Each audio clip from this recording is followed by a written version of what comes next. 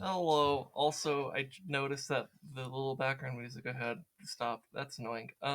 So you guys have probably been sitting in quietness. Do I have to do this button? Okay. Hopefully that will start playing it for everyone. Man, isn't it great? I had this whole opening segment where it was starting soon, and I was taking care of other stuff, and the music just stopped itself. That's fine. Whatever. Also, I still have it on starting soon. Oops. Let's just let's just get rid of these layers. Yeah, that'll make it work. Just delete. Yeah, save. All right. Okay. Cool. All right, we're here. Thank you, Lawrence, for showing up. I very much appreciate it. You just found about this half an hour ago when I checked Twitter. All right, good thing you checked Twitter. I appreciate that. Um, yeah, we're just here to vibe for a bit and maybe do some stuff.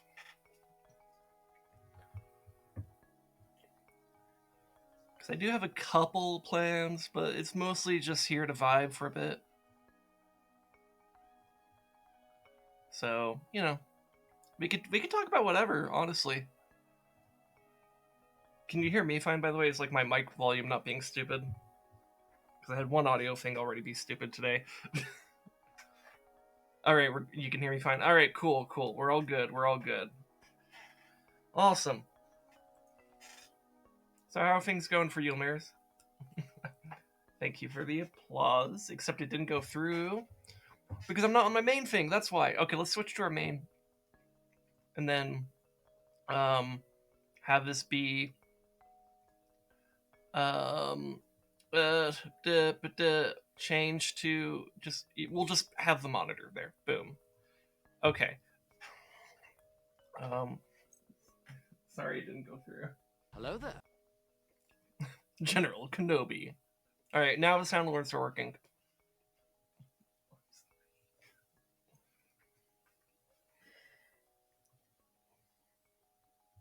Looking at trying some new games. Look at those desktop. Yeah, I have a lot of those. It's whatever. you know, it's just I install things and I don't care where they end up. So, yeah, these are a lot of the things I've installed. In fact, fun fact, if you look right up here, you can see Dead Rising 2 off the record. That's what ResDog and I have been doing for Together Tuesday. You can see another game right here. This is another one we were considering when we were talking about what to do. So we might be doing that one if you know what that game is. I'm not going to promise we'll do it next, but we might do it next because we were already considering it.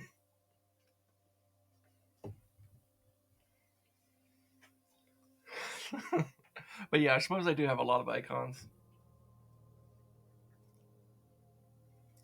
Yeah, I'm sure at some point there's just a lot of games that Rez and I have um, that like we could just do. Like, I mean, honestly, just like here, let me just pull up Steam. Let's just like scroll through this, like both games I have installed and not installed. So like we started with Battlefleet Gothic, right? But like we could do Borderlands. That's something that we've enjoyed playing together. So that's certainly something we could do together. If we ever wanted to do like fucking like Black Ops Zombies or whatever, because that's something we used to do like when we were in middle school together. Um, Obviously we're doing this together right now. Let's see. If we're ever bored and we need a filler game, we could always do Deep Rock because that's something we've enjoyed together. Obviously, we did do a playthrough of this a couple of years ago. Um, it's a very long game. I don't know that we will do this, but it is an option if we ever decide we want to return. But it's a pretty long and pretty unforgiving game. And we kind of left feeling a bit mixed about it. There's also Don't Starve Together. This could be a lot of fun. EDF, of course. When EDF 6 comes out, actually, on PC, we'll probably do that together. In like as a Together Tuesday, we'll probably do that.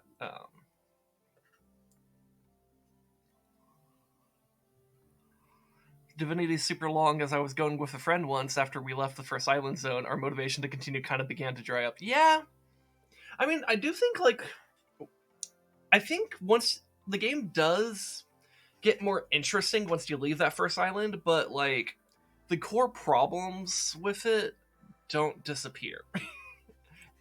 um, and then yeah, it's also just a long game. There's some genuinely interesting things in it, so I think it's worth playing. But I don't know if it's worth playing more than once.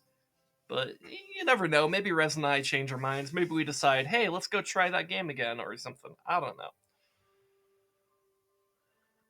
But we could also do more Halo runs. That's another thing we could do. Cause like I mentioned that, like I would like to come back to do some Halo, like with the skull, with like the explosion skulls on. That would be a lot of fun. Um, so I'm sure we'll come back to that this game for sure. Um, if I ever convince him to get 2 crowns, we're definitely gonna do this. If not, I might just at some point do it single player, because apparently you can do it single player, which is part of why I have it, and then I never bothered to install it. Whatever.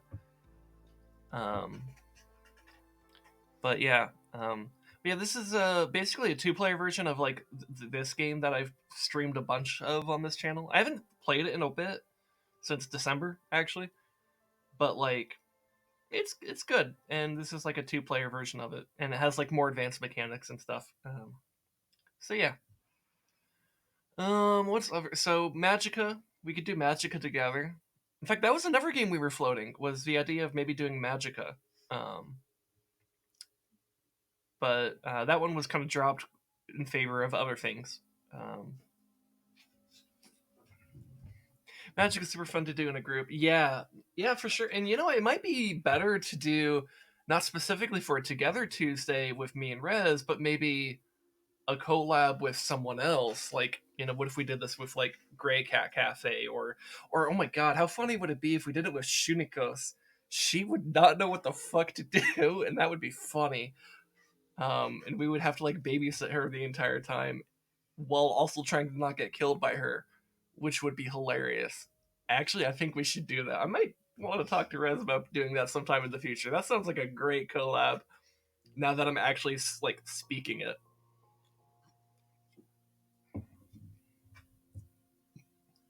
But that probably won't happen for a while.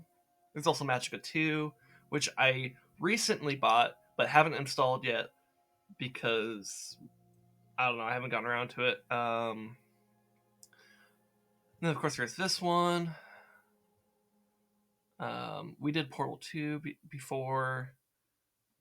We could do Risk Rain is something that we've played together a few times. I would love to do Saints Row, but I think it's too unfriendly to the current environment of streaming. Because this is a fun as hell game, and Rez and I did play this years ago, and we loved it.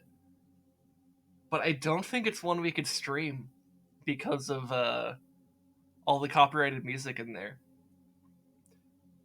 But maybe, and this is not something I'm promising, but something I'm like saying is a potential thing, is like maybe sometime in the future we record this, but it's not streamed, and then we edit it down and cut out or mute like copyrighted sections or whatever.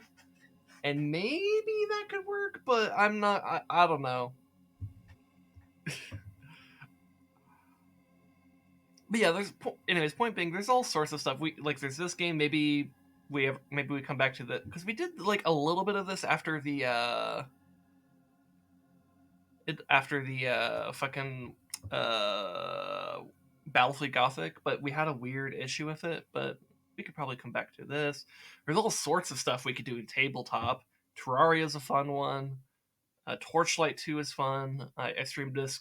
I've been doing a bit of I say I've been doing a single player thing of this, but I haven't streamed it in like 3 weeks. But and then there's Total Warhammer, and Warhammer 3 is coming out soon. and we might do a Together Tuesday playthrough of that. Maybe. I don't know. I think it'd be weird without the music. Yeah, Saints Row probably wouldn't work without the music. That's part of why I'm not so sure.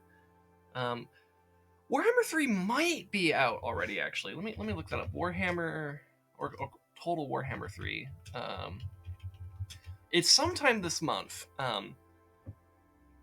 But it was like late this month, and it may be out already, or maybe it's like next week. Why am I not seeing a release date? Am I blind? Initial release date February 17th. Yeah, okay, so that means it's like theoretically. So like if I went to, for example, yeah, okay, so if I wanted to, I could buy it like right now by searching Warhammer 3. There, yep, it's available. We'll probably wait a bit. Because we maybe want to see what people actually think of the game, maybe see some reviews and stuff. Actually, you know what? How about this? We could go check that out right now. We could maybe look at some of the user reviews. Let's see. So currently it's mixed. Okay. So what do we got? So I'm a big fan of the Total War series and Warhammer games, but I can't recommend this game in its current state. Okay. Prologue storytelling is incredible, but if you already know how to play the game, you miss out on one of the best Total War cinematic stories I've seen. Okay. Okay, the gameplay loop has been changed around siege battles, and in my opinion, for the worse. Really? Wow. Okay. Addition of Attila-style defenses to minor settlements was a cool idea in theory, but being able to actively place them in the middle of combat breaks the AI pathfinding and largely makes these battles unenjoyable. I haven't even gotten to defend with these new features yet because the AI never attacks me anyways unless it's a Doom stack versus the basic garrison. So only the AI benefits from the new gameplay change. When attacking, it's even worse. I will get my army to destroy a barricade or a tower just for it to immediately queue up another one in 2 minutes. The only solution is to quickly break a barricade, then blob your forces through a choke point before it gets built up again, all while taking constant turn attrition from the AI, which doesn't seem... The other solution is to cheese cavalry around the flank to capture points with the AI blob, destroy the turrets, and win style that way. So most of the minor settlement battles turn into auto-resolves because I don't enjoy watching my tier 2 units get fatigued and ripped apart by defenses and basic marauder spearmen. That's a bit sad. See, one personal gripe, but as the starter faction, Kislev is really underwhelming for me. Their tech tree is a jumbled mess of random technologies that all add random buffs to random units. I mean, that's kind of a lot of tech trees, to be honest, but, you know, but not in any order that makes sense. In the early games, I want to buff my Kosars, but there are only 2 techs above me. Meanwhile, immediately you have access to a tech that improves Snow Leopard units, which you can't even recruit for about 20 turns or so, and only with the start of one of the when playing a specific starter lord. God, I am terrible at reading on stream. I'm just gonna skim this and try to TLDR this shit. Or do they have their own TLDR? Sort of. All in all, it's an okay game. Buggy, yes, but nothing game breaking in my playthroughs. But of the 3 Warhammer games, it's definitely my least favorite. That's pretty not great to hear. Obviously, when they add this roster and map of Mortal Empires, most of the grievances will go away because I won't have to play around the chaos gameplay loop or soul fetching quests. Other than trying out and learning how the factions play, I don't see myself devoting half the total hours in this game that I did in Warhammer 1 and 2. Okay. See, I heard Warhammer 1 is particularly not good, so that's quite the statement to make. Warhammer 1 is fine. It's fine. It kind of does its job, and that's about it. But there are some notable downsides that Warhammer 2 significantly improves. Like, for example, my favorite faction to play in Total Warhammer is the vampire counts, because I like the whole undead thing and like raising the dead and necromancy and type shit. And I really like how the vampiric corruption works. Um, it was, it's cool. But in Warhammer 1, one of the things that really sucked about playing vampire counts is that you could only settle like certain settlements. Like you couldn't just occupy any settlement. You could only occupy settlements that were like human, basically. Which is a bit frustrating because when you're playing as vampire counts, the dwarves are right next to you. Like there's like Zofbar and like some other dwarven settlements all around you, and they're one of your main enemies that you need to deal with. But in the process of doing it, you're not really gaining anything. You're just eliminating a threat. You don't actually occupy their territory, so it doesn't really get you a whole lot of out of it. Whereas in Warhammer 2, you can occupy their territory and just have it as your own stuff, which I think is way better. So that was one of the biggest issues I had with Warhammer 1. But the core gameplay loop was basically the same. Because of climate or corruption. No, it wasn't. Climate is a new mechanic with Warhammer 2. Though I think it was like kind of implied in Warhammer 1, sort of. But the idea was that you could only occupy, at least with the vampire counts, they had to be like human settlements because like vampires feast on humans specifically, right? They don't feast on the dwarves, they don't feast on the orcs, they don't feast on any of the other races. It's just the humans. So you can only really focus on the humans. But the problem is, because the dwarves are right there, you have to deal with the dwarves. So it's still a bit of a problem.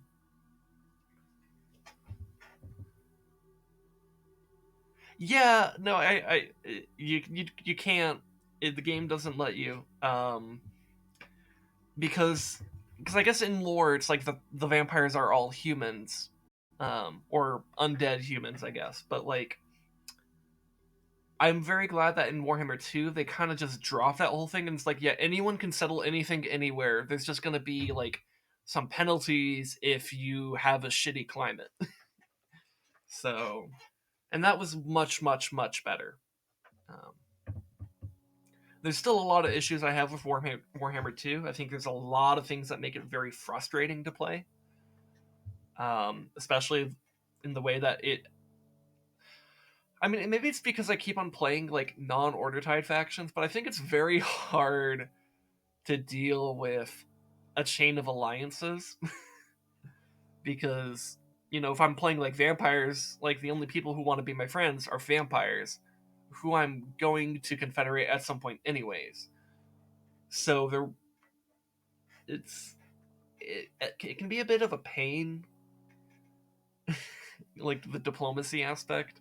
Whereas if you're like, for example, if you're like Bretonnian, you just start befriending all the other humans and the elves and the lizards and stuff, and before you know it, like you have this chain of alliances where you guys control like half the world, and it's like a walk in the park from there. And so there's a big problem in my opinion in terms of the balance on that.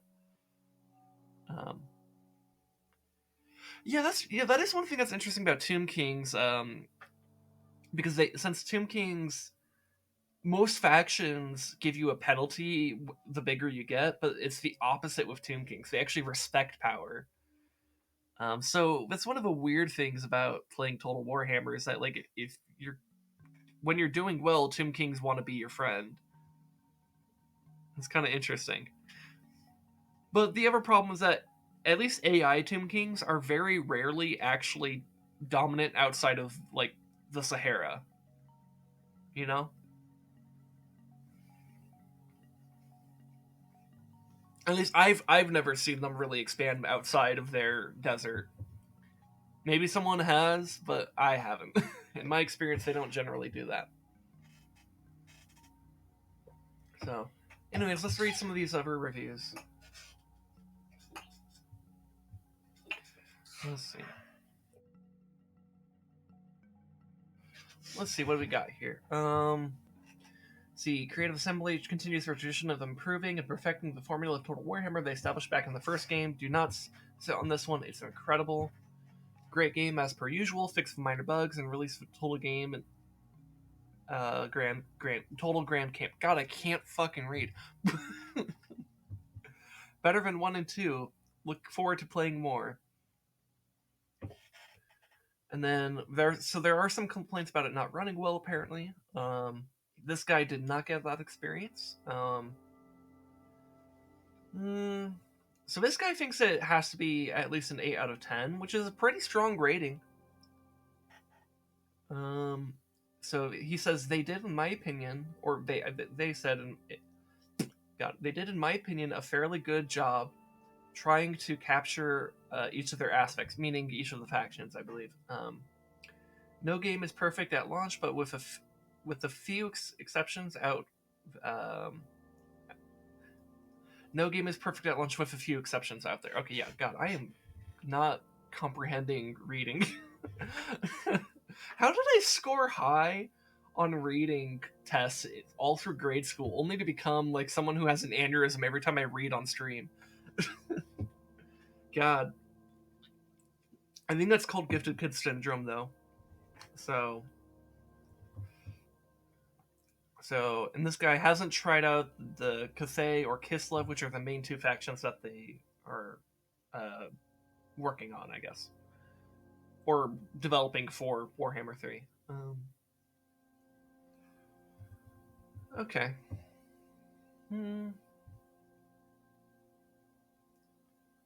Let's see.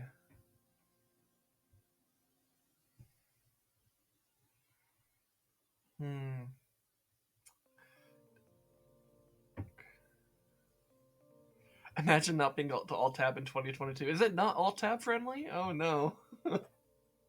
That's not good. Let's see. As a player with thousands of hours in Total War games, this is for me and others like me. I was hesitant to buy the game from the incredibly low reviews, but if you're like me, then I strongly suggest the game. I can understand where the bad reviews are coming from, but Total War games have never been optimized or run particularly well. Okay. So I guess a lot of the reviews are probably about poor tech issues, I guess. Based off what I'm seeing in the positive reviews, which is a weird thing, but you know. Let's see. I particularly think this is one of the best Total War games to date. I really quite like what they've done with settlement fights and Chaos Realms invading. Keeps the game interesting throughout the playthrough. Okay.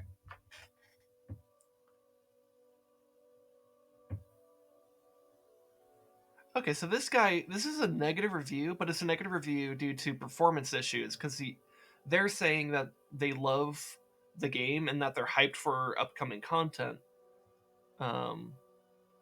but that the tech issues are a problem, basically. I like this review right here. Sexy stuff. Someone's spending too much time looking at Isabella. If you look at Isabella too long, Vladdy will come for you.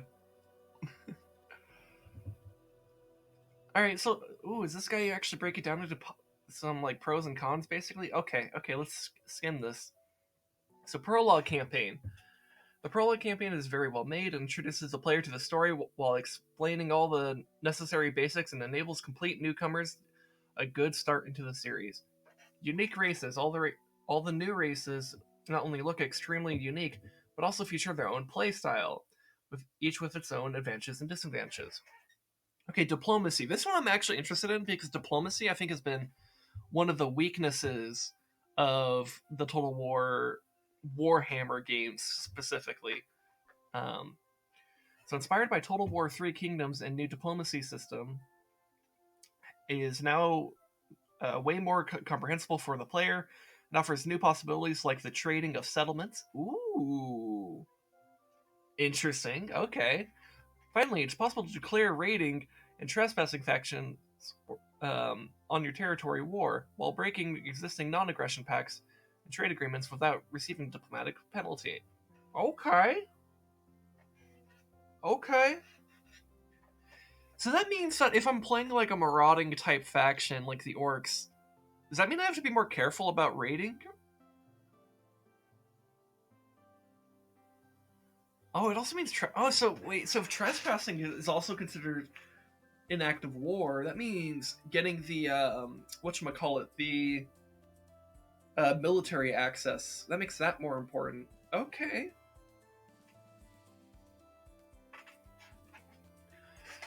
Never really use rating anyways. Well, I think I mostly use rating, honestly, on like territory that would give me attrition, because rating cancels out attrition.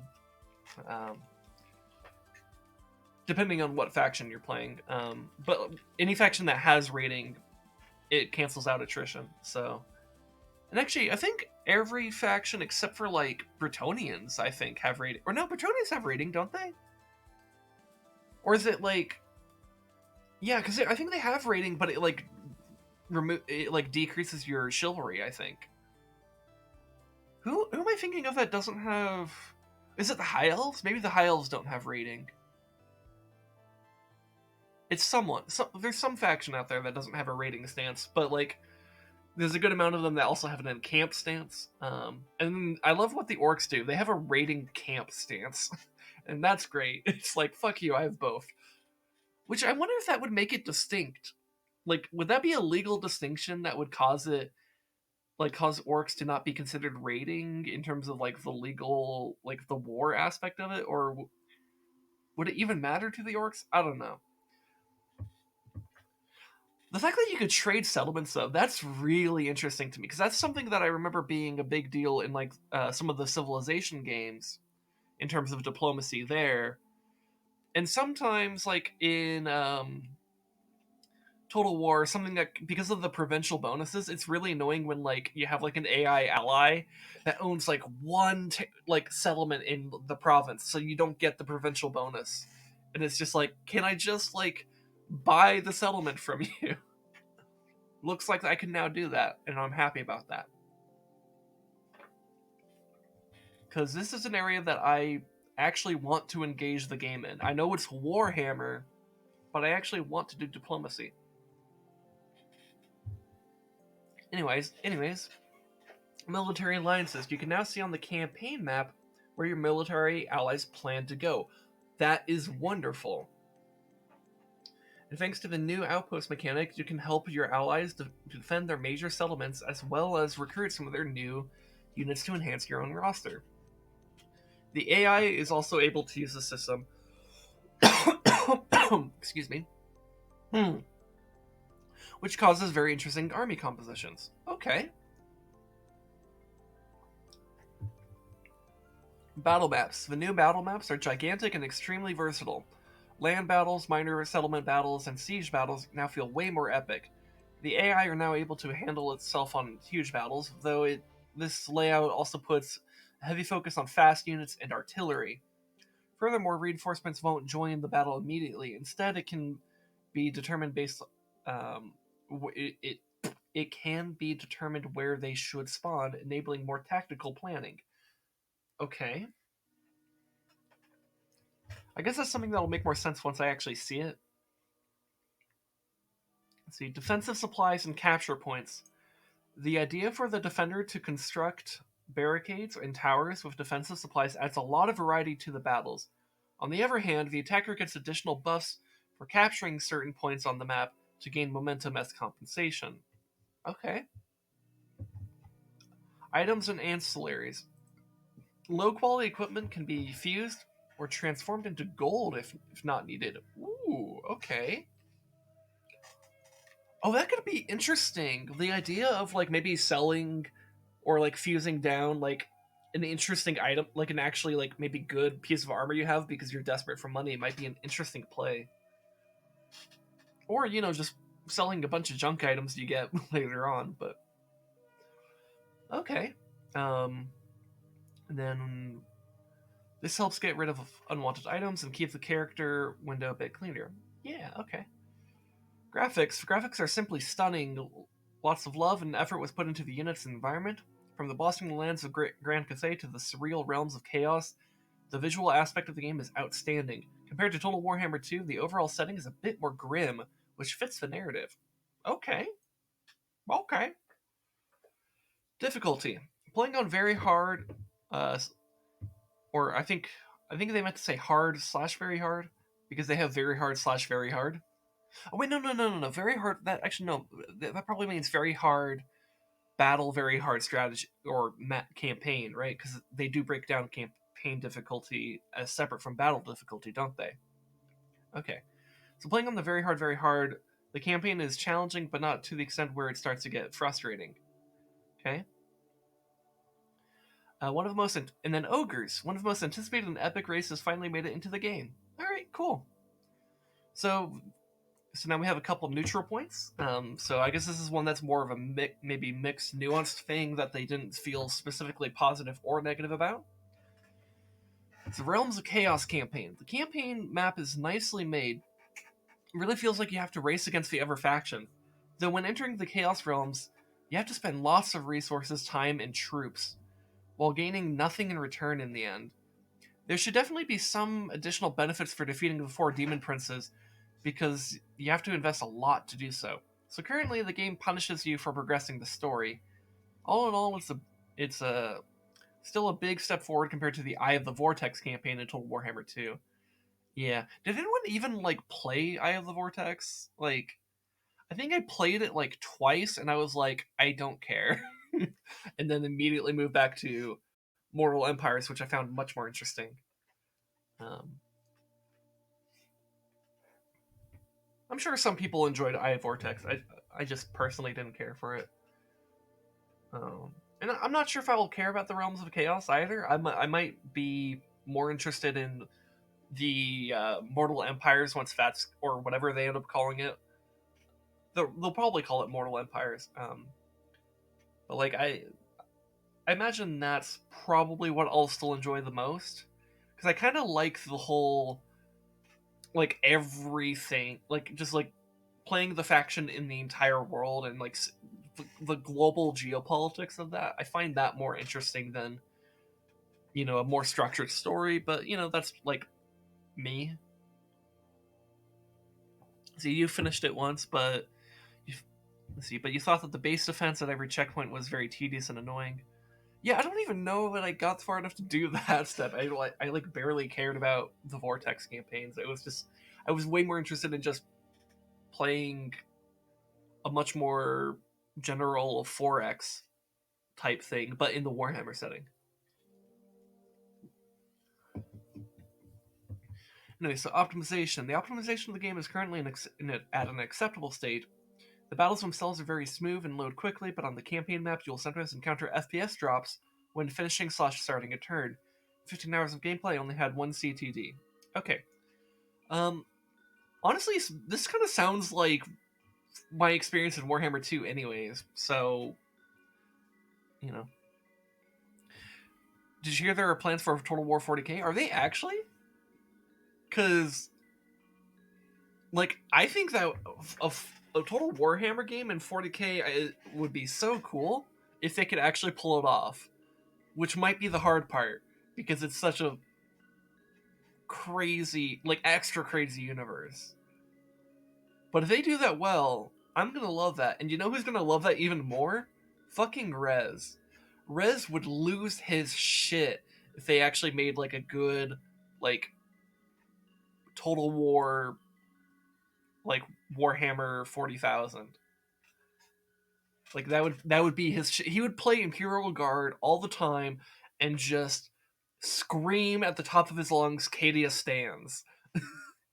He would love it.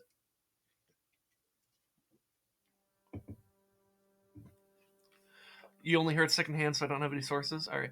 I could maybe look it up on the side. Total War 40k. Let's just see. So creative assembly on Warhammer 40,000 Total War. We'd love to do it. Okay, so I can pull this over here so you can see along with me. So, okay.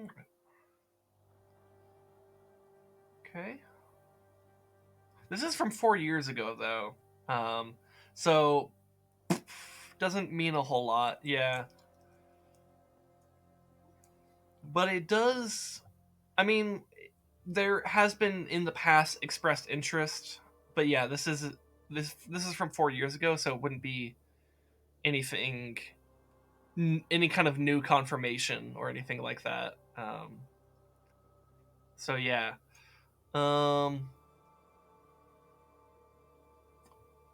See, is there anything more recent?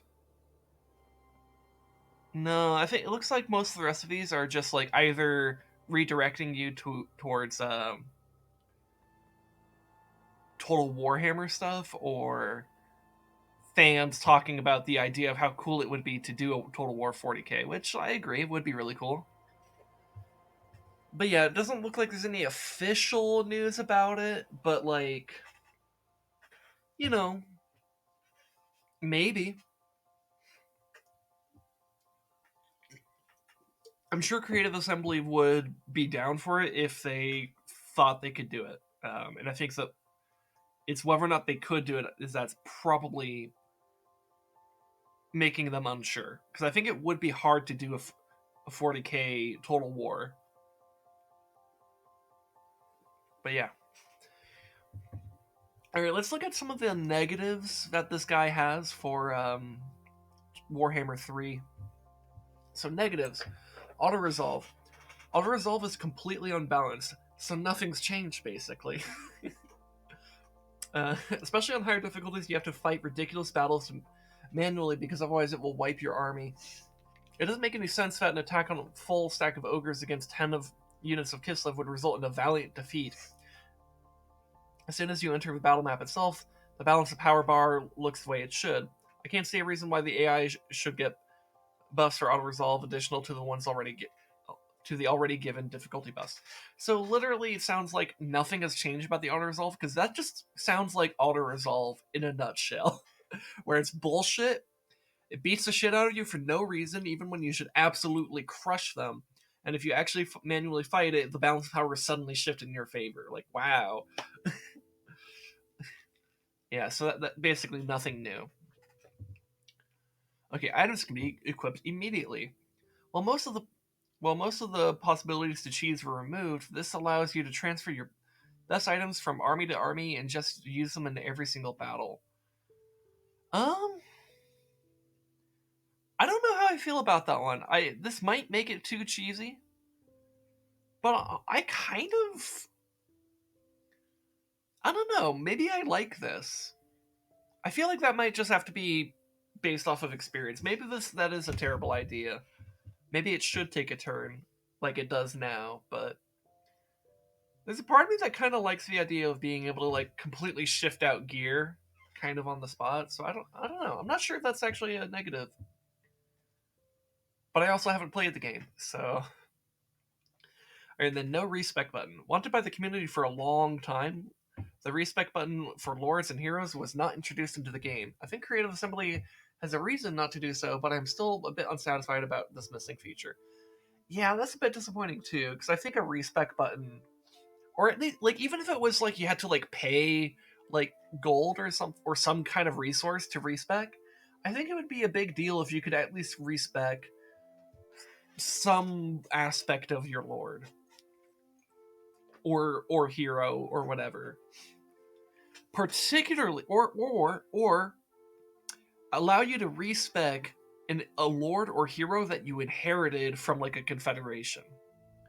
That I would find that acceptable if they did that, because part of the issue with not being able to respec isn't necessarily your own poor planning with your own lords and heroes, because you could argue that like with your own lords and heroes you're supposed to just strategize with them and actually plan out their specs, like their abilities and like specialties, ahead of time, because it's a strategy game.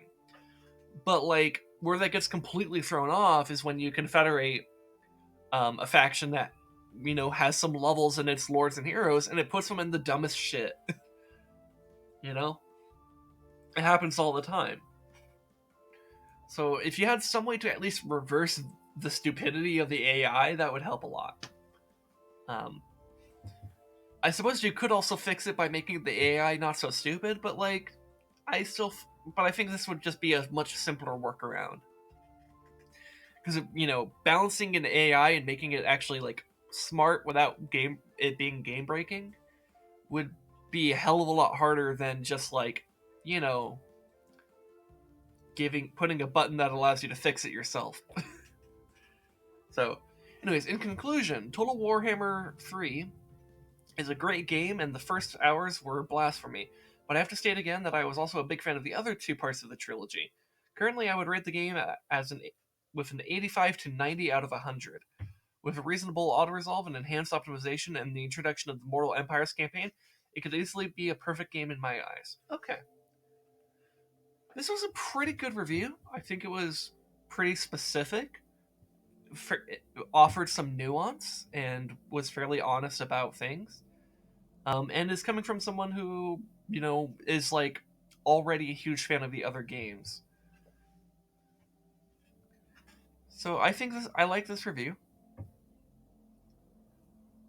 So what I'm kind of getting from just kind of skimming these reviews is that it seems that the gameplay is probably mostly fine, but there are some tech issues, which, you know, might not be the most surprising thing, because as unfortunate as it is, the games industry kind of lives in an environment in which its games tend to not be the best when they're released.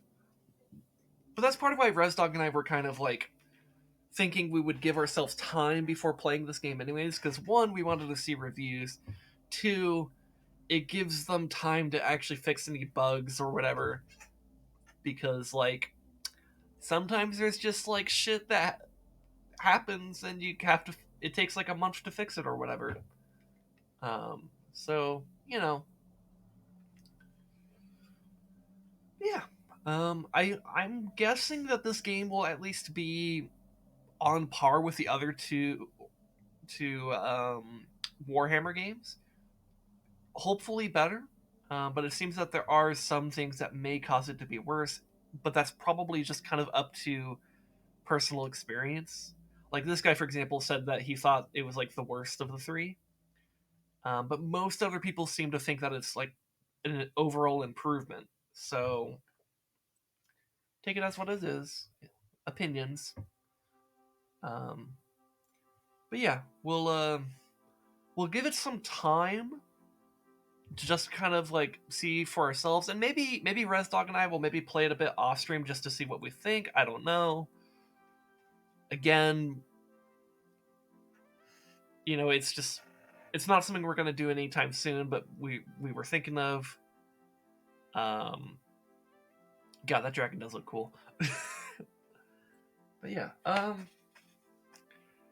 in the meantime, though, you know, like I said, we have like all these other types of games that we have that we just like currently have and have had for a while that we could just play together.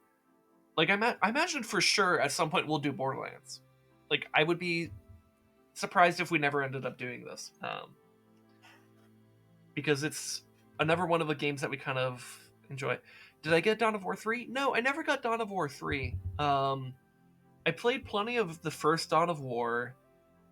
I played a tiny amount of Dawn of War 2, but didn't really get into it because like it wasn't really an RTS, sort of. Like it was different. It came off more like a tactical whatchamacallit, like I guess like a tactical RPG, I guess for lack of a better term, than it did like an RTS. But I didn't play a ton. It might be something I come back to. Like technically, you know, I haven't. I did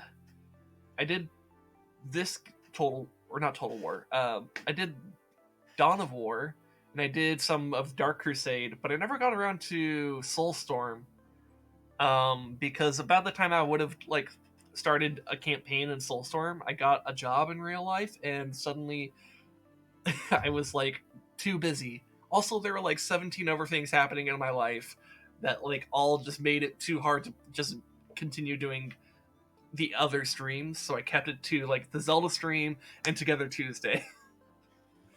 But at some point, I'd be willing to come back and do Soulstorm, and hey, you know, maybe I can try Dawn of War 2 again. So we'll see. Um, and from what I've heard about Dawn of War 3, I feel like I would probably at least kind of enjoy it, but maybe only kind of. Because I understand that game had pretty mixed reviews.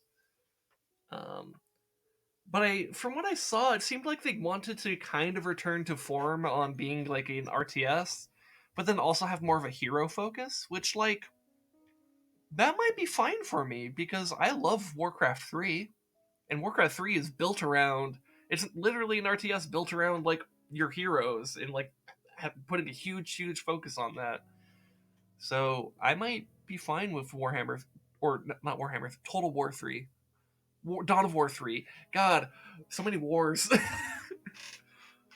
So many wars. I want to take the guy who invented war and push him into this war just to show him how stupid wars are.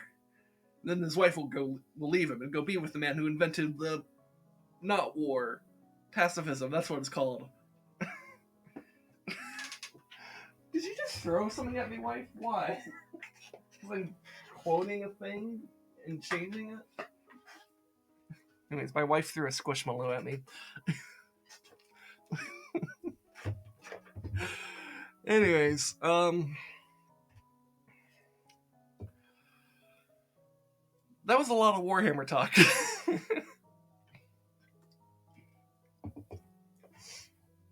Let's see.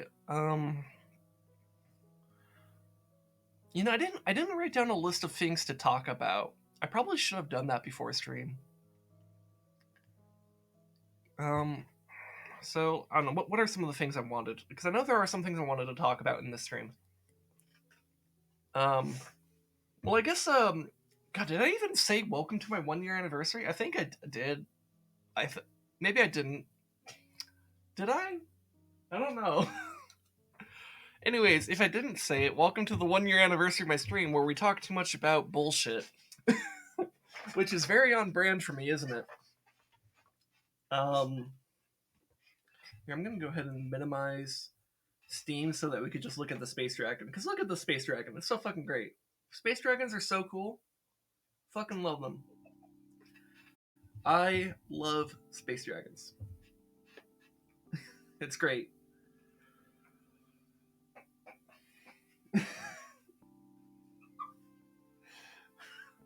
My wife is laughing at me. You have something you want to say? Or are you just gonna laugh at me in the background? You're just gonna laugh at me. Okay, fine.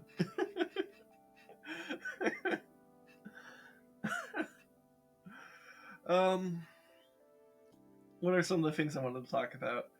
Well, I guess we could talk about yeah, it is that one scene from Star Wars. It's the from Last Jedi when they did the light speed thing and they blew up like the entire fleet.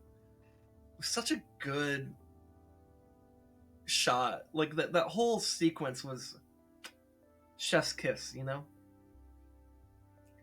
Like, I know a lot of people didn't like that movie. Personally, I actually loved that movie, but I know a lot of people don't like that movie. But I think most people, even people who don't like this movie, tend to agree this moment was fucking cool. So, yeah, if we were being realistic about this would like completely revolutionize space battles and make it so that even like literally anything that has like a hyperdrive is suddenly in like a weapon of mass destruction. But you know, but you know what's even greater about that in terms of thinking about it realistically? If we applied actual science to this, because I don't know if you, there's this guy, I forgot what's his name, Kyle Hill, I think is his name, on YouTube. He does like he likes to do videos where he kind of like talks about like, you know, something from like popular culture like Star Wars or the MCU or whatever, and talks about it in terms of like the actual science behind something, or how would something work if it behaved like actual science or whatever. And I remember he did a video on this scene from Star Wars. And he talked about, and one of the things he said is like, look, because we follow science here, we're going to cap that speed at light speed. Nothing goes above light speed. But even with that, he concluded that the amount of energy that would have been expended to like accelerate something as big as that like cruiser to light speed would have been would have released a huge like basically like a nova blast that would have incinerated like every ship, like it, actually not even incinerated, just straight up disintegrated every ship in that general area, and it would have burned all disintegrated the crust of the nearby planet all the way down to the mantle, entire like completely gone, and that's just with light speed. If we were to say it was faster than light speed, who knows what would be disintegrated? You know, it was insane. But that's why we don't try to apply too much real science to something like Star Wars, because then it completely destroys everything. In this case, literally destroys everything. But yeah, it was a cool scene though.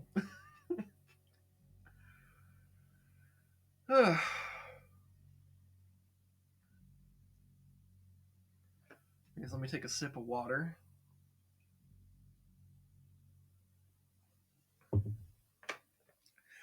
So let's talk about the channel for a bit here. So I have some optimistic statements and some not so optimistic statements to make here.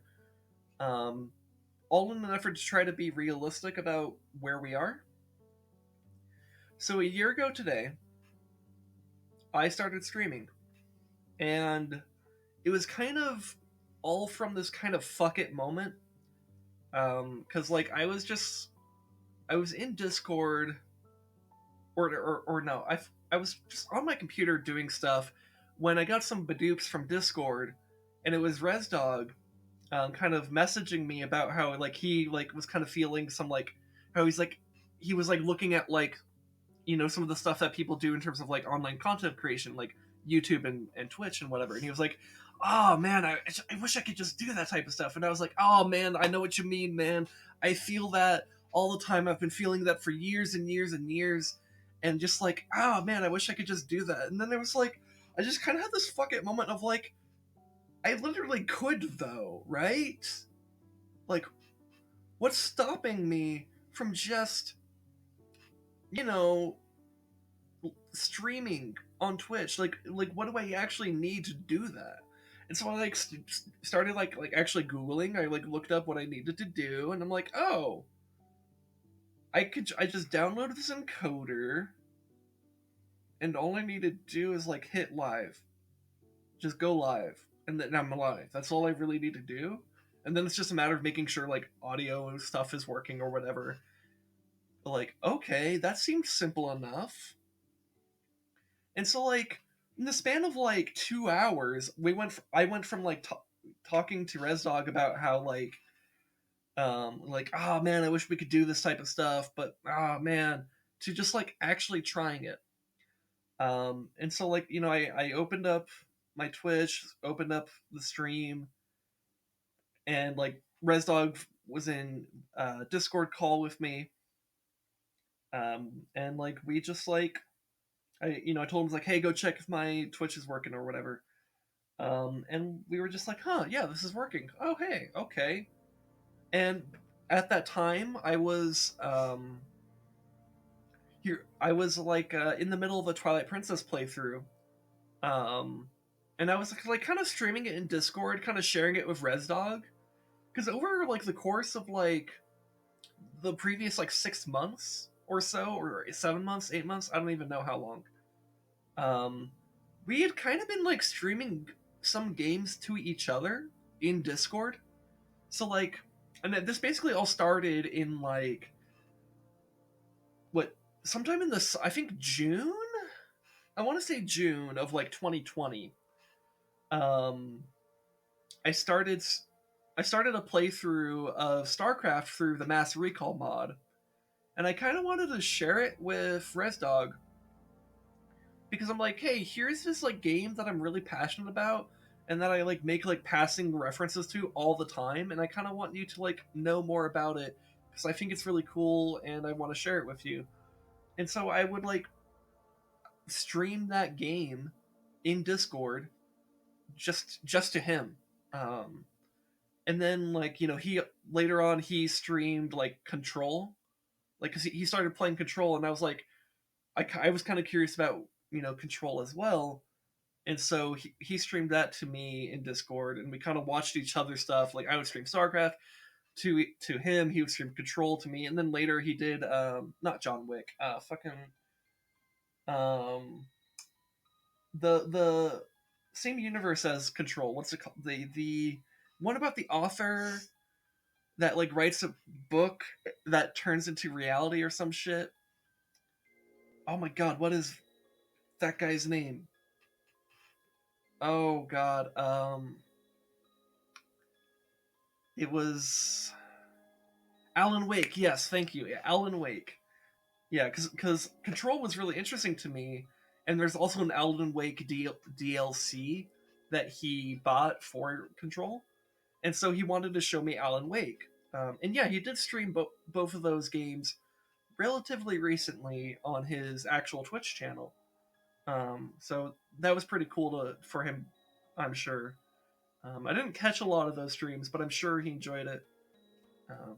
Because when he was first playing through Control and streaming it to me, we were having like like we were like really getting into like all the conspiracy theories and like basically just like building up like what is the story, what is the deal with the hiss, what's who is this Polaris character, is he like the counterpoint to the hiss or some shit.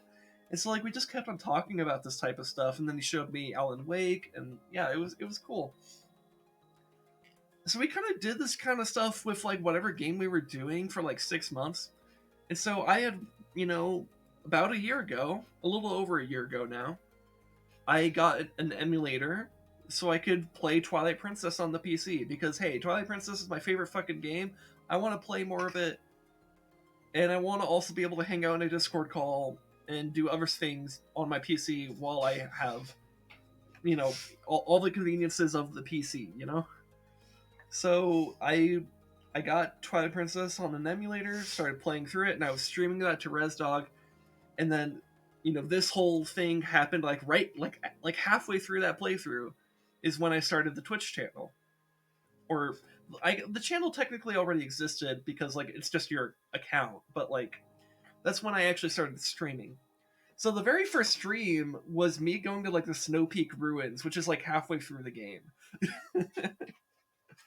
um so that was kind of interesting and a bit of a weird place to start, but it was, I think, very emblematic of like the whole fuck it energy um, that first stream had, where it's just like fuck it, let's just, what's the worst like worst case scenario, like no one ever watches this and we're just hanging out and vibing with each other, and I can archive it forever, you know. Because one of the other things that drove specifically me and ResDog to start streaming the games that we were playing is very frequently, or maybe not very frequently, but like occasionally, we would be playing a game together and something just truly hilarious or amazing would happen. And like we'd be like, oh man, I wish I was recording that. And like that's still gonna happen because we don't record every second of our lives. We're not streaming everything that we do together. But now we're streaming and recording a fair amount of it. Um, so that's cool. Now we get to share a lot of these moments. Um, and so that was part of what fueled this whole "fuck it, let's just do it" type of thing. Um, and so I don't know where I was mentally a year ago with like what I expected from Twitch was basically nothing. I expected that we would start to do Twitch, get basically nowhere. We would get like 5 people maybe to like hit the follow button or whatever, and that would be it, or something. I don't even know what I really expected, actually, to be honest. But it was like, it kind of wasn't. really about what we expected. It was just like, fuck it, let's try it. Um, but at the end of that stream, as I was wrapping things up, oh, thank you, wife. My wife just offered me a chocolate. Thank you. It was very nice of you. Um, at the end of that very first stream, um, Lumer says thanks for the chocolate. um, at the end of that very first stream, I was kind of wrapping things up, and I was like, yeah, I think maybe we'll be done with this. It did a dungeon and a little bit of extra content. I'm like, yeah, maybe we kind of end the stream. Um, and it was about that time that someone actually like showed up in chat and said, "Hey, what's going on? Like, cool to see someone like playing Zelda. I love Zelda." And they hit the follow button. I never saw them again, but they hit the follow button. And I was like, "Whoa!" I expected no results. I expected no one, and someone showed up in the very first stream. Which is kind of funny to think about. That very first follower there is not even like they followed before Rez did because Rez didn't even think to hit the follow button at that point in time, which was kind of funny to think about. He did, I think, like a day or two later, but it was kind of funny to think. It's funny to think of that he's not even the first follower. In fact, I think the first follower is my wife. I could check that actually. Let's see. Let me pull. Let's see. Channel. Let's go to. No, I need to go to channel analytics, not channel. Let's see. And then community follower list. Let me scroll all the way down. Let's see. Oh no, that guy actually was the very first follower. Wow. My second follower is my wife. Then it was ResDog. But in my wife's defense, she was asleep at the time that I streamed that very first stream. I think she hit the follow button like a couple hours after I finished that first stream. So she was pretty much on it immediately. So we get to make fun of ResDog for forgetting to even hit the follow button for like a day or so. Second follower, second account. Is that why I haven't seen the first fucking Zach Too Good or whatever the fuck? I just read the name. What is it? Zach Too Good. Yeah, never seen that guy since that very first stream. Haven't seen him for a year, but they were there. And then in some subsequent streams, I got a couple more followers and stuff. So I started feeling like pretty optimistic about a lot of things, which was really cool. And then shortly afterwards, ResDog started streaming, and like he was taking off. One thing that did suck early on though is that I had an internet issue where like the actual cable had some water damage, and I couldn't stream for like 2 weeks. And it really sucks because that was very early on, and I think that kind of killed a lot of my early momentum. But I was able to, once that got fixed, I was able to get back to streaming, and we were doing stuff, and But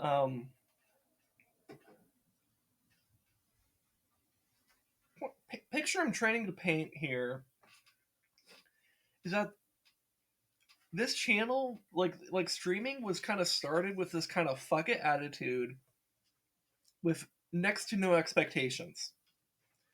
And here I am a year later, being an affiliate, having someone in chat that's been showing up to my streams for like what 6 months now, and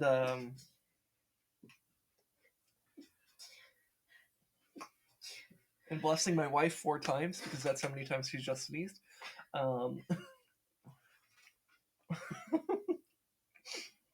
Yes, I think it was 4. I counted 4. Lamaris also blesses you. It's okay. It's okay.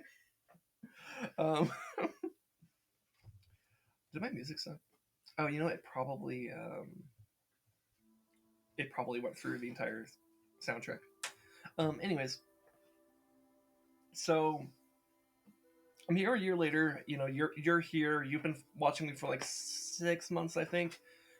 Um, and there's also Caffeinated Elk. She's been a long time supporter of the channel for a similar amount of time frame, though I haven't seen her at all in like the past month. So I don't know what's going on with her.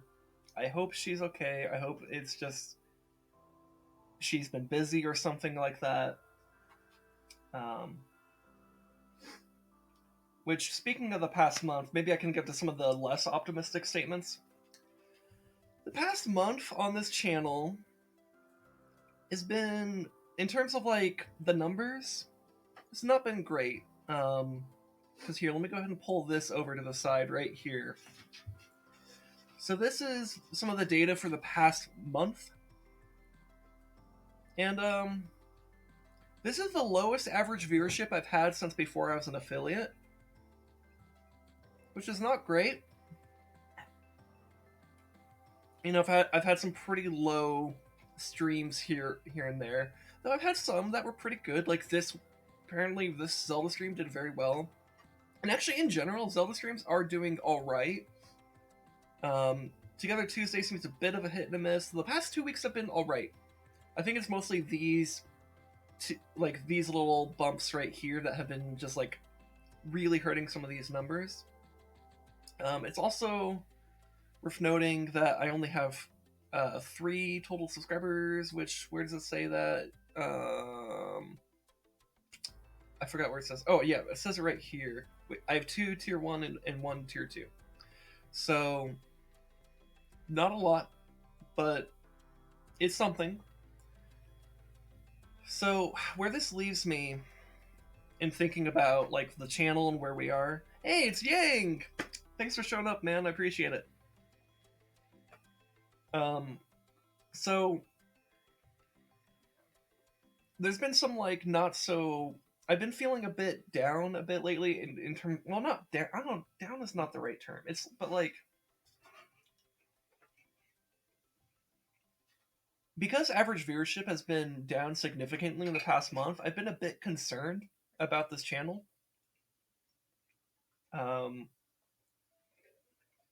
And like the viability of it. And like, you know, I've also been like, you know, ResDog and I have been affiliates for about the same time. In fact, technically, I hit affiliate before he did. I hit it 2 weeks before he did. But that's beside the point. But like, he actually has gotten enough subscribers to get a payout, and I haven't, which is fine. I don't want to like, I don't want people to feel obligated to spend money on me, especially since I don't actually need it right now. Like, I do have a real life job that gives me enough money, and I'm in a living situation that isn't hugely demanding of me in terms of money. So I've been fine. But, you know, thinking long term, like 5 years out, I'm a bit concerned about, you know, where we'll be. Because if I'm in like roughly the same place in 5 years, you know, that's not going to work, right? That being said, I don't want to be too negative here. Because I think there's a few reasons why I've been seeing lower numbers in the past month. Or at least there's a few reasons I can guess as to why. I think some of it has to do with the specific games I'm playing. Because, you know, Zelda as a franchise is fairly popular, but I'm playing the more obscure games of it now. Like, right, I'm doing Oracle of Seasons. Who the fuck goes onto Twitch and specifically searches The Legend of Zelda Oracle of Seasons? Not a whole lot of people. In fact, probably no one. In fact, I'm pretty sure if you look at people who have been streaming Oracle of Seasons, it's like probably me and almost no one else, right? Um, like probably whenever I'm streaming it, I'm probably the only one streaming it. Which is good in its own way if people are actually searching the game. But the problem is people probably aren't searching the game. So I think that's part of why I've been seeing lower numbers. But I'm okay with that because I want to stream Oracle of Ages or Seasons. Well, I also want to stream Oracle of Ages, but I want to play these games. I want to stream them. So I don't need a whole bunch of people to be like searching for this game. That's fine. Um, the other thing is, what we've been doing together Tuesday is a spin-off of the sequel to Dead Rising. And I think that's also a game of like, who the fuck is specifically searching for Dead Rising 2 off the record? Though that being said, apparently there's at least one person, because both Reznik and I have gotten a follower specifically because we were playing Dead Rising 2. So take that as what it is, I guess. Sometimes there's always that one guy, I guess. I don't know. And that's been pretty cool. But still, in general, some of the games we've been, and there's also EDF, which I think is popular, is popular within its community, but also not a huge name in terms of like people who are gonna be generically on Twitch. And I also streamed like Torchlight 2 a few weeks ago. Again, a game that I think maybe 10 years ago would have been like pretty big, but maybe right now not so much. So I think I think it's just partially due to the games I've been playing. Partially true. And also, I mentioned like 5 minutes ago that like I haven't seen Caffeinated Elk in like a month. Well, if one of my regular viewers just hasn't been showing up, of course my numbers are gonna drop, and it's gonna be very noticeable. So I think, as I've been thinking about this over the course of the past few weeks, I think I've just kind of tricked myself a little bit into like thinking a bit too much doom and gloom. I think it's just been like, oh, one person has maybe been a bit too busy to watch me as consistently as they used to. At least I'm hoping that's what it is. I don't know because I don't have any other way of contacting them or keeping in touch with them.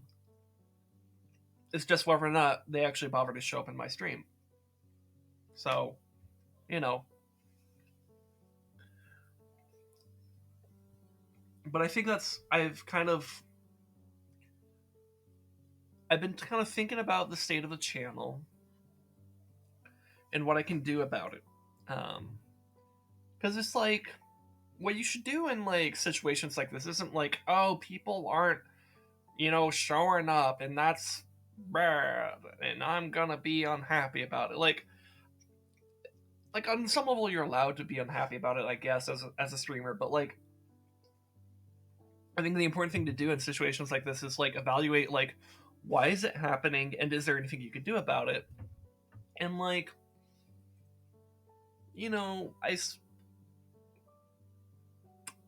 I kind of have I just laid out some of the reasons why I think it's lower, and I think I'm okay with it being lower if it means that I still get to do the content that I'm currently doing. Which, like, yeah, that's the case. So I have no plans to like,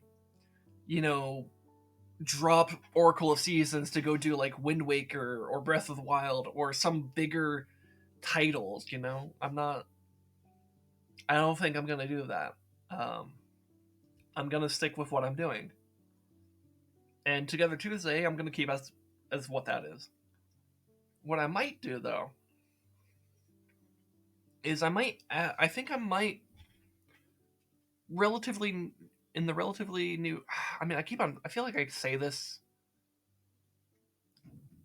every like few months or whatever, but like I do want to add like another day back into the streaming, like maybe Thursday or Friday, or maybe even Saturday evenings, like right now. But I'm not entirely sure yet. But what I could do when I add a day of streaming back in is I could I could just do other things and shake up the content, add some new stuff, maybe get some new people that way, and maybe bring something that's more interesting for you guys that are already here. So like over, you know, when Christmas was happening, and there's like the Steam winter sales and stuff, I bought myself a bunch of games, and I have a list of them here. So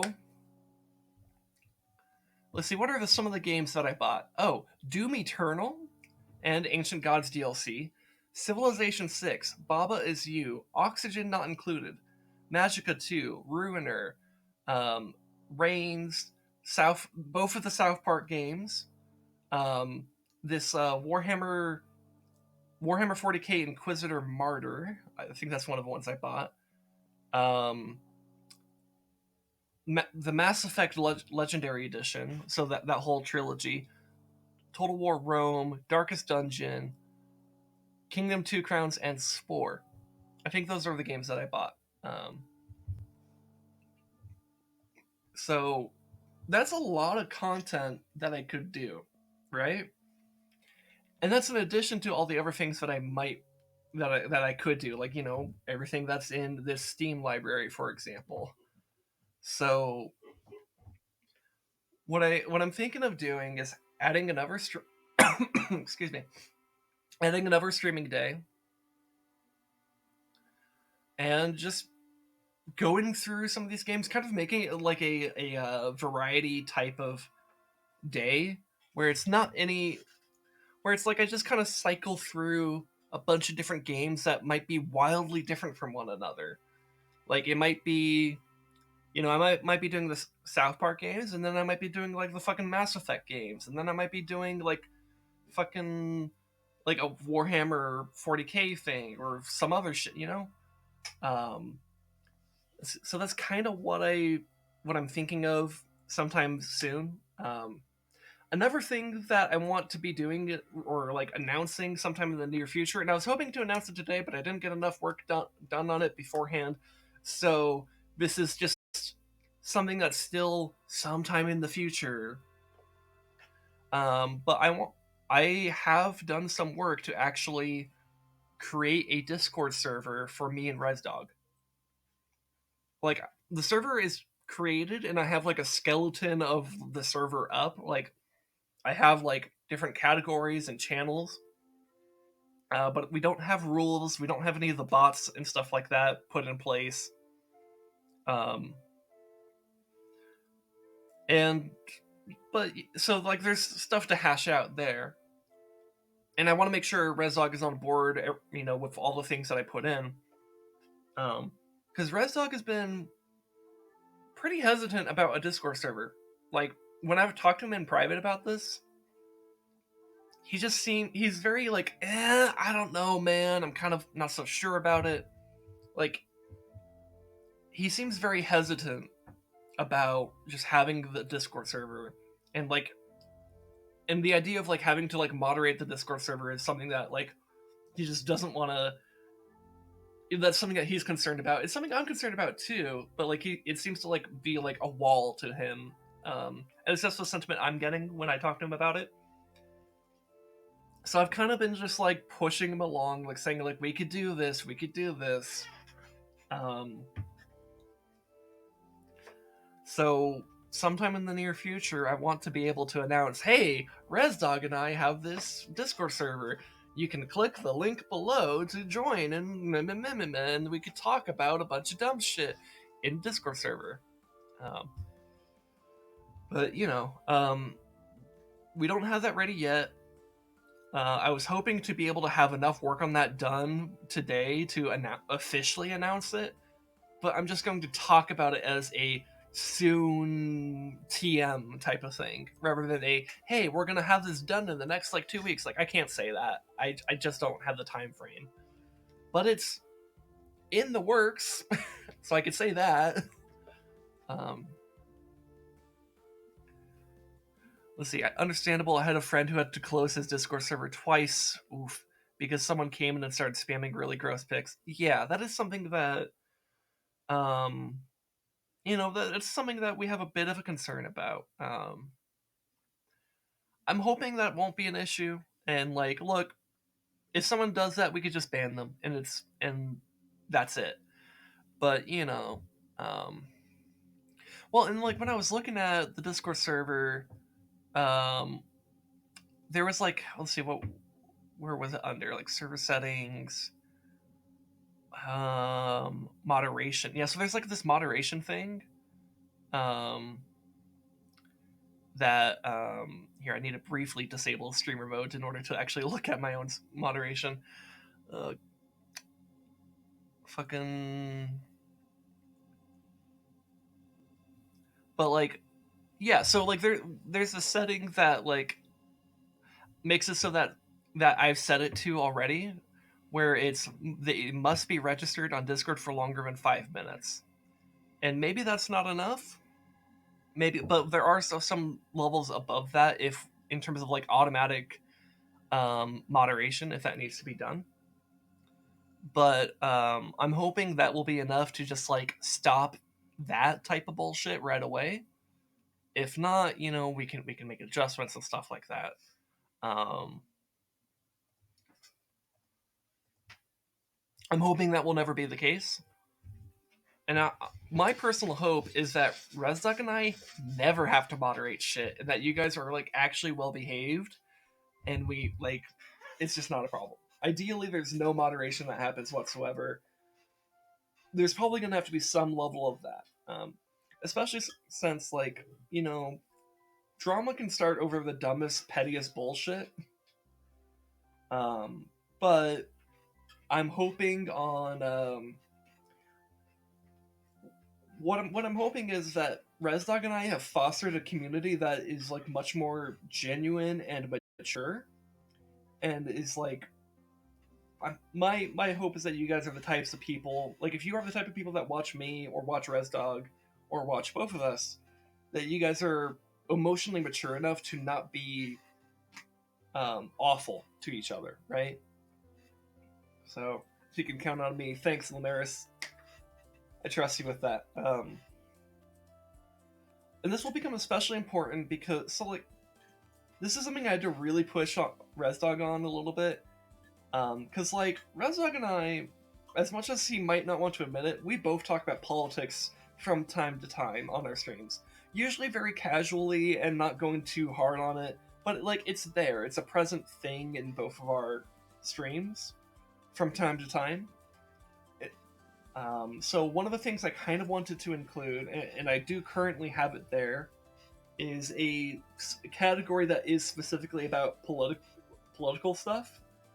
And I have a political discussion channel and a political memes channel. The political memes channel will obviously be like very lighthearted and just mostly about the memes and stuff. And the discussion channel, bless you, times 4? I think it was 4 seasons. Bless you. But like, and then the political discussion channel will be a much more a place where you can actually discuss things.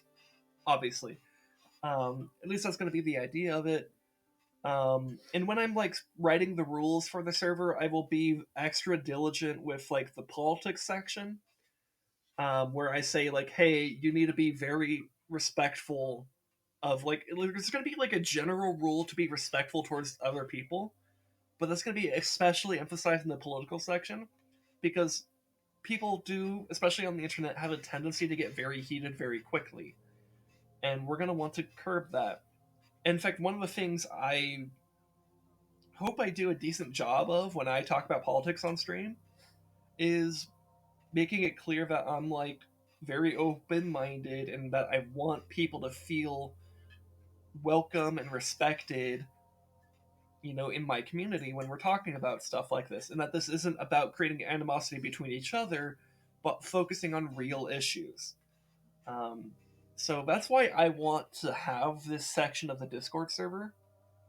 Resdog is super hesitant about it because he's concerned that it's just going to turn into like flame wars and like infighting and that type of stuff. Um, I'm hoping that we can make that not happen. That our communities are mature enough to not do that, and I'm willing to handle the moderation of the politics chats so that he doesn't have to worry about it if that's going to be a problem for him. But that's something that he's had issues with. But I think we can do it. You know, I in my experience here on Twitch, when I've talked about political things with people in chat, it's actually been lovely discussions. I've had really wonderful discussions about a lot of things. Um, so I think we can do it. But it'll ultimately be up to you guys to make it that. Because if we keep on getting problems, like, you know, we that might have to be something we shut down. Which, like, I'm not gonna be happy about that. You know. So also, yeah. In terms of but yeah, I don't know. That's just that's stuff that's on my mind, I guess.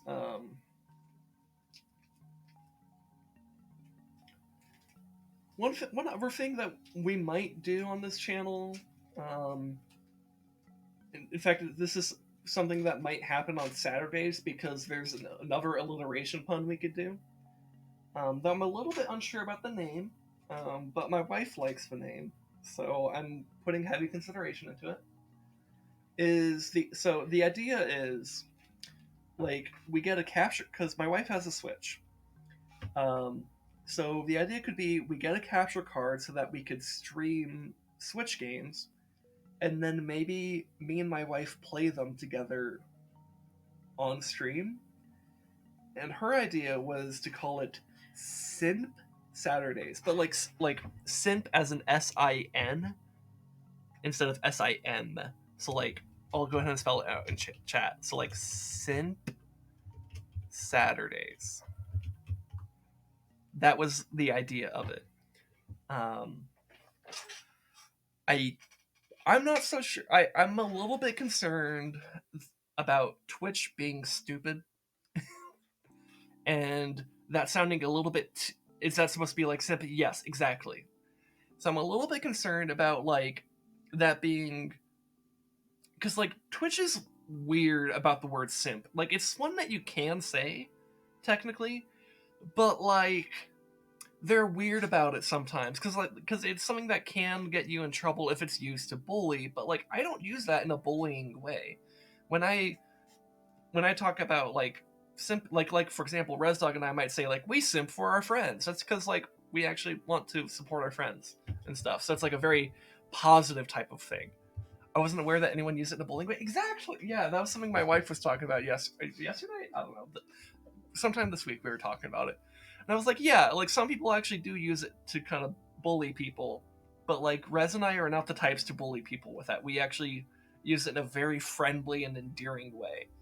Um, so maybe it would be fine to call it Simp Saturdays, but I'm just a little bit on the fence about that in terms of that being like the official thing that I'm putting out there. Um, but the alliteration is pretty good, so I it might be something we do. Um, so yeah, if that's something that could happen with this channel, there's just ideas for the future, you know. Um, and yeah, and like, look, I know you're kind of joking about a political stream, but like, I might do a political stream sometime in the future for all I know. I don't know. I feel like personally, like right now, I don't feel like I'm like smart enough when it comes to politics to really do a dedicated like political stream. Like I could talk about politics in a casual enough way, but if I wanted to like do much more like a serious take on it, I feel like I would really need to know my shit a lot better than I do, right? But it's not something I'm opposed to. Like politics is something I care about, just as a person. Ah, jeez. Um, thank you. Thank you. So you know, it's and like You know, one of the promises I've made pretty consistently about this channel is that like the person you get on stream is me. Like it's not some like, you know, like, hey, what's up, gamers? I'm streamer guy here to do some dumb like streamer thing and be like all like wacky and hype about it. Like no, that's not me, right?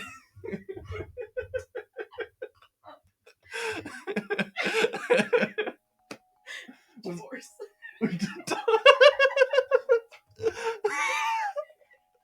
My wife said divorce if that happens.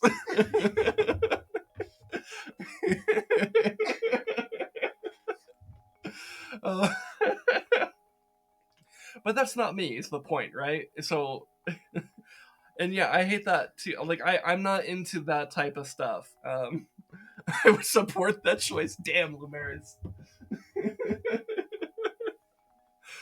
Brutal, but I appreciate the honesty. And hey, that's in the spirit of what I'm talking about here, because I'm trying to talk about the spirit of honesty and shit, right?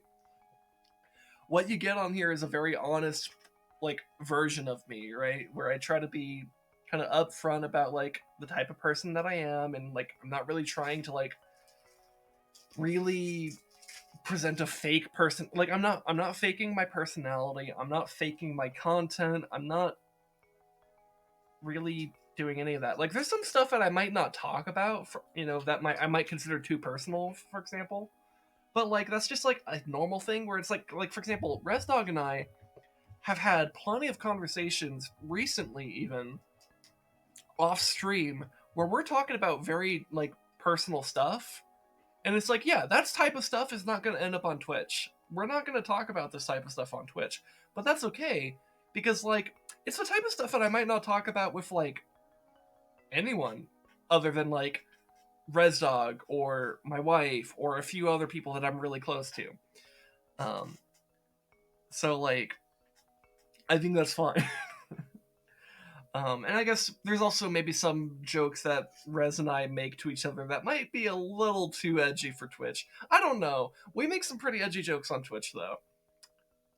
So I don't know. Maybe we're like, for example, whenever like generic British gamer comes into our chat, we just, I feel like full gremlin mode activates in everyone, and like we just talk about this, like we just start making edgy jokes everywhere and talking about fucked up shit like genocide and colonialism and I don't know, something about tea and crumpets because he's British. Oh, what is this? My wife just handed me a fortune from a fortune cookie. Should I read this out loud? Okay. Your vibrant personality lights up the room, is what the fortune says. That's cute. Your vibrant personality lights up the room. That's cute and gay. It's wholesome as fuck. How dare you bring something so wholesome into this edgy... I don't even know what I'm doing. Oh. I don't know. Anyways, the point I'm trying to make, that I keep circling around to and then getting distracted from, and then circling back to, and then getting distracted from, and then circling back to, and then getting distracted from, is that I present a very honest version of myself, and I don't really want that to ever change. So that's why, like, I'm going to keep doing like Oracle of Seasons. I'm going to keep doing Together Tuesdays, like, you know, Dead Rising off the record, and shit like that. It's why we might do something like Orcs Must Die 2 or Magicka or things that, you know, might not necessarily bring a lot of people, but we want to actually do. And that could include maybe going on these like unhinged political rants from time to time. And like, hey, if I ever get like more seriously interested in like talking politics on stream, I might do that. I might not, you know? It's kind of whatever I want to do. Because like, I guess one of the things that's like a silver lining to me making no money off of Twitch right now is that like, what's to stop me from saying like, I'm gonna do whatever I want, you know? Because like it's not like I'm not being monetarily incentivized to do a specific thing because I'm not being monetarily incentivized to do jack shit. And even if and the other thing is that like if someone is going to spend their money on me like by subscribing, which would be a great way to support me but feel no obligation to do so, um, I would want that to happen because they actually like what I do. You know, that they like these dumb rants that I go on, that they like this the fucking fact that I can't read on stream, that it sounds like I'm having an aneurysm every time I'm reading. Or like or, you know, how I might struggle with some puzzles in Zelda, but then find a lot of satisfaction once I finally figure it out. Or some shit. I don't know. Whatever I'm doing. I want people to it's just like what I am interested in. And I might as well just keep with that, right? Um I, I guess one point that I forgot to mention when I was talking about the state of the channel. So I mentioned a little bit of what I've been thinking about towards the future and things that I could do to kind of help bolster the channel and my long term position in Twitch and online content creation. I guess there's something that maybe you guys could help me with. And it's pretty simple. Well, there's a few things that can be done, all of which helped me. So one of them could be subscribing, which, you know, does help out with the long term viability in the sense that if money is being made, I could make this my job eventually. But I don't want you to feel any obligation towards that. And also, at this current time, it's not really a great way to help boost me. Um, Unless you get like 20 people to subscribe or some shit like that. But like, I'm not expecting that. That's a totally unrealistic goal. So I'm not even gonna push this idea. Only do it if you want to, and if you have the availability to do so. But do not feel any amount of guilt if you can't or whatever. You know, it's fine. Another thing that can be done is hitting the follow button if you haven't already.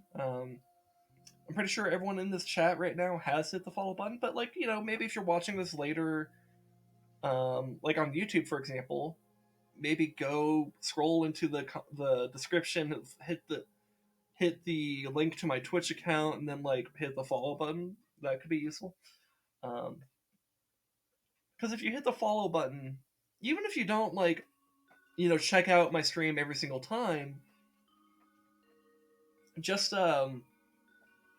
what I think is a really strong benefit of having followed someone is one, it's totally free and easy to do with the click of one button.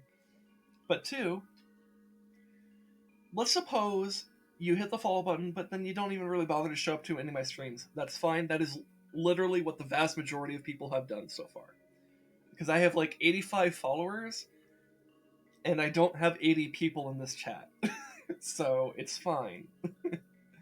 But here's what I think is a strong benefit of having that follow button press.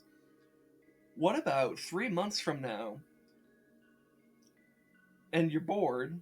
Let's say you're bored 3 months from now on like some evening or whatever, or afternoon or morning. I don't know. And like you're looking, you open up Twitch and you're just looking around and you see, you know, me on the side there, like, hey, Cinda3 is like currently streaming some bullshit. You might be curious enough to just like, or bored enough to just like go ahead and click on that and watch me for a bit. And hey, maybe you know, a second impression or third impression or whatever might just do the trick for some people, and they might be like, wow, this guy talks about some really dumb shit, or is like rambles a lot and talks in circles all the time, but is kind of relaxing or some shit. I don't know. Or maybe it's funny, or maybe it's interesting, or I don't know. But hopefully it has some level of appeal. And that might bring some people back. Like, for example, I mentioned Caffeinated Elk. I haven't seen her in a month. I'm sad about that. But that's okay. Hopefully it's because she's busy. But she, for like the previous like 6 months, was showing up to like every other stream. If not every stream. Like, she was very consistent. Um, Like she was like pretty consistent even before I hit affiliate. Like I remember having plenty of conversations with her when I was streaming Wind Waker, which was before I hit affiliate, because I think I hit affiliate like one or two streams into like the Link to the Past playthrough or something like that. But I remember having very lengthy conversations while sailing the Great Sea in Wind Waker. And also she was like the person that like would show up during the Zelda section of a stream, but would stay for like when I would switch to like Kingdom or whatever, which was really really nice because very few people did that. um,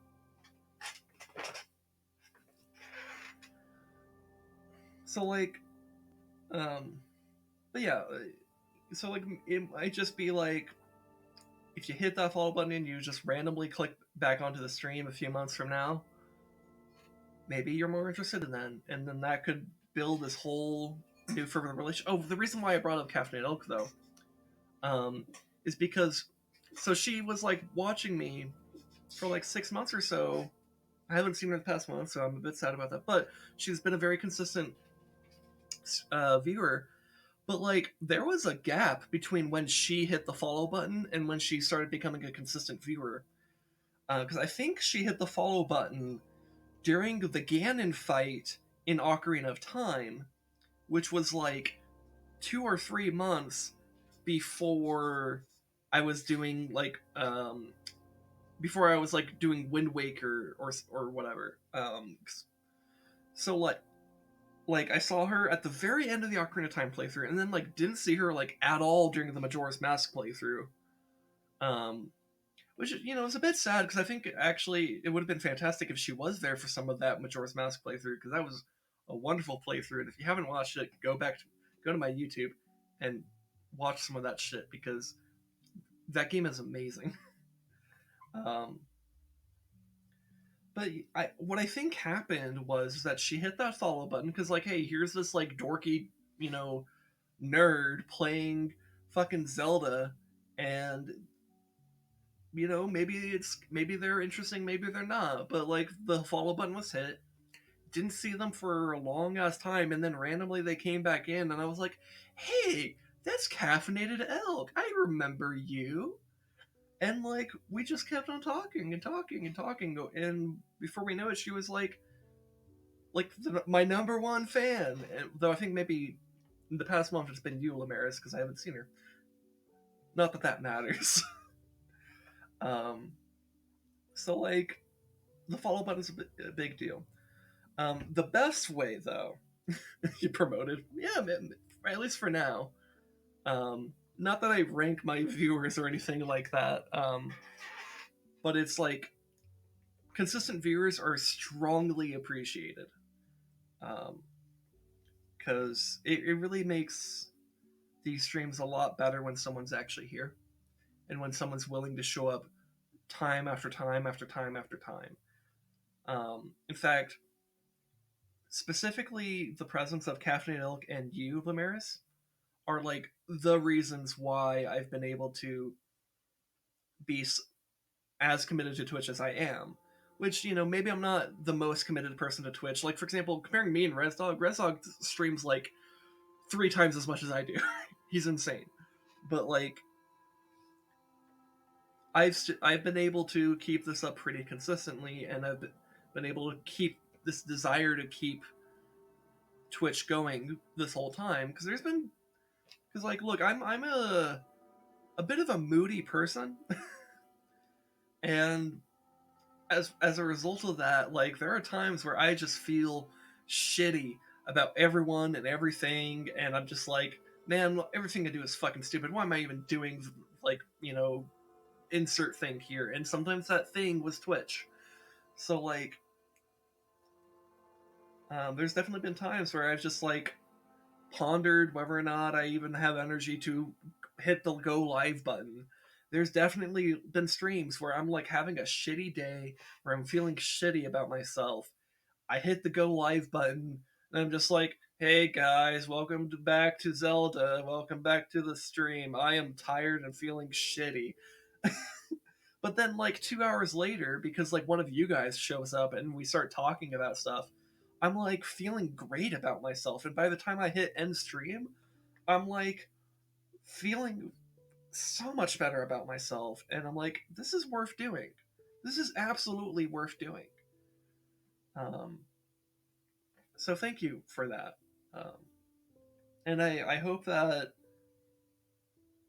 I hope that me continuing to be on Twitch and doing stuff, I hope that allows me to return the favor from time to time, where I get to allow you to get through a hard day. Um, I think you were talking about that the ever like earlier this week. I think you said like during the Zelda stream, you said you had like a hard time at work or something like that, and I was like, oh man, well that sucks. I hope you enjoyed this, and I genuinely hope you did, and I hope it made your day easier, and made it easy, and I hope it helped you get through the rest of the week. So, oh boy, you've had a lot to complain about lately. Oh, well, maybe will be time to talk about that. We'll see. I'm being a self-centered streamer right now, and I have to talk about myself. um,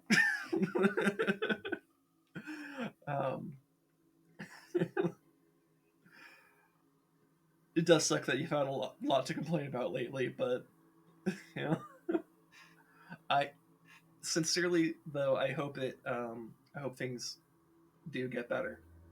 And I've been like, God, so like speaking of like this being the 1 year anniversary and shit, um, like a year ago, one of the things I very quickly realized about streaming and stuff is that like I don't know how to do outros. Like outros were so, and still are by the way, but they were so fucking awkward. Like I did not know how I wanted to end a stream. I was like, should I like come up with some kind of like special phrase or some shit? And I was just like kind of stumbling through my words all the time, and like I eventually kind of like settled on this theme of like, wherever you are in your life, I hope things get better for you. Whether you're in a good place, not so good a place, or somewhere in between, I genuinely hope the best for you. That's like the general sentiment I want out there, because you know I know there's maybe not a lot I personally can do to actually alleviate someone's like stresses, but like the least I could do is speak it into the universe, I guess, and hope that it works through some magic bullshit. Um, and maybe the content I provide helps with that, because like people do go onto YouTube and Twitch to kind of like relax a bit. So hopefully that's what I can provide. Especially since I'm not trying to be that whole like hashtag gamer streamer dude. I'm just here to vibe, man, and I hope that you guys vibe with me, because that's really all I want. It's just I want this to be a place where you guys can come here and vibe with me. You know. So, um, so yeah. Get a backwards facing cap to complete the gamer look. Oh god, no. Fuck no. Look, if I ever do that, it's going to be a deliberate like satire piece, and where it's like just like, the whole thing is like a parody of like toxic streaming culture type shit, If I ever do that, I want that. That's what it's gonna be. But I'm not even sure if I could do it ironically, because it's just like it's so cringe. I'm not sure if I could ironically do that level of cringe. Um,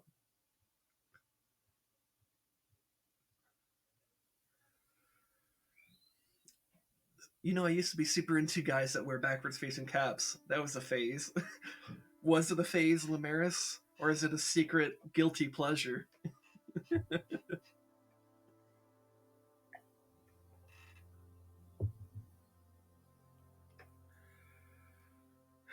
I'm 100% over it now, I promise. Alright, whatever you say, Lumeris. um, anyways, I feel like there was a thought I didn't finish earlier. Oh, the best way to support me right now is basically doing what you're doing right now, Lumeris, which is showing up and just watching the stream and hanging out and vibing with me. That is by far the best way to help out the channel.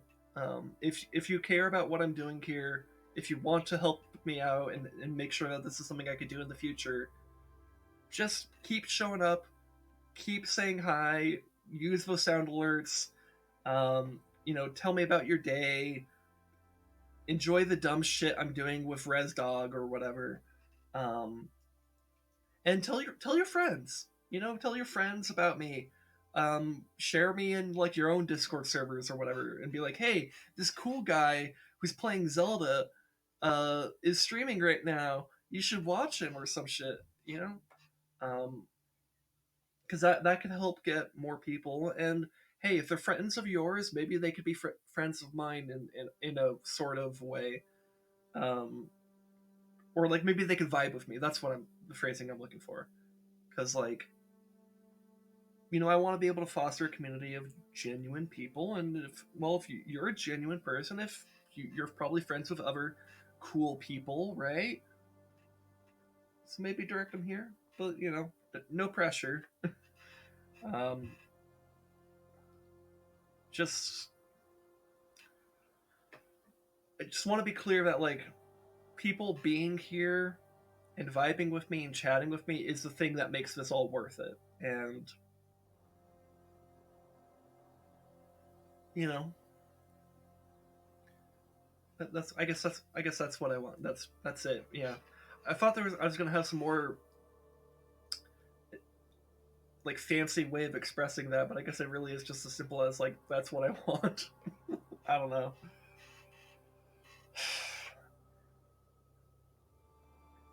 I hope that was clear through. I hope the okay. Let me try to do a TLDR of ways to support me, so that I could have this not be lost in a mess of words.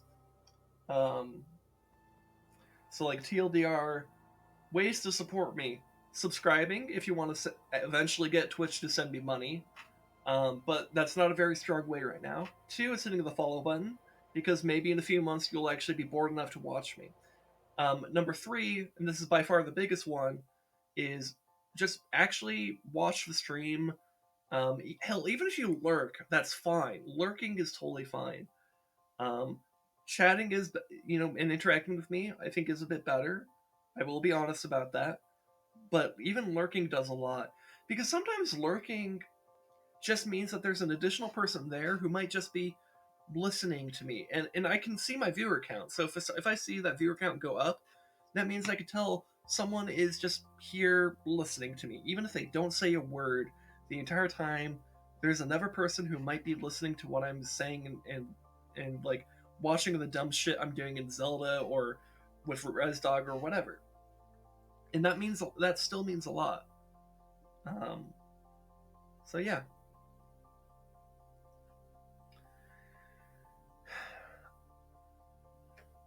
Another thing I might do in the future, I'm a little bit less sure about this, but like, um, I wonder if maybe actually, like, and this won't happen for like, if I do this, it won't happen for many months, but like, I wonder if maybe having a focus on YouTube might be a bit better for me, because like this stream of consciousness type stuff works pretty well for me in the sense that here's a space where I could just like talk about stuff and just have a stream of consciousness and share some gaming experiences and stuff. And I think that's working fine. And I can do this type of stuff endlessly. Well, not endlessly, but like Twitch, I think is something that um, if like if things were to allow me to do it for till the day I die, I would be willing to do Twitch till the day I die. Um, I don't know if that will happen. I don't know if this is something that I really can do in 5 years, 10 years, or even 50 years from now, assuming I'm still alive in 50 years. Um, but I would like to. It'd be nice. Um, and Twitch is not even necessarily an end goal for me, because like maybe I use Twitch to, you know, help me kind of step into an online space where I could do some other projects. Like maybe, like maybe I do some stuff on YouTube that ends up doing really cool stuff. Maybe I actually get back into music composition and actually get serious about it and like start making and producing music and maybe start making that a thing. Um, Maybe I get into like political activism. Maybe I get into game design or some other thing. You never know. um, but I think Twitch can always be a good place to just come back to and just vibe with you guys, you know? Um, but one thing I think I might do is maybe try to, because I've been thinking about, for the past year, I've kind of been thinking about like what is stuff I could do on YouTube, because like I archive this stuff on YouTube. All these streams end up on YouTube, and that to me is important for like the archiving purposes of it. It's like basically like a historical record of my life, I guess, sort of, or at least a piece of my life. But it's not necessarily like content made for YouTube, because it's not. It's not for YouTube. It's just on YouTube as an archive.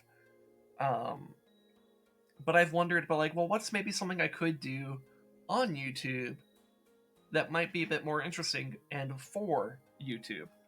Um, it's a question I've been struggling with for the past year. I still don't have a firm answer on that. But like, one idea I've talked about with my wife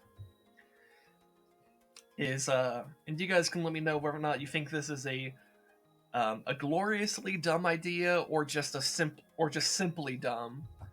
But is the idea? There's an idea that like maybe, let's say in like 6 months, I sit down with my wife and we record ourselves watching and reacting to some movies.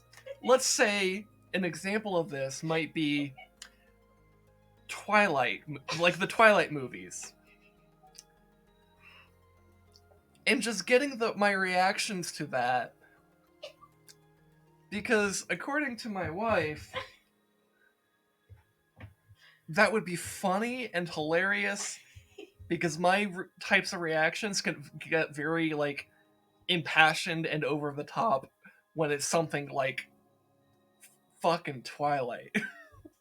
Because man, because she like a few weeks ago watched those movies and I just happened to be in the same room, and man, those movies are dumb.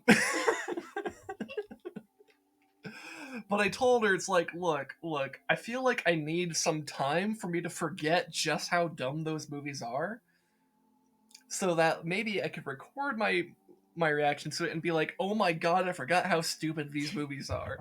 And then it's funnier because I'm forgetting how stupid the movies are and then remembering how stupid the fuck the movies are. And maybe that's content. And so what we'd probably do for that is we'd probably have like a camera pointed at like me and my wife, and then like something that would like record the movie, and then I would edit that down to like kind of make like a highlight reel, I guess, of our reactions and stuff. I don't know, but it does sound like at least a fun idea. So maybe in like 6 months or so, maybe that's something I do. I don't know. I never actually realized the bad things about Twilight until I watched reviews about it. Yeah, that's something that kind of happened with me too. Because like there's there's this YouTube channel called Cinema Therapy, and the premise of that YouTube channel is that it's like a therapist, like an actual therapist. I think he's like a family therapist, and his like best friend who makes like short films and stuff. So it's like someone who knows their shit when it comes to therapy and someone who knows their shit when it comes to filmmaking react to movies together, and both good and bad. And so they talk a lot about the mental health aspects of these movies because they have a therapist there to actually talk about it. Um, and then they'll sometimes also talk about like the actual filmmaking aspects of it and how that evokes certain emotions in people, because they have someone there who actually knows something about filmmaking. Um, and I watched their videos on the Twilight movies, and it's it's some, well, they were not very happy with the decision making of the characters, to put it simply. um, and like one of the things that like the therapist repeatedly said is like, look, you're allowed to like these movies, but just know that these characters are not role models. They are terrible. The things that they do to each other are terrible. They gaslight each other all the time. This is not a model on which to build your relationship. Don't fucking take this as like a way to actually live your life. Don't do it. But you're allowed to enjoy it. And I thought that was a good way to approach that, and that's probably something similar to what I would do. But I'm not a therapist. I'm just a dumbass on Twitter and Twitch and YouTube. Yeah. So, you know, and maybe we could do that with some other movies. Maybe even movies that are actually good too.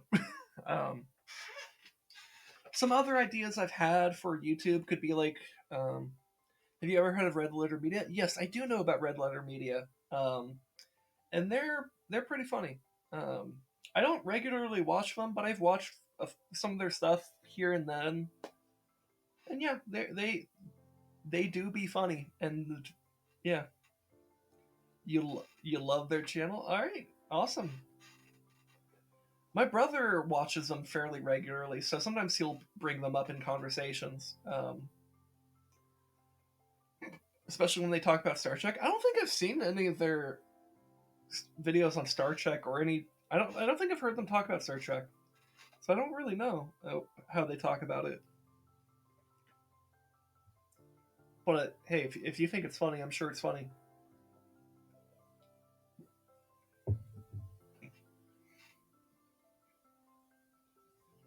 Um, but yeah, and it was another idea I've had for YouTube that might work for me, but I don't know. Might be like a video essay type format where like I just talk about maybe some games or movies or things that I'm just interested in and talk about it for like half an hour or so, in a video essay. Because in a way, I feel like what you get here on my streams is like you can almost view it sometimes when I'm like talking about like certain things.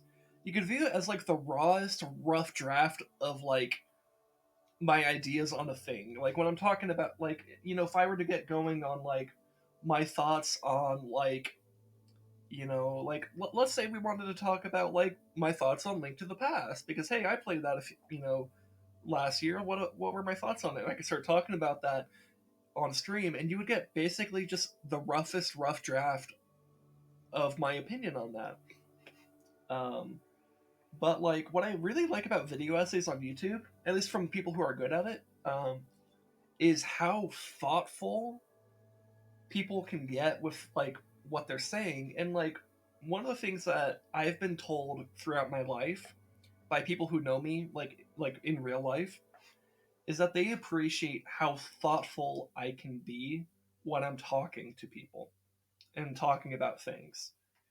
Um, and so like thinking about that, it's like, well, if I'm like if I can be a thoughtful person, maybe something like a video essay would make sense, because that allows me to kind of take my stream of consciousness and then distill it into a much more refined and thoughtful take on whatever I'm doing, right? Or whatever I'm talking about. Um, and also, I like video essays. I think video essays are fantastic. Like, before the stream, I was watching a video essay talking about Twilight Princess. And it was a very well done video essay. Um, and in fact, I think I still have it up on my computer right here, so I could link it. Yeah. So it's called "The Powerful Responsibility of Twilight Princess" from Liam Triforce. So I'm gonna go ahead and link it in chat right here. If you want to give that a watch, maybe after the stream or some other time. It's a really good video, and he talks about kind of how he talks about it's mostly honestly it's just like his thoughts on Twilight Princess as a game. Um, but one of the themes that he talks about is this theme of responsibility, which is a theme I haven't really heard talked about with Twilight Princess, because there's a lot of things to talk about with Twilight Princess, and lots of things that I'm sure I could maybe talk about in the video essay formats, but responsibility isn't one that I instinctively think about, but it's one that I almost immediately agree with, because in what he talks about is the Link in that universe, or in that game, is actually a very responsible person, which is a bit different from some of the other Zelda games, like take Ocarina of Time, or Wind Waker, or Skyward Sword, even, where Link is, especially at the beginning of the game, is kind of presented as a bit irresponsible and maybe even a bit lazy, because he's sleeping and stuff, and he has to get woken up by Navi, or his sister in Wind Waker, or Zelda's fucking Loftwing spitting a letter at him in Skyward Sword. So there's this sense of he's maybe not the most responsible person, but he becomes a very responsible person. And that Twilight Princess differs in the sense that he starts out being a very responsible person in his community, because he's a working man. He does goat herding, he does some sword training, he takes care of the kids and stuff like that. He helps out people with their problems all around the village. He's a very responsible type of person, living a very comfortable and boring life, but a very responsible one. Um, and that he's kind of thrust into this dangerous situation, and he does the right thing. And one of the things I really like from that video essay is he talks about how the traits that we see of Link at the very beginning show that he basically already has the traits of a hero. He just hasn't done the whole adventuring and epic hero journey thing yet, but he already has the traits of a hero. He's starting out from a place of being just a fucking good person. And then he goes on to talk about characters like Midna, for example, who starts out in a very selfish place and then becomes much more selfless and responsible. So I thought it was a very interesting take on Twilight Princess, and I really appreciated that video essay. So maybe that's something I could do. Maybe not. Maybe I'm not cut out for that. Maybe I'm not cut out for any of this. But while I'm in the state of being able to do this, I could continue to say, fuck it, let's just keep trying things. So yeah, I'll keep doing Twitch. We'll see what I end up doing on YouTube, if anything. Because I don't plan on doing any of these YouTube ideas immediately. These are months out at the soonest. Because things I want to accomplish first is I want to get that Discord up and going. I want to make sure that's a thing, so that you guys can join us there, and that we can interact with each other off stream, and and you guys can interact amongst yourselves in this separate community and stuff. Um, and then like maybe I can kind of gauge your guys' opinions on things without necessarily needing to be currently streaming, for example. So like maybe for example, like what if ResDog and I are kind of pondering what games to do for Together Tuesday, and we have a few that we're thinking of, but we can't quite decide between each other, between like a few games ourselves.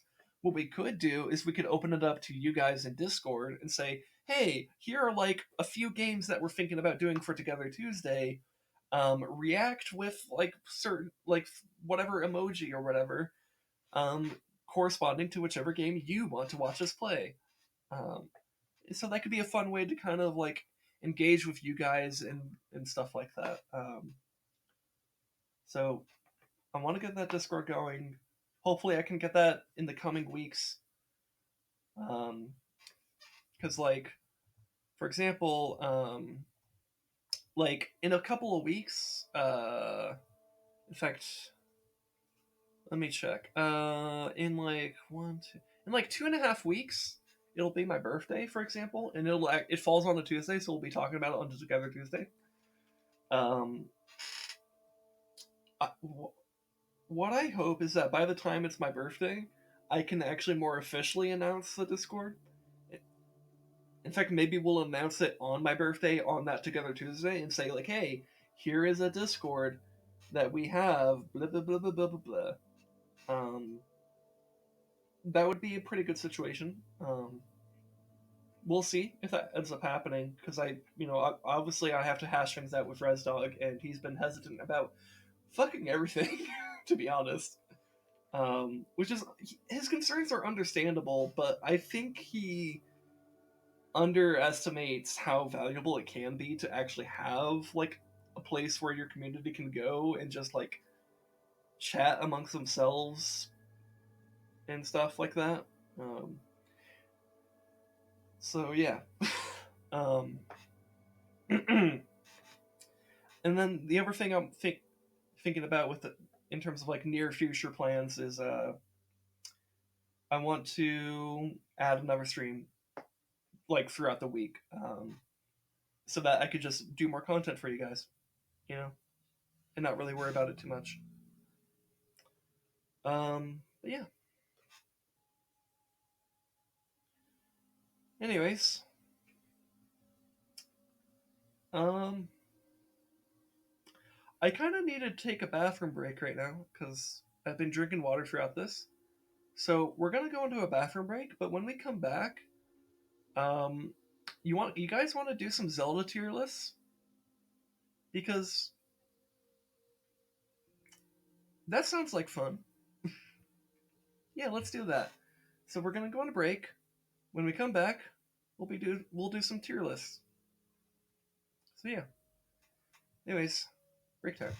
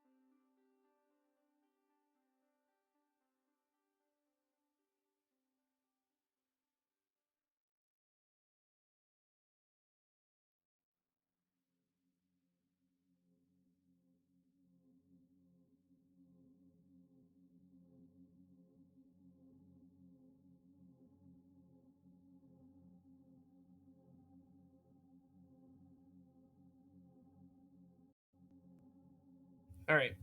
Okay, I'm back, and I'm gonna pull over these tier lists. And you know what? Maybe I should also change the title to be like, because we were just vibing. Now we're gonna be tier listing. I don't know, tier listing, but it's my 1 year anniversary. I don't know, something like that. Or maybe Zelda tier lists. Yeah, yeah. Let's call it that. All right, Zelda tier list, but it's my 1 year anniversary. Boom. All right, so we got a bunch of Zelda tier lists here, and oh, you know what? You know what? Let's also go to Twitter and announce that hey, I'm doing the fucking tier list section. So what we doing some tier lists. Zelda. Let's do Zelda. Specify Zelda tier list on stream right now! Exclamation point, because that will emphasize the need for you to show up. Or some shit. I don't know. All right. Yeah. So yeah, we got a bunch of Zelda tier lists here. Let's see. There's Legend of Zelda 3D bosses, Legend of Zelda Ocarina of Time bosses, best Legend of Zelda, Legend of Zelda Skyward Sword bosses, Legend of Zelda Majora's Mask bosses, um, all sorts of things. There's one in the middle here that is some other language, but from what I can tell, I know what waifu means, so I'm sure this is a Zelda waifu tier list. There's a Zelda NPC couples tier list down here. 3D Zelda mini bosses. Legend of Zelda has Bundo tiers. That's pretty good. Legend of Zelda Breath of the Wild characters. Just one that's called The Legend of Zelda and has a Triforce. Let's see down here, Zelda designs, all mainline Zelda games, Zelda bosses, 3D Zelda bosses, Legend of Zelda companions, all Zelda dungeons. Yeah, all sorts of things. So does anything here stand out to you guys, or should I just, because if you guys want to see me do a certain tier list, feel free to go ahead and say it in chat. This is your time. Because I'm pretty much willing to do pretty much any of these tier lists. Granted, there's some of these that there might be some of these that I might not be able to necessarily do, but but I feel like a lot of these I could. Because I've played a fair amount of the Zelda games now in the past year of streaming, so I feel like I have a lot more Zelda knowledge than I used to have, but there's still like a lot of stuff that I just don't have. See, I've never played any Zelda games actually, and the only knowledge I have comes from playing Super Smash Bros. Well, I mean, hey, if you want to take an opportunity to, maybe that makes you the best person to pick our tier list because it comes from such an a third party source,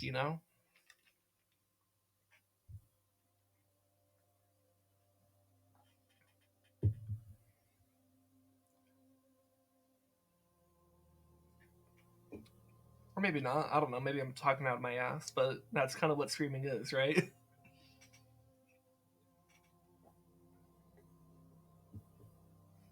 I guess one that would be most suitable is mainline Zelda games list. All right. So I guess that would be this one right here, Best Legend of Zelda.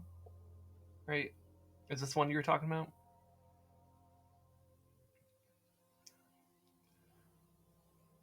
So yeah, let's go with this one. Oh, this is specifically the Zelda. Oh, okay. So I misunderstood what the title of that one was. Okay, then Legend of Zelda games. Okay, probably this one. Yeah. Okay. So what I'm gonna do here was see. I think there's a way to, add a row below. I'm gonna make one that is just like, Haven't played it. And let's make this one, I don't know, pink? Yeah, let's make it pink. Alright, so... See, this is Link Between Worlds. I have not played that. Let's get rid of the ones I haven't played yet. So that's Link to the Past. This is Four Swords. I have not played that one. That's also one of the Four Swords ones. God, let's see, that's Link's Awakening. Okay, Majora's Mask, Ocarina of Time. I haven't played Oracle of Ages yet. Should I include Oracle of Seasons, or should I put it in the haven't played it yet because I'm in the middle of my playthrough? What do you guys think? So that's kind of like in this gray area where like I've played like half of it, but like I don't know.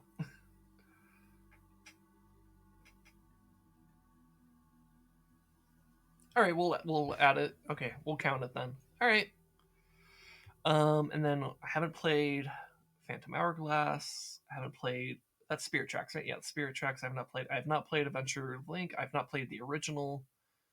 Have not played this one, and I haven't played Minish Cap. Right? Is this all? So we got Link to the Past, Link's Awakening, Majora's Mask, Ocarina of Time, Oracle of Ages, Skyward Sword, Wind Waker, Twilight Princess, and Breath of the Wild. I guess I also haven't finished Breath of the Wild, but I've played a fair amount of it. So I guess for similar reasons to the Oracle game, Oracle of Seasons, we should allow that one. All right. So, should I just like go in order here, or do you guys want me to like evaluate a specific one first?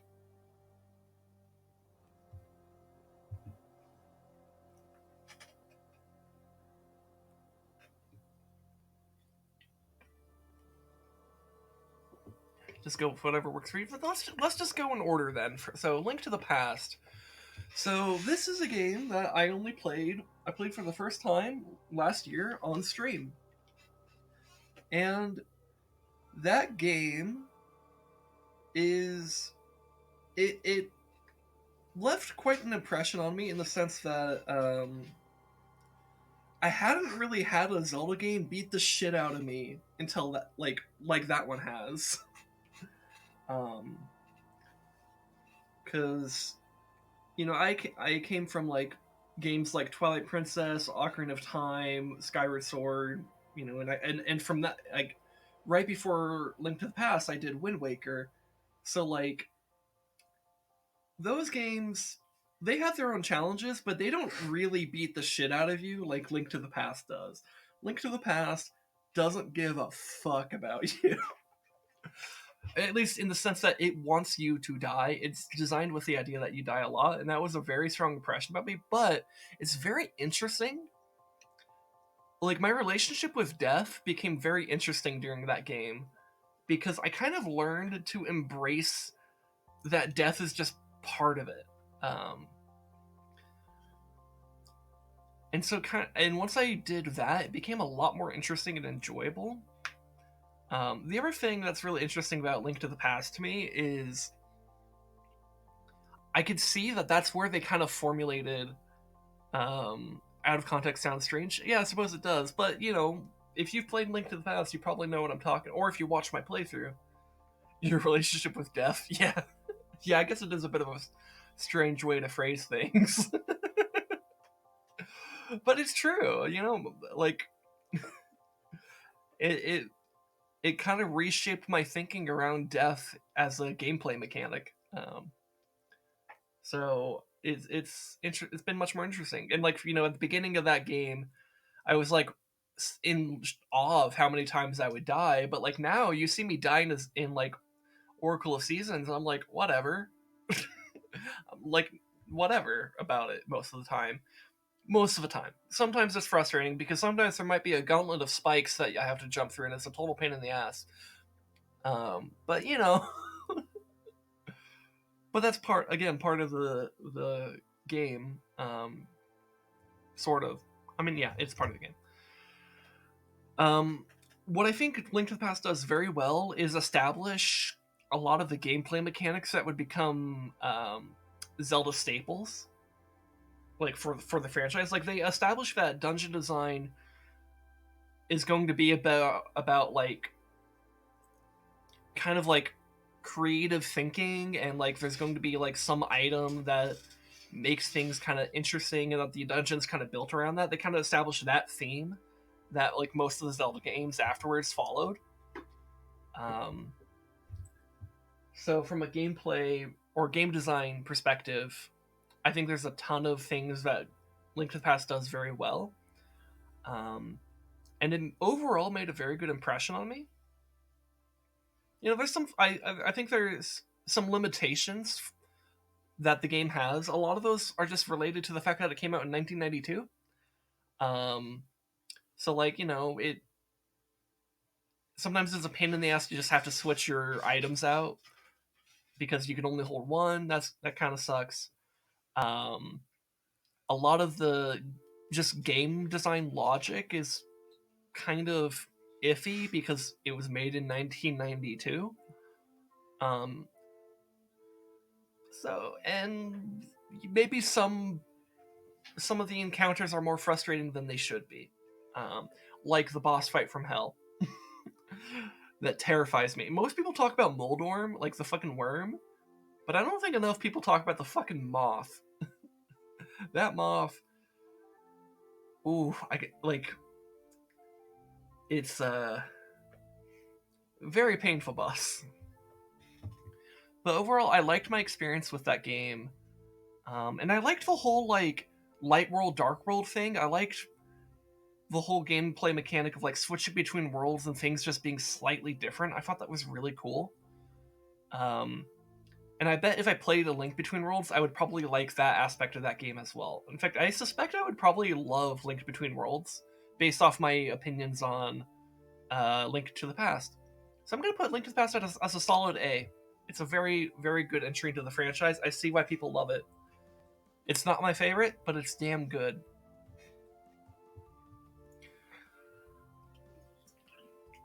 Alright, so now we got Link's Awakening. Link's Awakening immediately followed Link to the Past. It was like released like a year or so later on the Game Boy, and then re-released on the Game Boy Color, and then later remastered on the Switch, which the Switch version does have its differences. So maybe I'll come back and play the Switch version at some point. But Link's Awakening, I think, is a really beautiful story and game with very cute aesthetics. I like the game design that they have in that game, where like you have two items that you switch between, and your sword is considered one of those. Your sword and your shield are considered one of those items. So like you can switch out things and get very creative with like the two weapon or two items that you have out. I think that's really cool. That's something that I'm seeing continued in the Oracle games. So I really like that. Um, I like um, I like a lot of the themes of Link's Awakening, both like musically and like story wise. Like there's a lot of themes that I think are really cool. I like the Ballad of the Windfish. Um, and there's a few dungeons that really sold me on that game, particularly the Face Shrine. Completely elevated my opinion of the game because I think I was kind of like moderately enjoying my experience with the game, but once I did the Face Shrine, I started getting emotional about the game. Like it wasn't just like this good game that I'm playing. It was hitting an emotional nerve that not every Zelda game hits, but most of the ones I've played hits it at some point. And for Link's Awakening, it was at the Face Shrine, and from that point on, I was like super invested in the game and the themes of it, and I think it delivered pretty well. Um, it has some frustrating game mechanics, again, as a byproduct of its time. It was, made right after Link to the Past. But I think if I were evaluating strictly off of gameplay, I think I would say Link to the Past is better. but taking into the story and the themes of what was going on and just the artsy direction it was going with, this is an S tier for me. I fucking love it. It's very, very good. It is really up there. In a similar vein, now we're talking about Majora's Mask. Majora's Mask is also a game that I think struck an emotional nerve very strongly. Do you think I will rate any poorly? Out of the ones I've played, I don't think any of these will be rated poorly. In fact, I'm pretty confident that I'm going to delete the D row. I don't think any of these games are going to be in the D tier. They're Zelda. There's a reason why people love Zelda games so much. They're just so fucking good. And the ones I've played, yeah, I've really liked them. I've liked every single Zelda game I've played. I'm not even sure if I'm going to have a C rank in here. They might all be B or above, but we'll see. We'll see as we get going.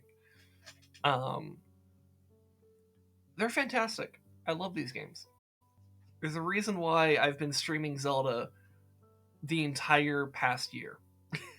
You know, it's good, and I'm gonna keep streaming it until I get bored of it or get sick of it, and I don't even know if that will ever happen because I can just keep switching between games.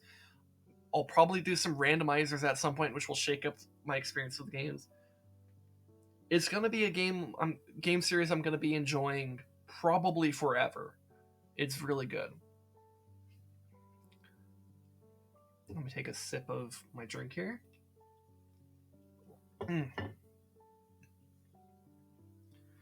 So Majora's Mask. Majora's Mask is a game that I find to be very, very interesting. Maybe the most interestingly designed Zelda game that I have played. Because the whole like 3-day cycle, the scheduled patterns that the NPCs have, it's such a I think a very interesting game design that went into this game. And then there's all the artistic and story design that went into it that also makes it just so fucking interesting. I like the way they split the world into like 4 parts with like you have the Dekus, the Gorons, the Zora, and then the undead of Ikala Valley. And I like the themes that they have strung all throughout it, and then just this like the impending doom of the moon above everything. It just like wraps all those themes together in a very bleak way. And like you just experience it, especially as you get to like the 3rd day. Like it's just you feel that bleakness. It's done so well. And like and I think in some ways it's in terms of game design as well. Like I think it also does some really. It takes the core gameplay mechanics of Ocarina of Time, and I think it largely improves them. I tend to get a sense of anxiety with these time mechanics. I think that anxiety feeds into Majora's Mask very strongly because yeah, it is actually very anxiety inducing to deal with that timer the entire time, but that's kind of the point because it's a timer till the apocalypse, right? Maybe you should feel anxious about that. But I don't think it's like unfairly anxious either. I don't think it's like so anxious and stressful that you have to just like stop the game. I think it's fair, especially since like once you have the ability to just go back in time, right? So you can reset the cycle. I think that kind of makes a key difference there. So a lot of the game ends up becoming about learning everything you can about Termina and the inhabitants thereof, and learning their patterns and adapting, which I think is really like genius game design, especially for the time.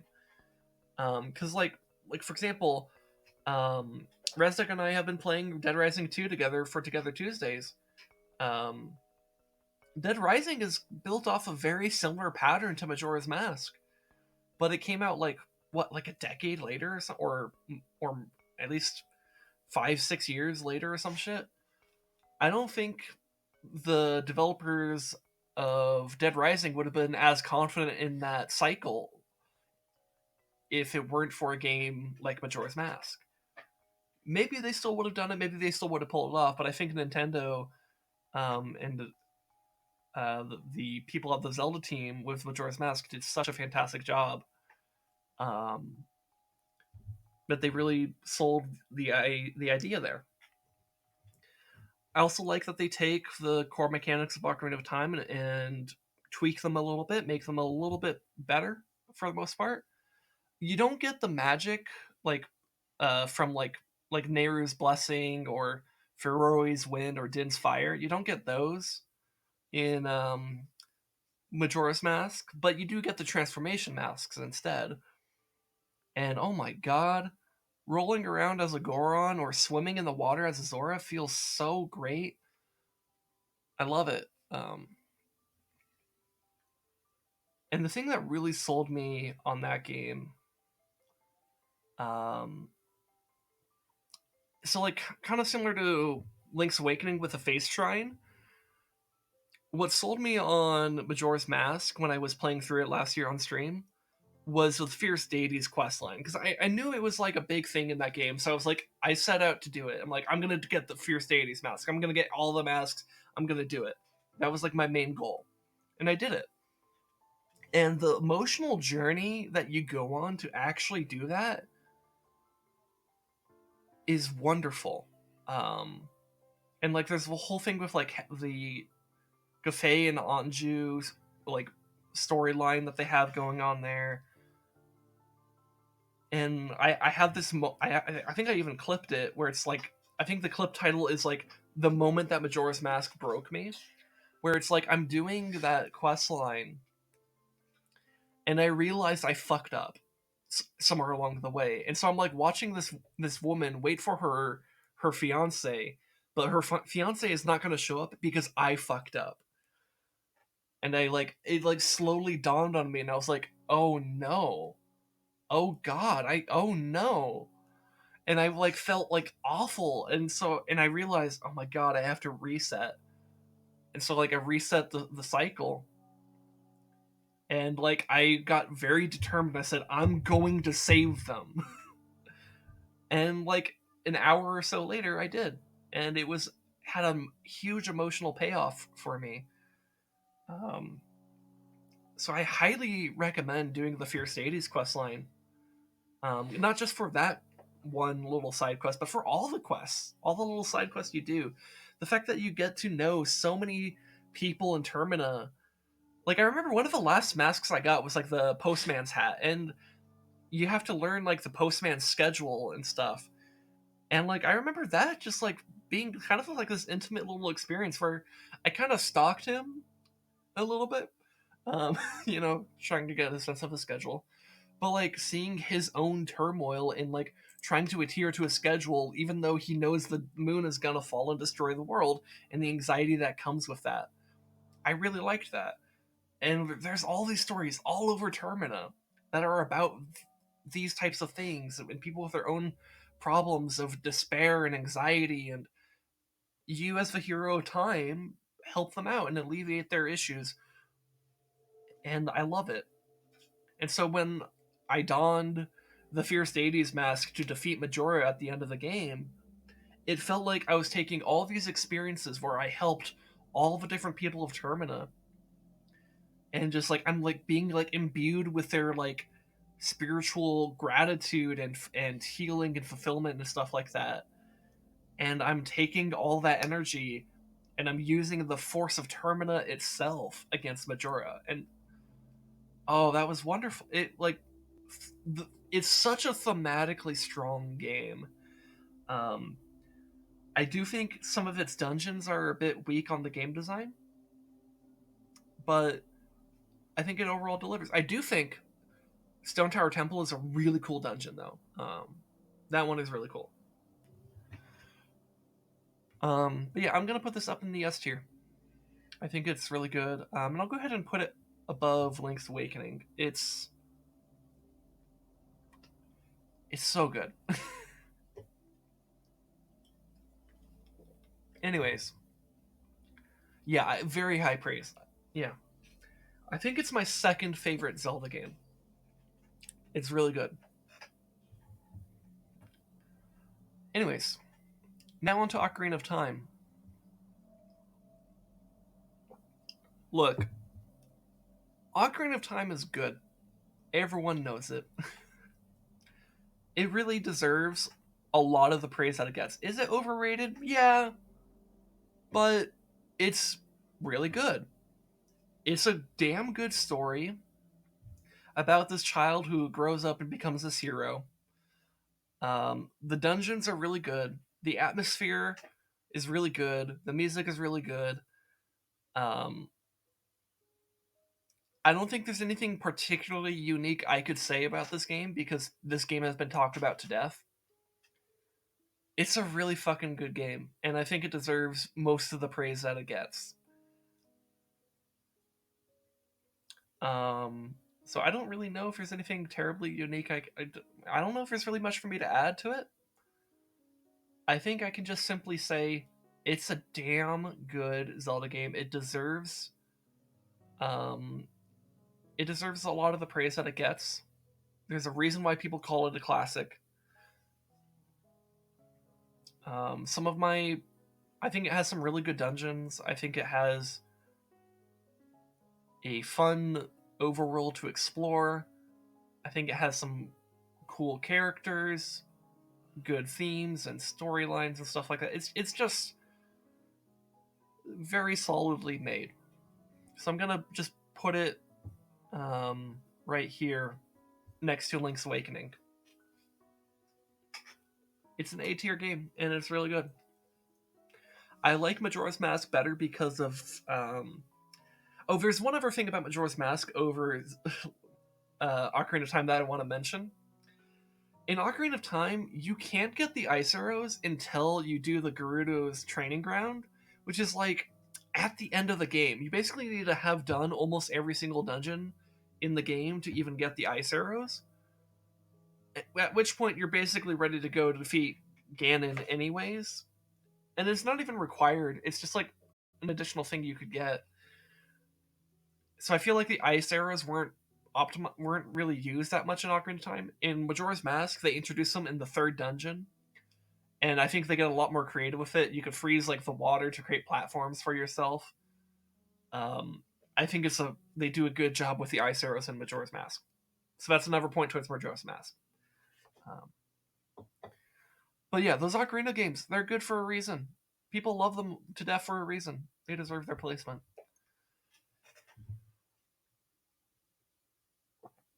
All right. Now we got Oracle of Seasons, which I am currently in the middle of. My opinion of this could change. I think it does a lot of the things. It has a lot of the same core game design as Link's Awakening. Just this very week, when I streamed it on Monday, um, I encountered a dungeon that might be the equivalent of the Face Shrine for me in terms of like how impactful it is on my opinion of the game. Because the dungeon I did this week was very good. I enjoyed it a lot. I thought the item from it was super interesting and creative because it's the Magnet Glove, and I love that item already. Like I immediately fell in love with it. Um, there's a lot of really cool things about it. It's a cute game. I like the fucking moosh, the fucking like flying blue bear creature. I kind of like what they're doing with the moblins. Like they're giving the moblins like kind of this like weird, cutesy behavior where they're almost like cartoon villains, but in like a kind of like fun way. Kind of reminds me a little bit of Wind Waker actually. With like it's kind of like just kind of its silly approach to like these like villainous like creatures. Um, So it's been pretty cool so far. I think it's a very good experience. I like the whole, in a similar way to that, I liked in Link to the Past. I liked the way that Light World, Dark World changes you would experience. I kind of like a similar thing with changing the seasons in Oracle of Seasons. So I'm liking it quite a bit. I haven't finished it yet, so we'll see where it goes. I think the main weakness I'm feeling of it so far is that it hasn't struck like that emotional nerve like Majora's Mask and um, Link's Awakening have. That might still happen, but it hasn't really quite happened yet. But it is a game that I'm just enjoying for the most part. So I'm gonna put it. I'm gonna put it here. I think it's just like it's just good, you know. All right, Skyward Sword. So I know. So Skyward Sword is a bit of a controversial one in the sense that there's a lot of people who just don't like motion controls, and if you're one of those types of people, you probably just didn't like Skyward Sword, and that's where your journey ended with it. Personally, I actually don't mind motion controls. In fact, I kind of like motion controls. Um, and particularly, I like the Wii Motion Plus here. What do you mean by motion controls? So, like, you know how like the Wii has you like the whole selling point of the Wii was like that you would like swing your arm and your character would also swing their arm or whatever. It's like that type of thing. Some people don't like that. So Skyward Sword, which was so focused on that, um, a lot of people didn't like that about Skyward Sword. Personally, I wasn't that bothered by it because I actually liked motion controls, at least more than most people. I'm not like super into motion controls. I'm not like motion controls are my life. Oh my god, it's just like I do think there's a cool aspect to motion controls. I will admit the motion controls in Skyward Sword were not always as consistent as they should have been. There were a few instances where it would actually get frustrating. Like for example, there's a few instances where you have to play like the goddess harp in like a particular tempo and motion, and I remember being frustrated with the motion controls occasionally on that because like it would sometimes like stutter and not it wasn't quite perfect for in terms of reading what I was doing, so it could be kind of tricky to do some of those segments. I remember that being a bit of frustration, but for the most part, I liked that game. I remember when I first played that game, I thought it was so cool with the Wii Motion Plus that like when I would like twist my wrist and hand around, that I would see Link do the same thing with his sword, and I thought that was really cool. Um, but the other thing that I think the main thing about Skyward Sword to me though is it's a very story driven game, um, and it's kind of an intimate story about like Link and Zelda. Um, that is pretty neat on how it fell out of fashion. I think it's just because there's a very large amount of people who are very vocal about their distaste for motion controls, and I think the games industry kind of just saw all that and decided to back off on motion controls. Um, but we'll see where the future goes because I still think motion controls have their place. And as technology gets better, I think people will come around to motion controls. Um, for example, like one thing I'm curious about is I kind of want to at some point I want to get the Skyward Sword or like HD remake or whatever for the Switch that came out last year because I want to see how that feels because I remember playing it a few times on the Wii. So I want to see how it feels on the Switch and see like is it good? Is it bad? Is it about the same? I don't know, but I would be curious about that. And by I would be curious, I mean I am curious about that. Um, so that's something I will probably do at some point. Um, but anyways, I like most of the dungeons in Skyward Sword. Some of them are kind of eh. Like I'm not too fond of like the Llaneyra mining facility, for example, but I love like the ancient cistern and the sand ship. Those two dungeons are awesome. Um, really clever, really good game design going into those. I like the. I was initially not so fond of the art direction of Skyward Sword, but I grew to love it over time. Because I think it has a particularly. It's like it has like some of the whimsy of like Wind Waker, with some of the grounded realism of like Twilight Princess. So I feel like it was kind of trying to strike a bit of a middle ground in the art style between those two, and I think it did a pretty good job.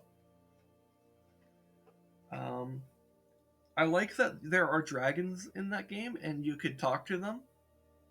That's pretty cool. I like the time shift stones in that game. I like the way those work. I think they do some clever things with that for the most part. Um, I'm a little bit mixed on some of the backtracking in that game because there's really only like 3 zones on the surface in that game, but there's like what 6 dungeons I think. So there's like 2 dungeons per zone. The zones do get expand like you expand into like a new area of each zone for each of the new dungeons. But like it's not a huge expansion. I guess the Llaneyra one is a bit bigger because you expand into like this whole like sand sea area, and I think that's pretty cool. But the one in like the Elden region and the Faerun Woods, I don't recall being all that impressive. But it was something. And I know a lot of people don't like backtracking in games, so I can understand why that was also a problem for them with Skyward Sword. I'm a little bit more mixed on it, where it's like I'm okay with a little bit of backtracking. It just kind of depends on what you're doing. I think that game, for the most part, did interesting enough things when they had you do stuff like that. Um, like for example, the stuff with the Silent Realm, I think is really interesting. But it's a game that I think gets a bad rap, uh, quite unfairly. Because I think it's actually a very good game. I think it's when you play it out its story, it's really good. I love the characters in the game. Like in all seriousness, I think Groose is a really awesome character in that game because he kind of starts out as this like kind of like almost like cartoonish like high school bully type character. But then like throughout the game, he kind of emotionally opens up a bit more and actually has a character arc, and it's fucking great. um, so I love a lot of things in that game. I think it's worth playing. Um, Even though I understand some of the gripes that people have with it. I'm gonna put it in A tier. It's good.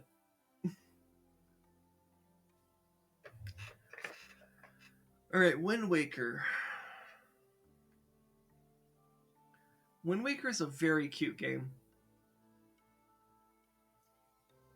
Like very very cute.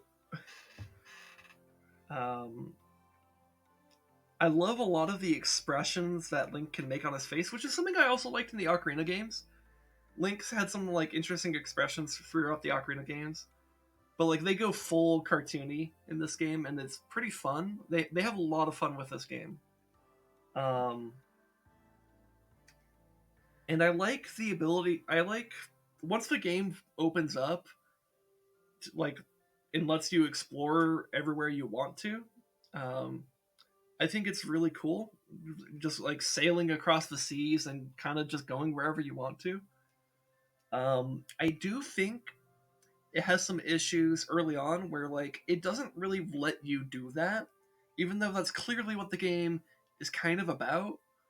Because like early on, I remember like wanting to do some exploration, but King of Red Lions was like, "No, you must head to the next destination. Fuck you." And I was like, "Okay." So that was a little frustrating. Um, and I do think the dungeons are maybe not the. I think there are some of the weaker entries out of the games that I've played. Um, some of them are pretty good. I like the one with like all the pose and like the redeads and stuff. I forget what that one's called, but that one was interesting. Um, and then like some of the bosses were fairly fun to fight. I liked I think it's Mathula, I believe, in the Forbidden Forest or whatever. That one was kind of fun.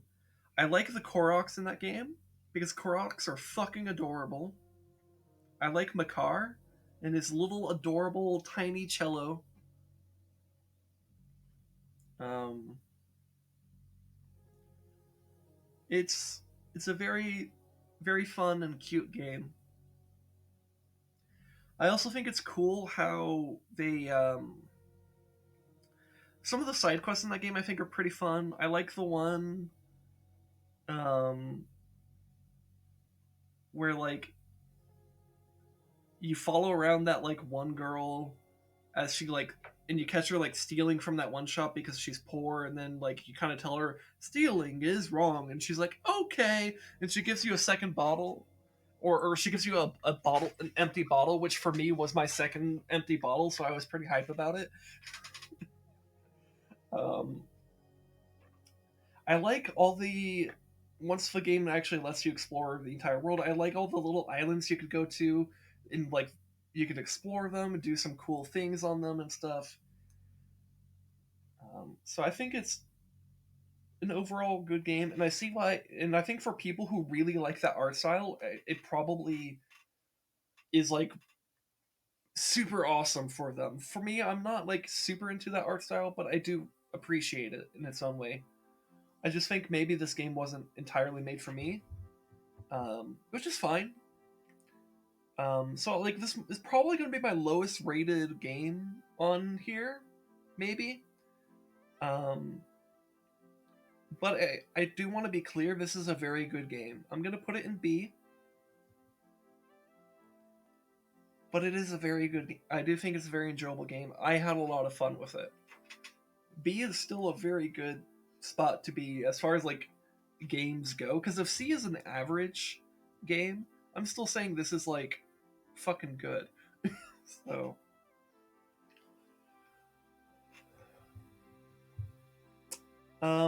all right, and then there's this game, which if I get talking about this game too long, or if I get like talking about this, I'm concerned I'm gonna be talking about it for the next like 7 hours, and I don't have that time. But I want to be. But this is my favorite Zelda game. It's my favorite game. I fucking love Twilight Princess. Um, so let's see. Can I do a TLDR of my thoughts on Twilight Princess?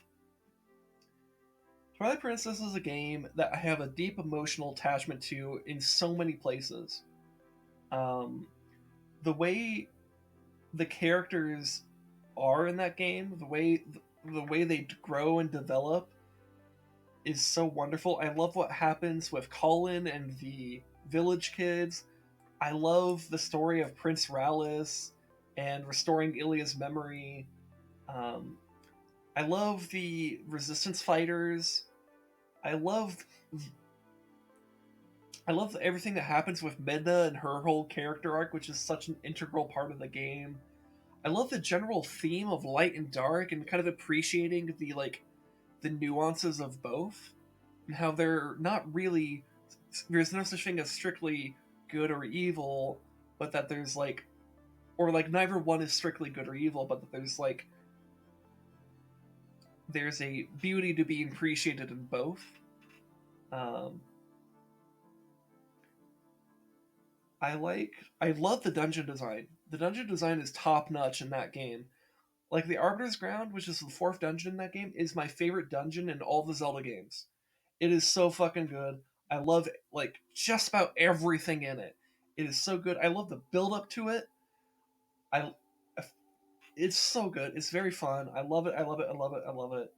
The themes of that game, um, the emotional growth and impact of the characters,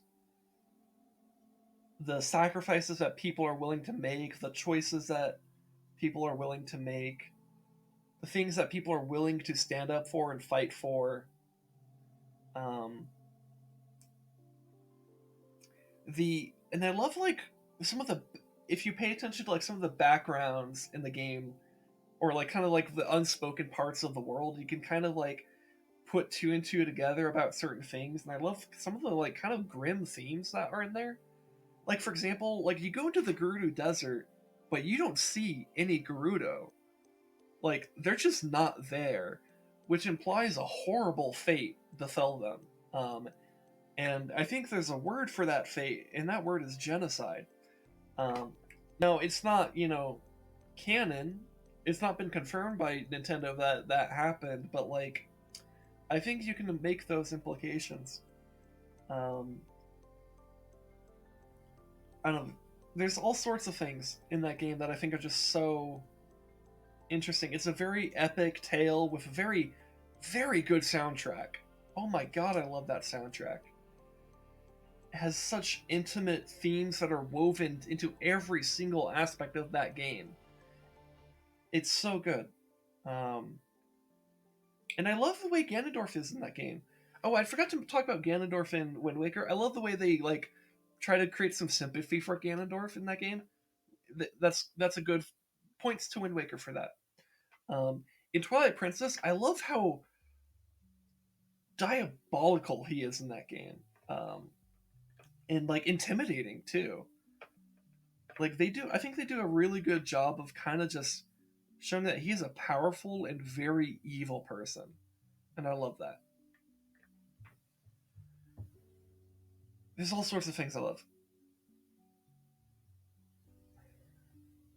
So yeah, it's my favorite game. I'm gonna have it be up there. And then we have this game, which is everyone loves Breath of the Wild right now. It's like the new Ocarina of Time. It's like it came out, it fucking blew everything out of the water. It's like hyper popular. Everyone and their mom knows about it. Um, People are ranting and raving about how cool it is and stuff, and it deserves a lot of that praise. I think the world is. I think Hyrule is a very fun world to explore in Breath of the Wild. I think most of the shrines are pretty fun to go into. I like kind of just like the little mini puzzles that you get to do. I like just be able to like climb across a mountain and just like find some cool thing, fight a group of like bokoblins or whatever. Come across a stone talus and like try to like not get my shit kicked in by it. Um, I love how cute a lot of the characters are in that game, and I love that like half the characters you come across just kind of simp for you. I think that's just kind of a fun little thing they threw into the game. Um,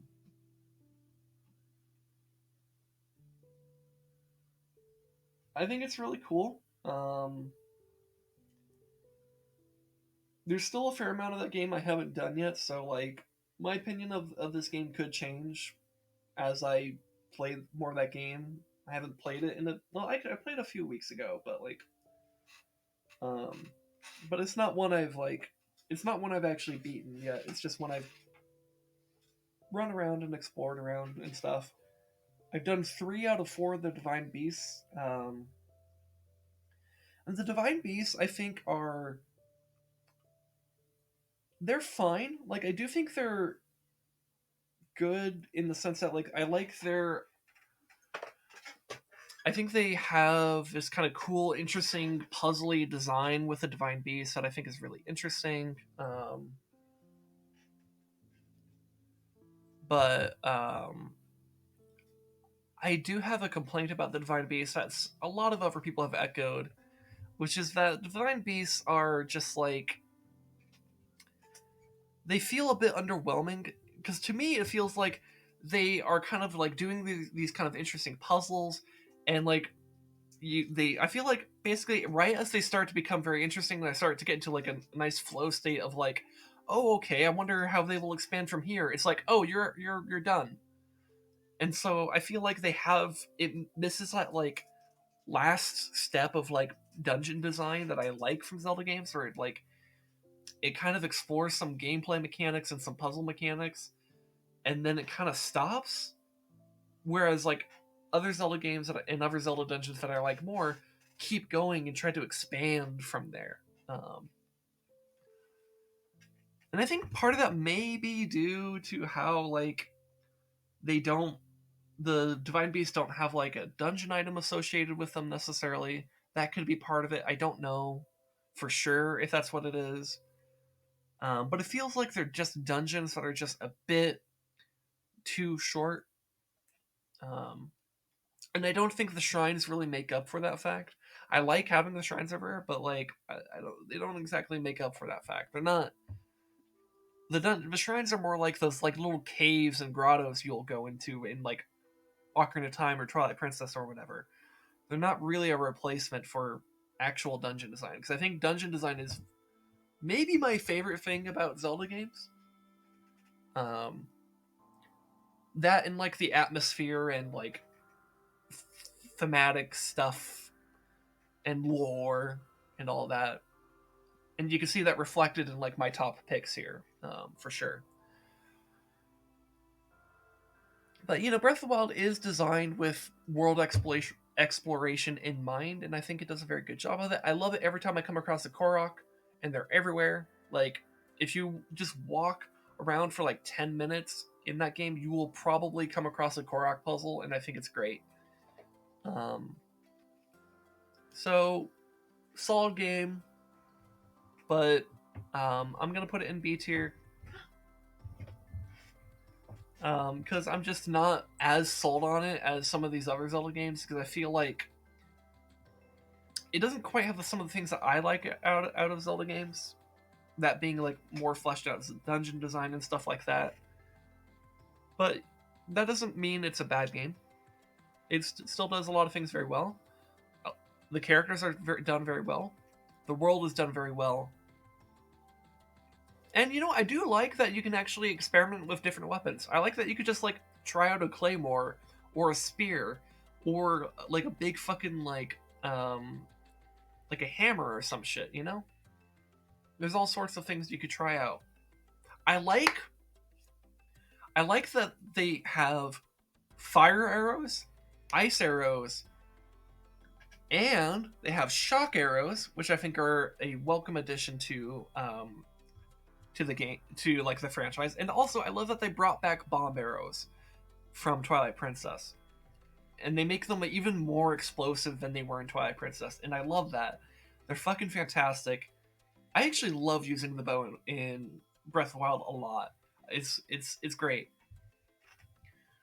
So yeah, here is the Zelda tier list.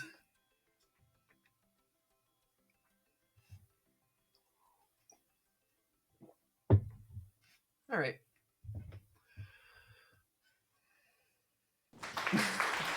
Thank you for the applause. All right, let's do another tier list.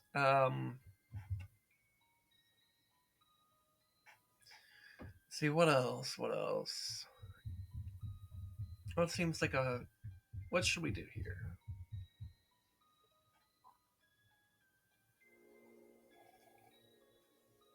I like how passionate you sounded talking about a few of these games. I haven't felt that way about a game in a long time.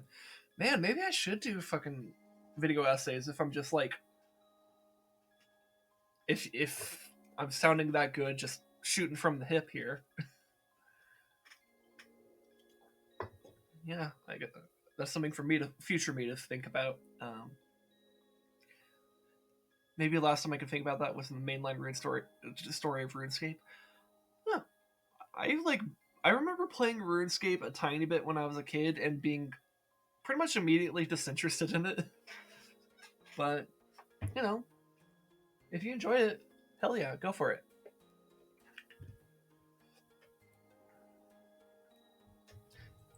Hey wife, what Zelda tier list should I do?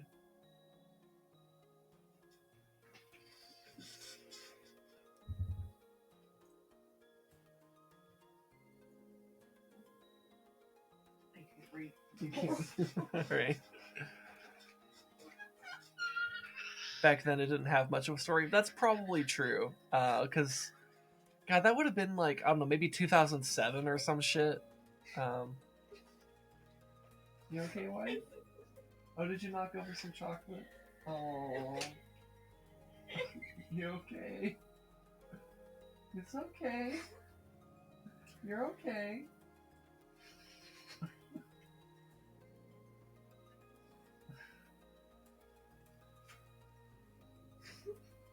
You're okay.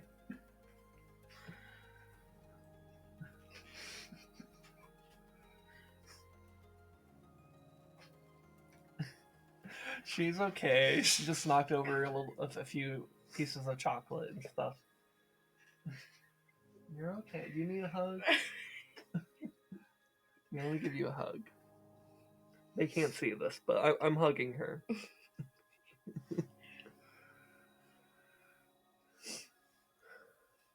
Alright, so is there a tier list here that you think I should do?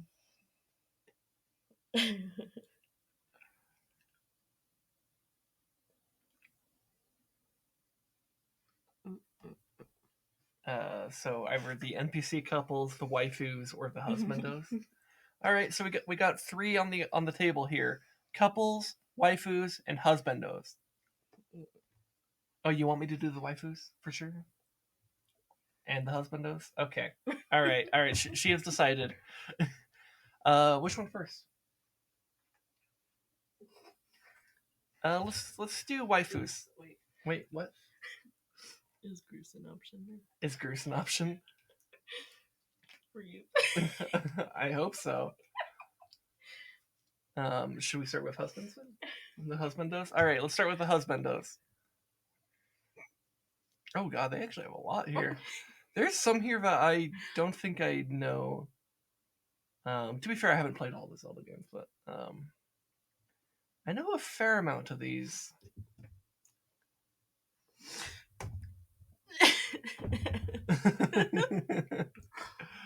Alright, I have this looks like a Wind Waker character. I don't remember who the fuck. Should I create another row that's like I don't know or add row below, and then make this, and then Also, I fucked up the color here. What was it? Was it dark green? I think it was darker green. Yeah. Don't know / remember who they are, or no, better name.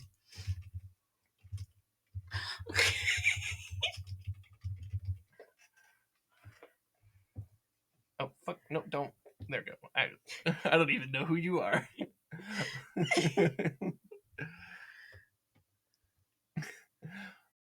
Also, yeah, we have 2 levels of S tier. That's great. Okay. So we could simp really hard here. Oh yeah, there he is. All right. Let's go in order like we did before. So I don't remember who this fucker is. I know this is one of Tingle's slaves in Wind Waker, but I don't really have much an opinion of them. Mostly because I don't. Did they even have personalities, or were they just being exploited by Tingle? I don't even know. And there's like at least 3 of them here. I don't even remember there being 3. I remember 2, but I guess there were 3. I don't know. Let's put them here. I don't really remember them. All right, okay. We got the first one that I for sure know who they are. Beetle. See, is this Beetle in general for the entire franchise, or is this specifically Wind Waker Beetle? Let's see, is there another Beetle here? I'm not really seeing another Beetle here, so I might have to evaluate this as representing all the Beetles in all the games. There's a lot of links here, yeah. Alright, so I will evaluate this as Beetle representing Beetle from Skyward Sword, Beetle from Wind Waker, and Beetle from Breath of the Wild, because those are the ones that I remember Beetle being a character in. I fucking love Beetle. Cool dude, very chill, and runs his own business. So he might actually make really good husbando material because he can provide money. He's very chill, very fun, and is just always amazed by the stories that Link can share with him or whatever. Because like I think particularly in Breath of the Wild, he has like the line that's like "Wow!" So he's very enthusiastic. He's actually a pretty good husbando. Let's put him as S tier. I was kind of leaning towards A tier, but I'm like, no, he's pretty good. Come to think of it. Anyways, I don't know who the fuck this is. Okay, Dark Link.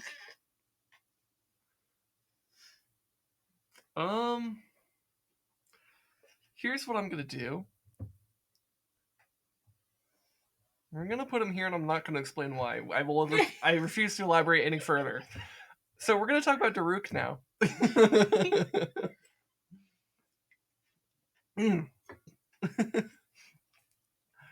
So Daruk, let's see. He's the Goron champion from Breath of the Wild. He's afraid of dogs. Is he afraid of dogs? Mm-hmm. Oh my god, that's cute. Is that a Hyrule Warriors thing? Mm-hmm. Okay, yeah. I didn't play Hyrule Warriors. So Daruk's a total bro, which I'm probably going to say about every single Goron on here because all Gorons are bros. They're not bros, they're brothers. That's right. Thank you for correcting me, wife. So I think he's a very cool, fun guy, and you know what? He protects you. Because it's literally called Daruk's protection, right? Like the power, yeah. So, like, he's always looking out for you in a way that like most other people won't. So that makes him a very good friend. But maybe he's just friend material. I don't know if he's really husbando material. Very good though. I'm gonna put him in A tier. Mm-hmm. And then we got fucking Darunia here. He's also a bro. Again, Goron. But he's a bro in the sense that he is the type of person that's willing to throw himself into perilous situations for his people. Because like he went into like Death Mountain where fucking I forgot the name of the dragon, but the fucking dragon that eats Gorons was in that dungeon, and he's like, I'm gonna go in there, I'm gonna save my people from that dragon, and then he promptly, I think, died, and then gets awoken as a sage. I don't know how that works, to be honest, because it feels like I don't know if are the sages from like Ocarina of Time supposed to be dead, but also not. I don't know. Point is, this guy, he cares about others. Very cool person, willing to put himself in danger for the betterment of other people. And also he likes dancing. He likes Saria song. I think A tier for very similar reasons as Daruk. Alright, now we got the Deku Butler from Majora's Mask. This guy loved his son. And, he's a butler. He knows how to, like, provide and help you out with things. I think he's a loving and caring person. He's S tier. I'm going to put him S tier. Now we got Deku Link. Okay, so question. How much should I evaluate? So, like, because, like, Deku Link, Goron Link, Zora Link, they're all just the hero of time, right? So, like... and also a child, so should they even be allowed?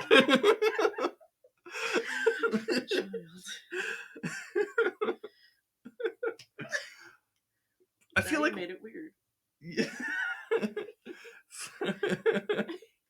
You can add another row. Okay. Let's add another row. Called. Let's see. What color? child. What color? I guess just blue. Oh, wait, no. We're still on the detail. Okay. Add row below, and then we make this blue, and call it literal. No, fucking literal child. There, that makes it easier for me. I don't have to evaluate it. I don't have to think about the efficacy of it. It's just done. We're fine. All right, we got Demise, the great demon king, and the whole reason for all the problems in Hyrule. Look, he's an abusive boyfriend. He fucking like shattered part of the world just because fuck you. Like, he wanted to like consume Hylia's soul.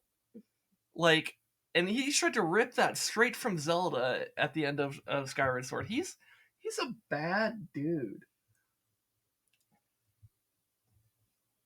He is pretty hot though. But still a bad dude, D tier. Alright, let's see. What is this guy? Lagus? Oh, I kind of vague. He's from Skyward Sword. I'm trying to remember which guy he is from Skyward Sword. I'm looking at him, his face there, and I'm like, oh, I think I liked this guy. Is he the swordsman guy? I think he's the swordsman. I think he's the guy who like teaches you to like cut a bunch of logs for like sword training. I think that's this guy. And he's pretty cool. I think that's who he is. I'm thinking B tier. Evan? Who the fuck is? I don't remember this guy. Wait. This is no, that's one of the Zoras from the band. He's the main composer, isn't he? Though he's also kind of a selfish dude, but he's part of the band. He's in a band. C tier. All right, then we got the fucking God, I can't. Fado, that's his name. From Wind Waker with his cute ass fight. Actually, literal child, isn't it? Yeah, literal child. We're moving on.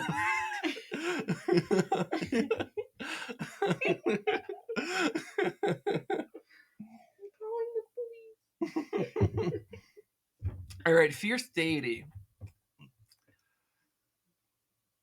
Okay. Question. So it says fierce deity, not fierce deity Link. So do I actually evaluate it on the fierce deity? Because if that's the case, then we have to actually consider this. Well, if You see, Your Honor. Didn't count. It does just say the fierce deity. So if we assume the fierce deity, I could speak. If we assume the fierce deity is like a manifestation of like the spirit of Termina, which is how I interpret it. I personally think that's what the fierce deity is supposed to be, is like a deity to kind of represent Termina itself. He's a pretty good dude. Very powerful too. Like, my God, you want someone who could like beat up all the bullies for you? Split you right in half. Split you right in half.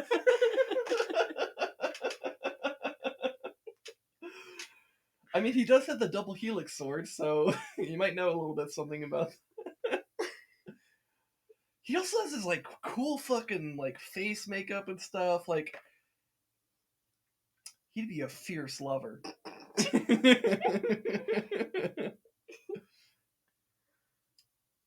You know what? I think that's all the elaboration we need.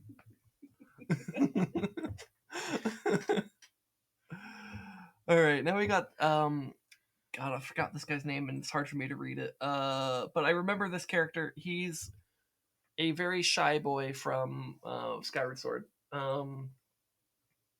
He's nice. I think that's mostly it, though. Wait, wasn't there a whole side? I think there's a whole side quest arc where um,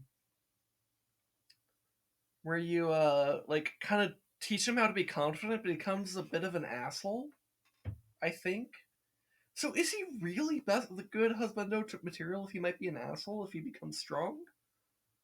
Because I seem to recall there was something like that. I could be misremembering though. We're gonna put him in C. All right, so now we got Hyrule Warriors Ganondorf. So Ganondorf, let's just for all the incarnations of Ganondorf is literally the reincarnation of Demise in a Gerudo body. So bad dude, not good husband material, but varying degrees of how hot he is.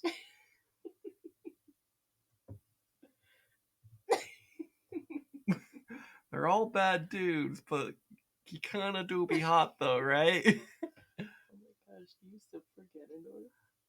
Maybe.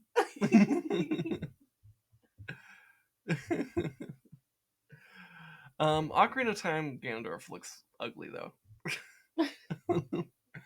Like, what's up with his nose? No. What's up with Ocarina of Time Ganondorf's nose? It's all like, meh. Like, ew.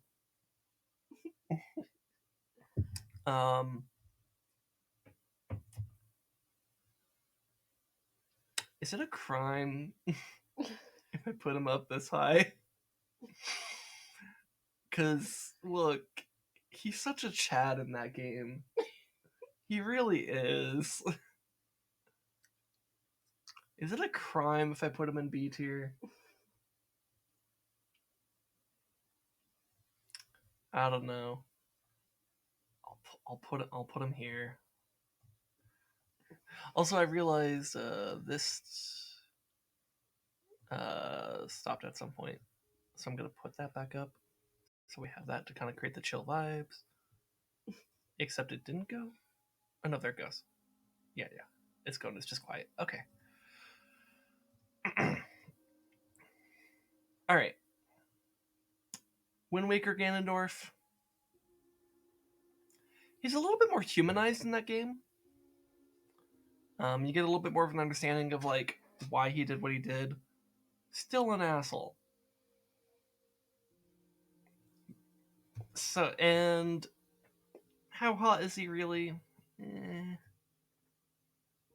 His nose is weird in like the opposite direction of like Ocarina of Time's fucking Ganondorf, right? It's, I don't know. I'm not into it. Now Ganon himself, like the actual like demon form. In fact, is this the only Ganon we have? Yes.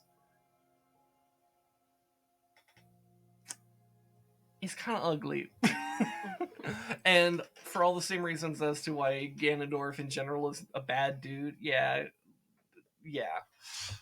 Now Girahim, servant of Demise, loyal simp of Demise, you might even say. And such an elegant one at that. What that mouth do? Yeah, what that mouth do? I mean, well, he has a wild tongue. And he's a very fabulous dude. Bad dude. But, like, maybe I could fix him. Stop.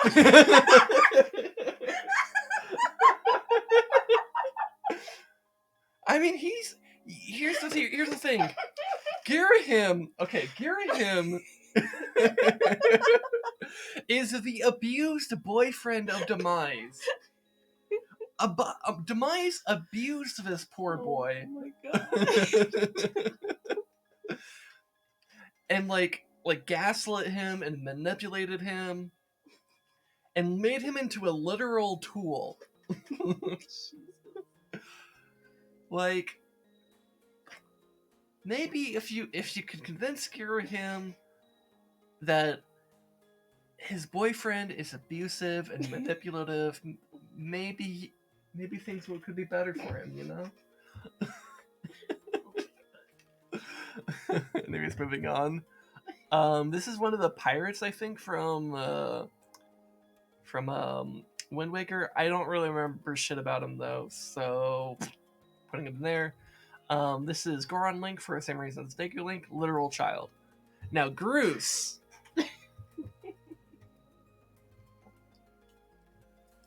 Need I say more? I mean, look at the hair. Like in fact, I'm gonna put him at the just like. Actually, hold on. Better idea. No! We're gonna make a row above, and it's simply gonna be called Groose. Oh wait, no, I renamed this one. My bad. No, this one is gonna be called Groose. We're gonna make it red because his hair is fabulous.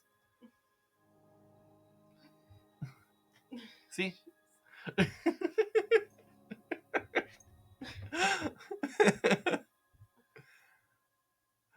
Alright. Okay, then we got, what, Jappa, the bassist from that Zora band. I fucking love him. He's such a chill dude, and I like him. He plays bass good. He's chill dude. He just vibe. He's just there to vibe, you know? A tier. He's great. Alright, then we got Cafe. Cafe really loves his fiance and risked his life to restore his adulthood status and retrieve the mask of that would basically be like the marriage symbol thingamajig. Very cool dude. Literal husband at the end of the game. So, you know, if in terms of a husbando tier list, maybe we should put him pretty high up because literal husband, you know? He's also got that purple hair, so that's kind of cool.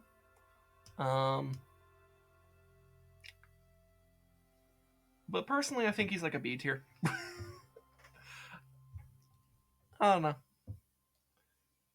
Now we got Cass. I love him. Cass is great. Cass is a bird. He's a bird bard. I love the bird bard. I love how he plays his accordion. You haven't finished his quest. I haven't even finished his quest line yet, but he's pretty great. It's amazing. I'm told the quest line is amazing. So maybe my opinion will shift after I do this, but personally, for me, I think he's a B. Which is good, mind you. But I'm also not into birds. My wife has taken the mouse from me. So my wife would put him in double S, just so you know. No, don't. You can't take Groose out of Groose tier. He's literally the only one who can be in Groose tier. Give me the mouse back. Give it back. Alright.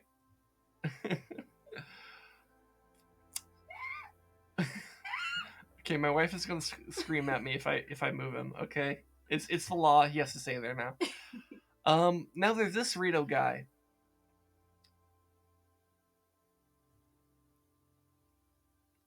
I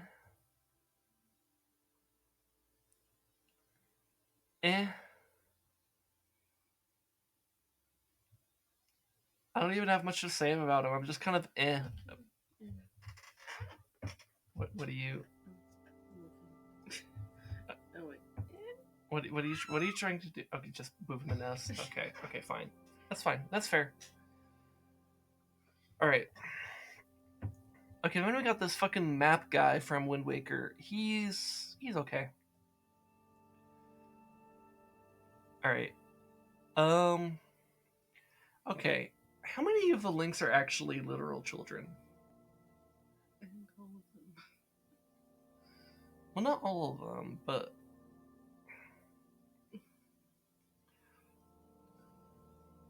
I don't know about this one. Okay, let's go. These are the ones I do know. Like, for example, I assume Minish Link is. We know Majora's Mask Link is. We know this one is. I honestly don't know about any of the others. Like, they're all young at this point, but like, I don't know if the rest of them are really children. So, I don't know. But I will say about this one, I'm not terribly familiar with like original Link from like the original Legend of Zelda. Same goes for this one because I think that's the same Link. Um, and then I haven't played Link Between Worlds, which also might be a literal child, but I also just haven't played it, so he'll go there. And I don't really have much of an opinion aesthetically either. So okay, so Breath of the Wild Link is a fucking gremlin. That's what he is. Cute though, very cute. So B tier. He's a cute he's cute, but he is a gremlin. But he is cute, but he is a gremlin. Gerudo outfit. I didn't consider the Gerudo outfit. I forgot the Gerudo outfit was a thing. If specifically Gerudo outfit Link was on here, that it would probably be like a triple S.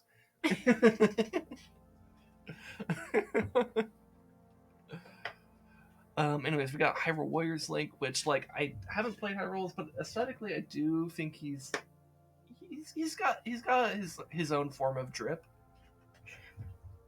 So like maybe a B.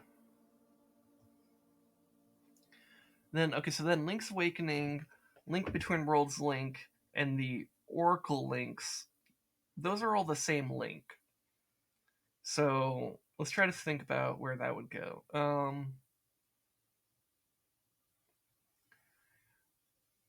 Well, he's the hero of legend, saved the Light World and the Dark World.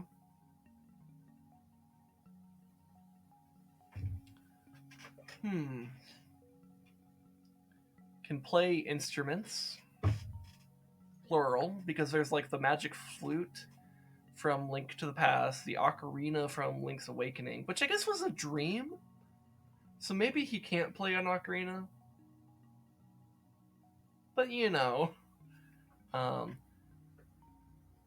he's the type of person that I think cares a lot about the people in the world, and also cares about doing the right thing. So I think he's solid. But maybe just okay. I don't know. So maybe he's just a C tier. I'm gonna go C tier on this one. Okay, so Ocarina of Time Link as an adult. He's alright. I'm gonna put him in B tier. Skyward Sword Link. I think it's a child. He's like 18, isn't he? What point being like they're all young, right? 13. He's not fucking 13. Are you insane? You insane? He's not 13. That's ridiculous. No.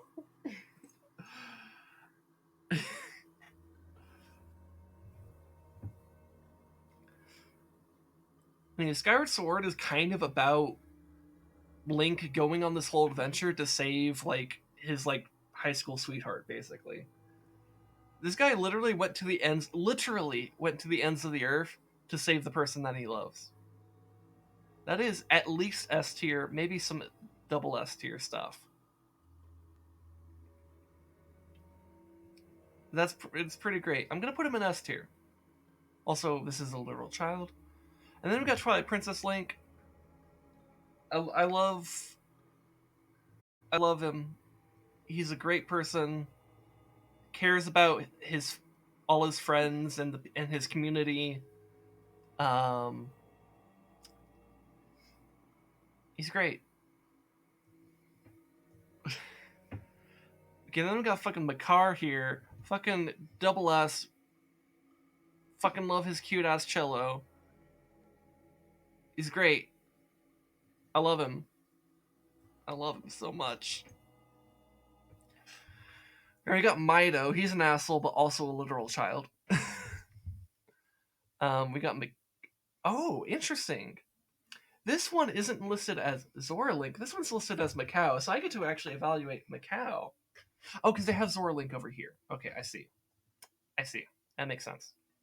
But Macau we get to evaluate separately. Macau is such a cool dude. He like he risked his life to go save like the eggs of like the Zora eggs and like restore his like girlfriend's like voice and shit like that. He died in the process, so that sucks. But before dying, this guy was like such a fucking like music nerd that he was like, "Hold on, strange child that just pulled me out of the water. Before I die, let me play you the song of my people." And I think that's such a fucking awesome thing. So he gets to be in S tier. He's great. Anyways, I don't remember this guy. I know he's one of the pirates from Wind Waker. I don't remember him. This is the villain of Oracle of Seasons, but I have barely seen him, so I don't even think I can form an opinion on him. So I'm gonna put him there. Then there's Pippet. He's a mostly good dude from Skyward Sword. Um, he can be a bit. Um, he's a bit uptight, but like he I think wants to do the right thing. I think he's solid. I'm gonna put him as B. Then we got fucking Poecatcher. I don't know, man. He's kind of creepy. Um, put him in D tier. Then we got specifically the post. Wait, so is this the postman from any specific game? No, okay, this is just the postman in general, representing all postmen everywhere. He's a dork, total dork, weirdo, but kind of in a lovable way. And he's very diligent. Very diligent. And actually that's maybe something that's a bit underrated. I'm actually gonna put him as a B tier because of that. Very diligent to his work, very committed. But maybe a bit too committed. He might not be an attentive lover, but maybe a good worker. I don't know. I don't know. Maybe we just don't know enough about him. Maybe we need to have like the next Zelda game give us more info on who is the postman, you know? All right, then we got this other bird guy. He was aight, but I don't know. I'm not. The birds work for the bourgeoisie, so you know. I don't know who this is. Oh, this is a fucking guy from Link Between Worlds. That's like you from Low World. I haven't played the game, but I've like watched a playthrough of it. I kind of think he's a cool dude. I think he's like A tier dude. Okay, then we got Renato from Twilight Princess. He's a dad, but also like a spiritual leader and stuff, and he's kind of chill. I think he's good husbando material, like an A tier type stuff. Then we got Rivali. Rivali is a fucking asshole, and also a bird. I don't give a fuck about Rivali's So we're gonna put him in D tier. Then we got fucking Russell. He is also a dad and also a cool dude, and he's such a good mentor to Link in Twilight Princess. He's a double S tier. He's great. I love him. And this is is this the Sploosh guy from Wind Waker? Is he the one that goes sploosh? Is that who I'm thinking of? Yeah. Okay. He's fun. C tier. Shad. What a this guy is a nerd. That's he loves his books. He loves his history. He loves his lore. And I think he's a cool dude. I'm gonna put him in B. Sidon. He's a bro. Will he love his books more than me? That's a good question, and maybe that's why he's in B tier. B for book. Sidon, very cool dude. Such a bro.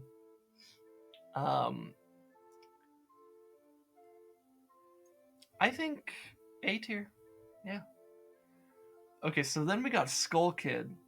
I mean, literal child. So that we're moving on. Okay, so then we got fucking Tail. That's weird. We don't have Tattle, but we have Tail. Really? That's fucking weird, bro. Oh wait, because this is Husbando tier list. I kind of forgot. Yeah. Wait, so is Tail gonna be on the waifu tier list? Or Tattle? No, we got Tail. You know what I mean. Tail cares a lot about his sister, and wants to do the right thing, but also is like pretty willing to go along with like Skull Kid under the influence of Majora's Mask, and like I don't know, he seems maybe a little bit too open to some of the shitty behaviors, and was a bit hesitant to break out of it. But he did sort of step out. He did step out of line enough to kind of tell you which regions to go to. So he's not awful. I guess a C. He's okay. Then we got Teba. This is like the fucking guy that like helps you get onto the. Teba literally left his wife He literally to left his go wife. and be at the flight range. Yeah. For God knows how long. So not a great husband. Go back. Yeah, but yeah, let's put him in that. What? You think he should be a C? He went back. He did go back. That's true. Yeah. Okay, fair enough. But you know, he's probably needs to go to like some like marriage counseling with his wife after that. But like if he does, like, hey, you know, someone who's willing to go to marriage counseling with you, that might be husbando material, you know. All right, then we got the Zora drummer. He's B tier. I think he's pretty chill, and just like the other Zora band members, he's there to vibe. All right, so now we got Majora's Mask Tingle. So the one from Termina. He just loves his fairies. He loves his maps. He's there to vibe. I think he's a C tier. So I'm gonna create another level here, and like I'm gonna make it. Oh fuck! I keep on forgetting that's like not the one I'm updating for. So add row below. Close this one. Then we change the color here. We're gonna make this one like fucking gray because EU. Just no. I'm gonna make it no because this is the only person who ends up here. Tingle from Wind Waker is just he's so creepy. Like he has literal slaves. He's a capitalist. He's what? He's the guy that the parents take their kids to the other side of the street to avoid. He's the type of person that like if you're walking your kids, you're gonna go to the other side of the street just to avoid this person, as you should. He was in jail in the original in that game, and that was for good reason. He should be locked up. And the worst thing that Wind Waker Link ever did was free Tingle from jail. It might be the worst thing that any of the Links have ever done. It's pretty awful. Anyways, Vati, I don't really have much of an opinion on. I haven't played any of the games that he's in. I don't know who the fuck this is. Yeto is literal husband, and oh my god, he's so loving and attentive. He is double S. He's like fucking like when his wife is concerned about the mirror shard, he's like, forget about the mirror shard. Forget everything. Just know my love for you, and that is good husband. Yuga is ugly, and also like the low roll version of Ganon, and then gets fused with actual Ganon, and yeah, it's not great. Oh my god, I forgot the score on Child.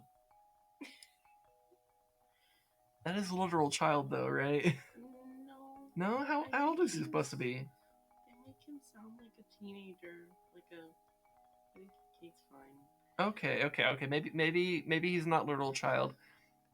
He's like descendant of Daru. Yeah, he's very adorable. I think he's a very honest and caring person. But he very very anxiety ridden individual.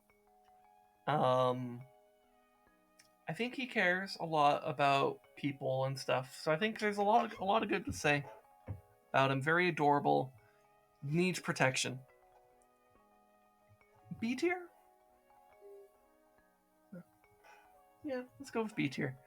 Then we got Zant. For similar reasons to why, you know, all these iterations of Ganondorf are down here, he's gonna be down here. But then there's also the fact that, like, okay, Ganondorf has, like, you know, plans and shit. Like, he has, like, he's a diabolical villain. But, like, Zant is fucking crazy. Like, Zant is, like, one of the craziest characters in all of Zelda. He's absolutely bonkers insane. Literally lost his mind. Well, or maybe not literally, but, like, he figuratively lost his mind in his pursuit of power. And when things just don't go well, he just fucking snaps. That's not good husbando material. But yeah, here we go. Husbando tier list.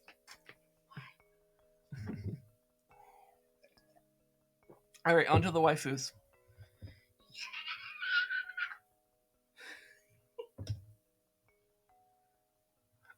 There's a protect here. I love that. Thank you. First, find. Is this recent? I don't know. Does it have Breath of the Wild in it? Because Pyre needs to be protect. That's a good question to ask. Oh, does this but not? The fucking chicken is. Oh my god. Wait, so is this not doing this one? Find a different one. Wait, isn't like Tier Maker like a fucking like new like 2 years ago new type of thing? No? Because I'm surprised there's no Breath of the Wild characters. Okay, yeah, we'll find a different waifu list so we could get Breath of the Wild characters. Maybe a tier list and not put Urbosa in there. Good point. Wait, hold on, let me go check this one. Is Telma at least in here? Because, like, I fucking love Telma. Telma doesn't get enough love.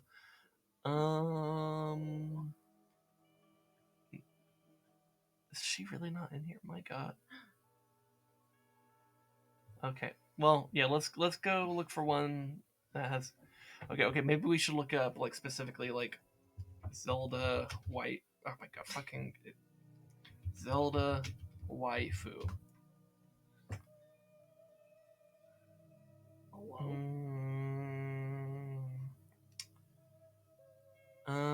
Oh, ranking every notable Zelda waifu. Okay. This should be it. So we got wife material, best grills, cutie patooties, and trash taste. Okay. Alright. And they are. What? They are in there. Come on. Oh, yeah. Alright, so first we got Skyward Sword Zelda. She's wonderful, actually. She's either a best girl or my wife material. I'm on the fence between the She two. pushed you off of a statue. And That's ex-waifu. She killed you and collected insurance money. Your point? You're saying this like it's a bad thing? Have you considered that maybe I just want to fucking die?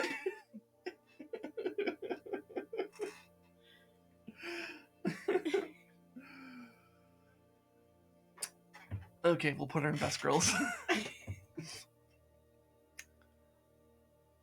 Alright, so then we got Twilight Princess Zelda. She's a dom.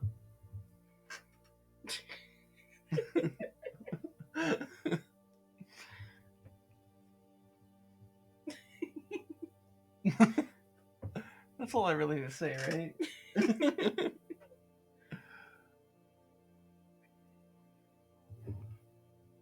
Alright, then we got Breath of the Wild Zelda. I think she's okay, but I'm not super into her design or her as a character. To be fair, yeah, I haven't done all the memories, so like maybe my opinion of her will shift as I unlock more of those when I play more Breath of the Wild. She's not waifu though. She has too much trauma. She's I'll do it. Too much trauma to be a waifu, according to my wife. So you're saying she should be a best girl? Mm-hmm. I don't know, I'm kind of feeling cutie patootie. Doing her best, girl. Doing her... That's a lot of characters here, to be honest. And I'm thinking here. I'll leave it just because you don't know yet. Fair enough. Fair enough. Alright. So then we got... So is this Melon or Cremia? I don't know. I think this is Cremia.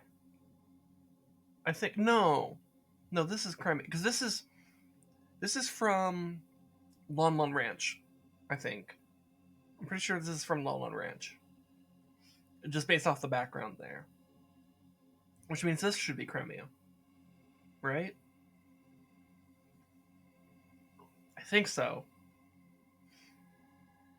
Anyway, so Malin...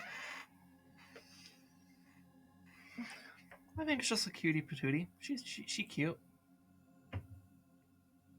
Alright, so we got Agatha, the bug girl.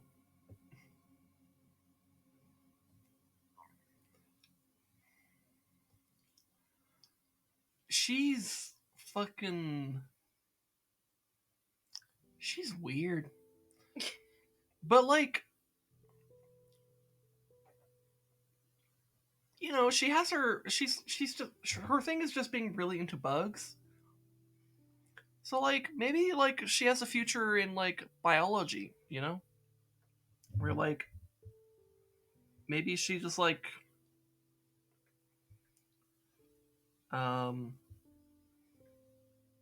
ends up, I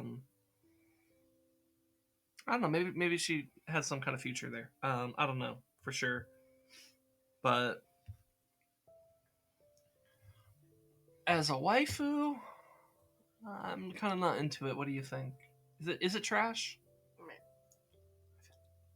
I feel like trash is too mean. Can I just say like... maybe I just say like No, thank you. Yeah, no thanks.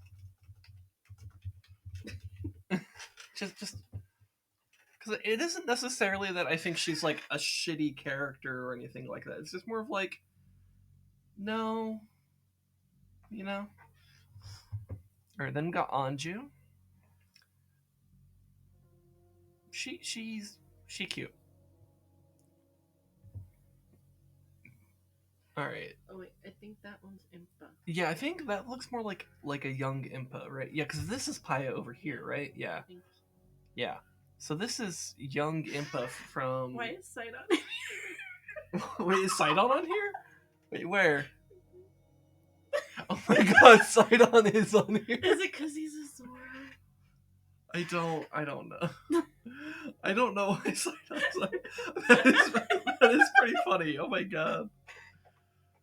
Why? That is so funny that Sidon's in a waifu tier list. Husband and waifu. Husband and waifu. That is true.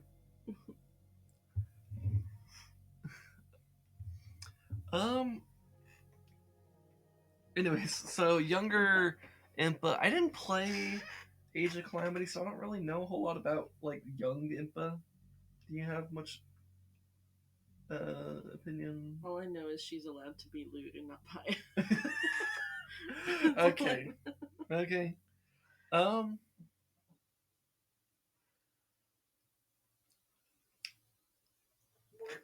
We'll just put her here for now.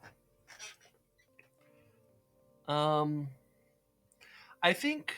Oh God, I'm forgetting her name. Ashe. I think her name's Ashe, or something like that. I think I think Rez might be more into her, but she's not really my thing, so I'm kind of gonna put her in eh. But because she's like kind of like a bit tomboyish and like I know how to fight type of thing, and like that's fine. Split her in half. But like I don't know, I don't think it works for me. But I think Rez would be much more into it. So this is Cremia, I believe, and I think she's wonderful. I think the characterization of Cremia and Majora's Mask is done very well. And she gives you some of her special milk at the end of it. Which let me clarify. The milk from her cows at her farm. Okay. You want to know why they call me Cremia? And it may or may not be mixed with alcohol. Ew.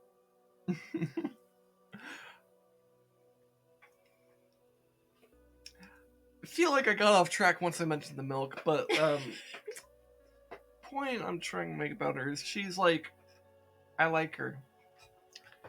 Anyways, we got the fucking water dragon Farron. She's kind of an entitled bitch, to be honest, but she is a dragon.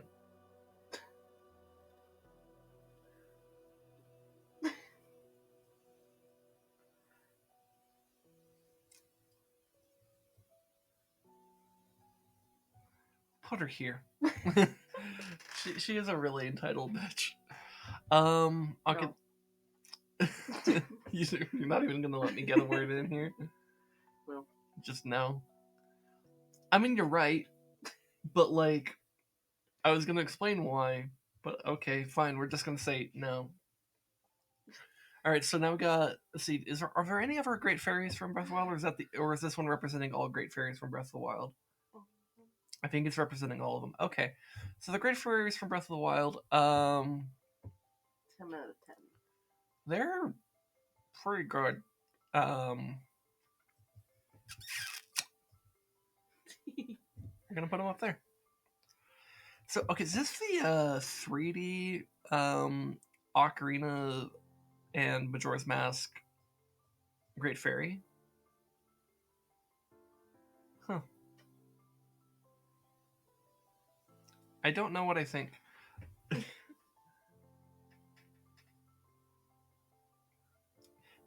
I haven't played the 3D remakes though, so like I don't really know how well that picture really represents them. So I don't know. I'll just kind of go on this one. And then the one from the actual like Nintendo 64, I'll just say no thanks on that one. I don't need the triangle tits. Oh, this must be specifically from Ocarina of Time because there's also this one, which I know is the Great Fairy from Clocktown, I believe. And this is the Great Fairy from Twilight Princess. And she's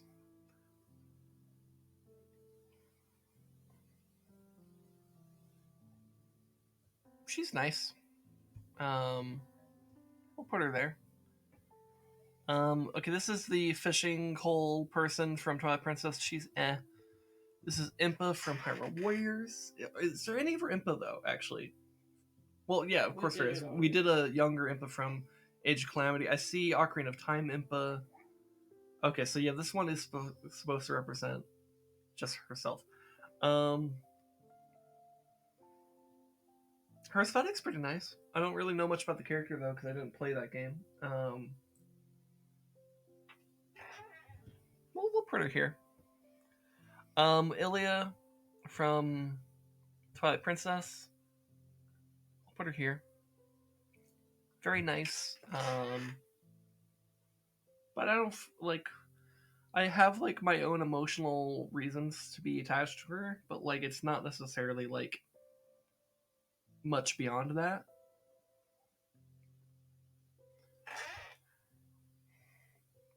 All right, so we got Hyrule Warriors Zelda. I think it's. I like the aesthetic.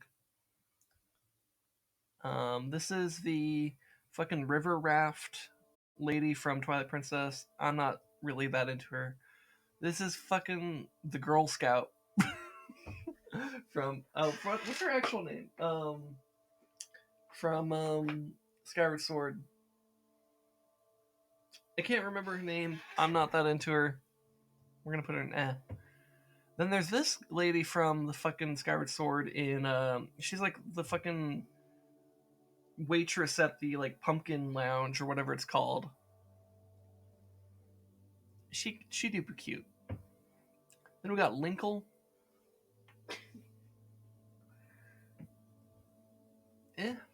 I mean like cute, but not much beyond that for me. Then we got Pipit's mom from Skyward Sword. No.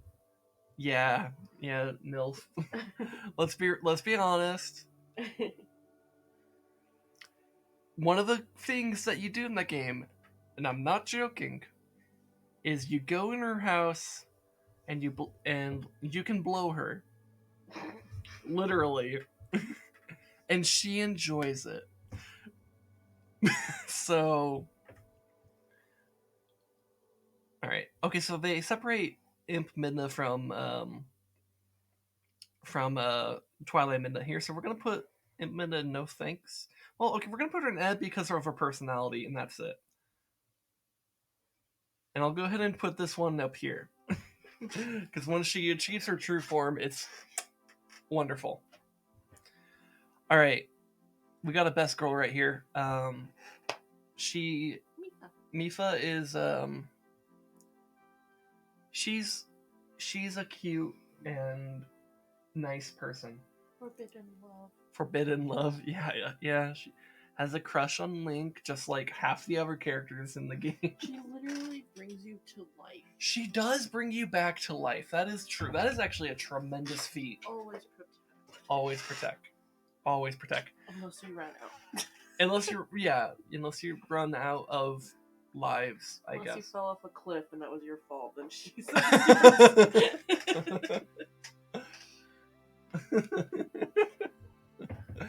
Alright, and then we got Naburu. I actually think Naburu is really underrated. I think she's actually pretty fantastic. I think she's the best girl. Impa from Ocarina of Time, I'm kind of on. Zelda from Ocarina of Time, I think is fine as a cutie patootie. This fucking girl from Skyward Sword, I can't remember her name, but like, she is fucking cute. I'm gonna put her as the best girl. Even though, like, there's not really much to her, but it's, I don't know. I think she's cute. Then there's Paya. She's a best girl. Then there's fucking we got Sidon. I mean, who wouldn't want to marry Sidon, right? That is obviously wife material. Obviously. And then we got Ruto, who wants to be my wife material, but is just eh. And then we got the fucking what's her name? Pyrrha? Not Pyrrha. God, Is it Pyrrha? I don't remember her name. This is the fucking scientist lady though from Breath of the Wild. I knew it 5 minutes ago. Oh, is it Pura? I think it's Pura. She's a cutie patootie. I haven't met. She's, I think, a child. I haven't met. What's her name? It's Riju. Riju. I haven't met Riju yet, but she do be cute. I think she's a child. I think she's a cutie patootie. So we're gonna put her there. Right? Yeah. Then we've got Princess Rutella or Queen Rutella from Twilight Princess. And here's the thing you need to know about her. She's dead. But like actually though, like that's literally how you meet her. It's like she shows up as a ghost and it's like, "Hi, thank you for helping my people. Can you go save my son? Also, I'm dead." They murdered me in front of my people. It was not a great time, you know? But she cares about her son, she cares about her people. Honestly, she's a best girl. Such a loving and caring person. Actually, you know what? With that type of nurturing and love that goes even beyond the grave, maybe that's wife material. Oh my god, mommy material? Shut up. Alright, then we got Impa from Skyward Sword. She's a stuck-up bitch at first, but learns to kind of like open up afterwards. So I think she's can be a cutie patootie. This girl, simps for you in Skyward Sword so hard that it might actually be a problem. But she do be cute.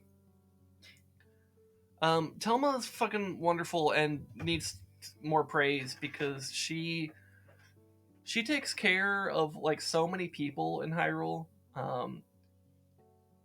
and like provides a hideout for like the resistance group in Twilight Princess. She takes care of Hylia and Prince Rallis, while like they're in distress. Like she's great, and like she'll provide you some good drinks and shelter and stuff like that. Also, if they have the fucking what's this fucking bomb chew girl lady from the Ocarina games, that's funny. I'm kind of on her, but I think it's kind of funny that they included her. Then we got Twin Rova. No thanks. Well, we're just gonna believe her at there's something there, but not enough to really want to, you know. All right, then we got a Rosa. I mean, the question is she a best girl or a wife material? I think that's the question, right? She's a fierce warrior, charismatic leader. She don't need no man. She don't need no man. She can't be wife if she don't need, well, like she don't need no person. She can be the best gay wife you ever had. She doesn't need. But she doesn't need to be that. But if she wanted to, you would be a fool to say no. I think that's wife material. Alright, then we got the fucking cute girl that looks like a cat girl from Skyward Sword.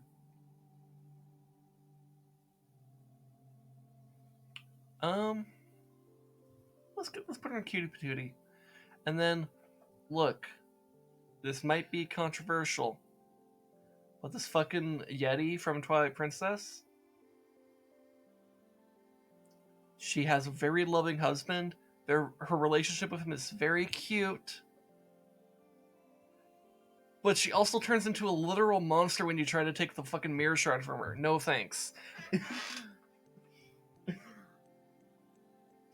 So, and she doesn't have the best memory.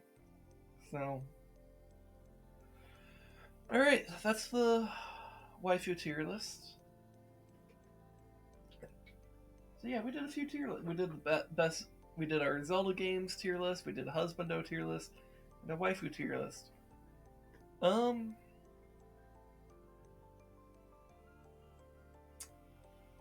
I think we're good on tier list for now. Let's. How about this? I think I might want another break here, and maybe when we come back, we could do.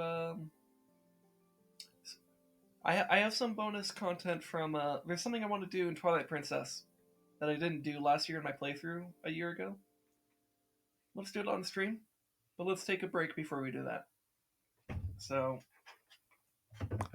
break Tim.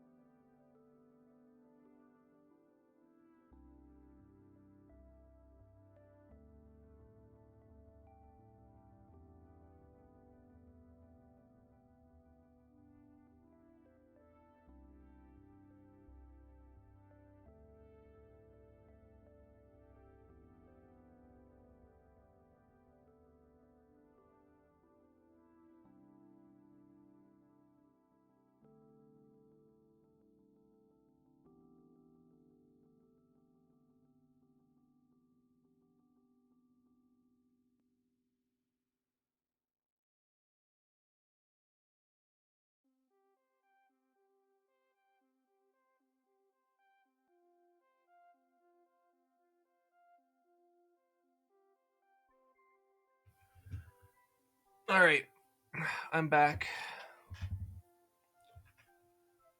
Alright, so talked a little bit about this earlier in the stream, but like a year ago, I started streaming and I was in the middle of a Twilight Princess playthrough, and I like played through that and like finished that game on stream and then moved on to other Zelda games and stuff. But there's something that I never ended up doing in that playthrough, and it's this thing called the Cave of Ordeals, which is kind of like a bit of a challenge gauntlet. So let me go ahead and pull up Dolphin Emulator, and let's go ahead and get to that. And here, let me go ahead and stop this music, as nice as it is. So we're gonna go ahead and do this. I'm gonna launch Twilight Princess. Oh, come on, full screen, please. There it goes. And yeah. Let me also change this to be...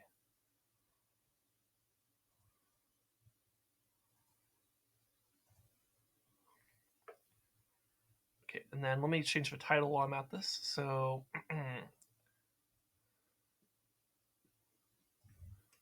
so I'll just do this.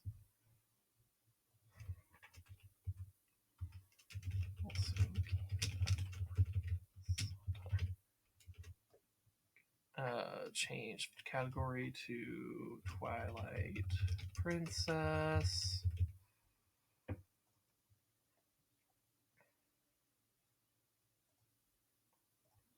Okay. All right. So it's been most of the year since I played this game, and I'm about to throw myself into a challenge gauntlet that tests your combat skills. In a game that I haven't played in almost a year. I'm sure this will go great.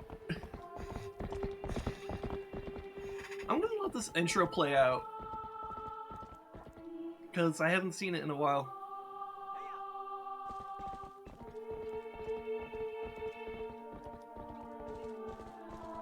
God, I love this atmosphere. I love the lighting, the kind of just like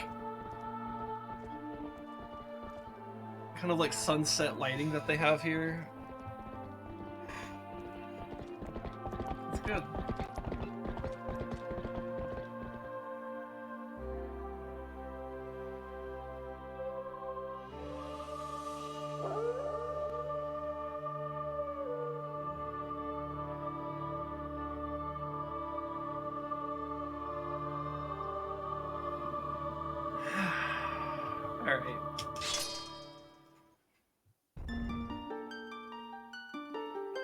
Alright, and here's that profile from last year. Let's just go ahead and let's get into this. Let's just do it.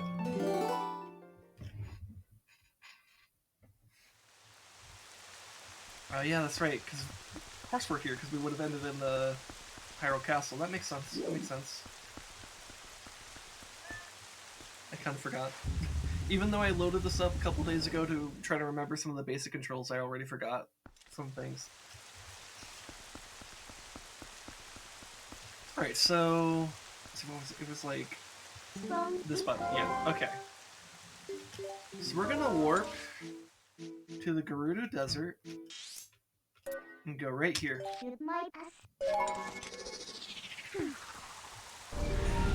Because this is where the Cave of Ordeals is.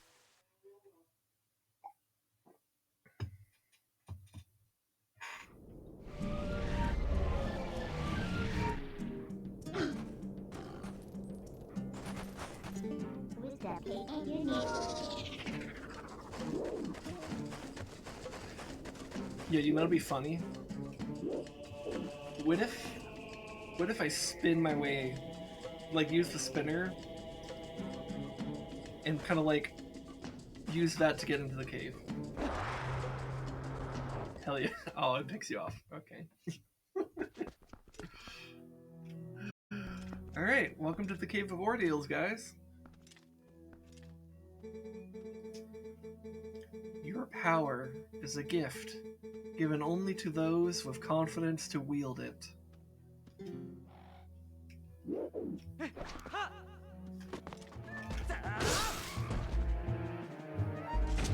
Oh, that's the first challenge down.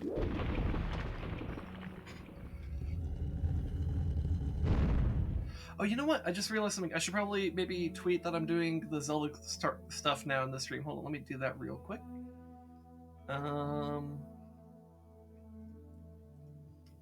Doing the Cave of Ordeals. Oh my god, I could spell Ordeals in Twilight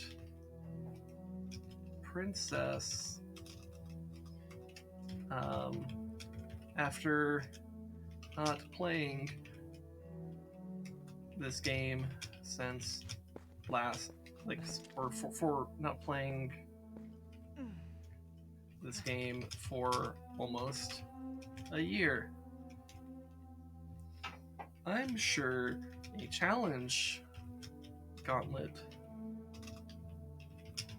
should go just fine.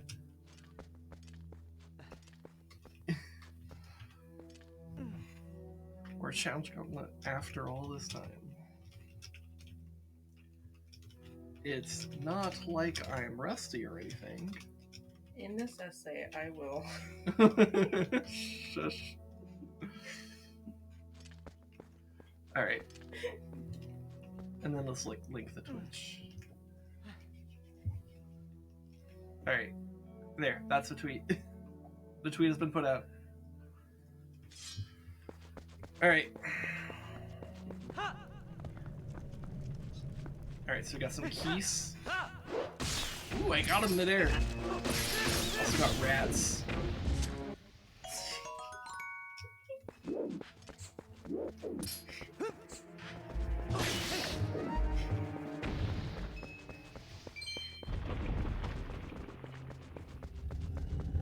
I just realized I don't even think I checked how many bombs I have. Let's see what I have in terms of bombs.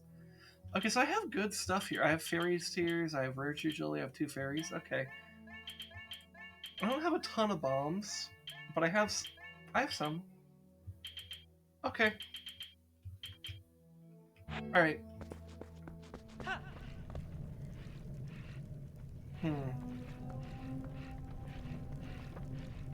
Okay, I think I can do this with the claw shots.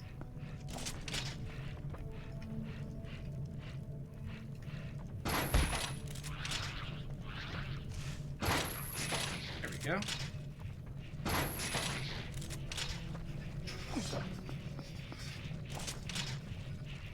Can I reach that one? Yes, I can. Oh, and then there's one down there. Okay, so let's fight these 3 separately.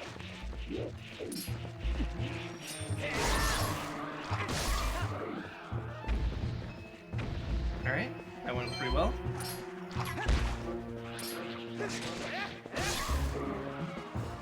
Alright.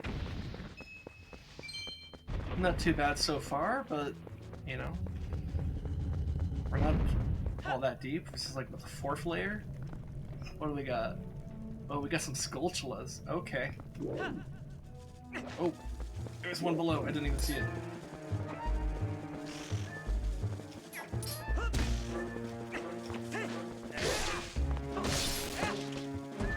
Alright, that's one down.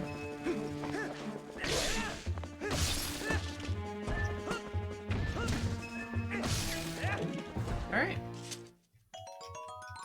Not bad.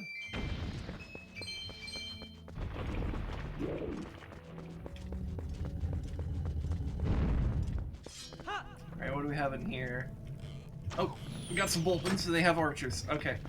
I think the best option is to just go in there and beat the shit out of them.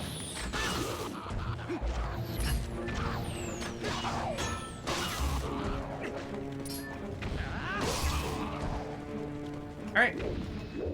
That works.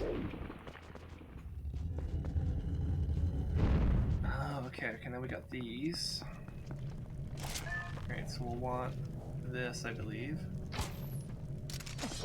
Excuse me? There we go.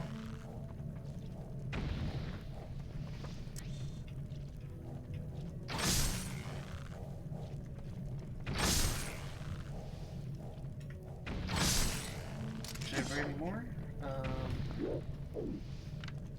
There's one more. Okay. Right? Yeah, there's not one above me. Okay, good.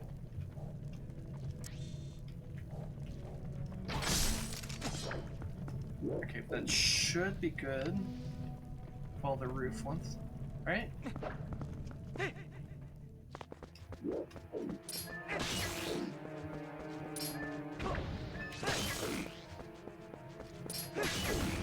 Just give him a good stab. All right.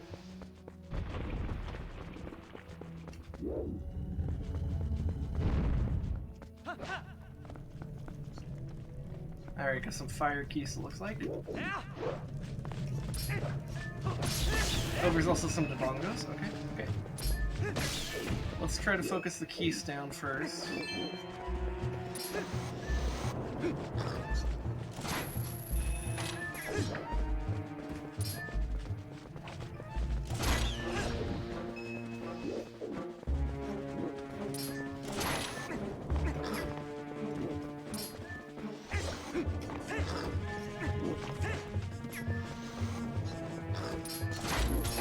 Alright, the keys have been dealt with.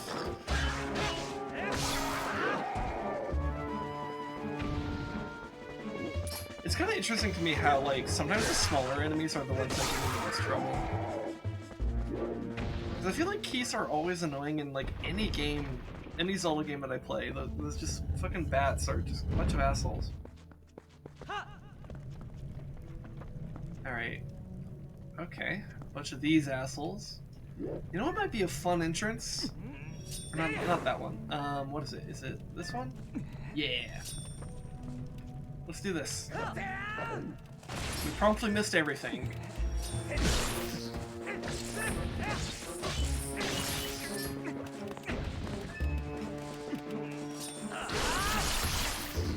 Alright, that worked though. God, that would have been so cool if we landed that though. Could you imagine? Alright, is there something down here as well?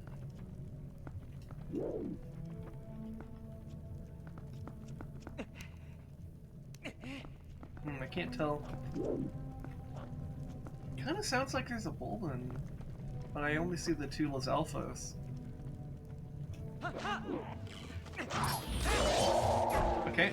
Yep.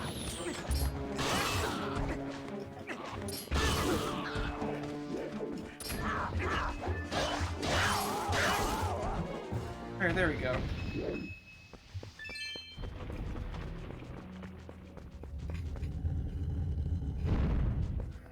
So I'm doing okay so far, though. One thing I do know about the Cave of Ordeals is that it doesn't really give you hearts. I think there's a few stages that do give you... Oh, hey, we're already here. There's a few stages that I think can give you hearts, but they're pretty few and far between. In fact, I think some of them are like, you have to turn into a wolf and like use your senses to find a digging spot. So this might be one of those. Let's see. Do I remember how to do? It was this, right? Yeah. It looks like this is not one of the chambers that has something to dig up. Okay, I do know there are some. And I think a couple of them can give you a heart or a few hearts, which is pretty useful. But anyways, let's talk to this mysterious misty essence.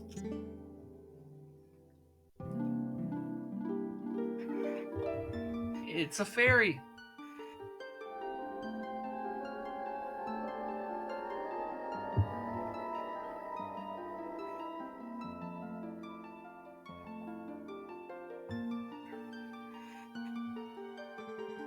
Welcome, hero, to the Cave of Ordeals. I am the Great Fairy. I reign over all the fairies of this realm. as their queen. In praise of your efforts thus far, I will release fairies to Ordon Spring. From this point on, you will have need of the ancient power that allows one to walk along a cliff without a single foothold. Alright?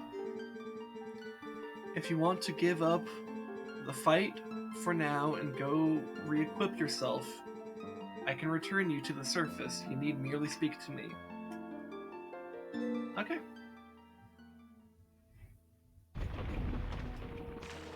Alright, so we have everything we need to get through all the levels here, so we can continue on. Okay, so Claw Shot will come in good. Will be useful here. Alright.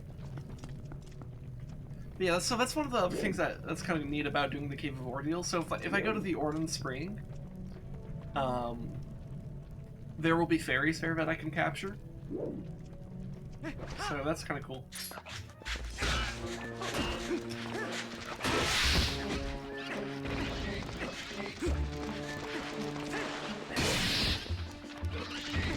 Fuck. Didn't know the rats were in here. Threw me off.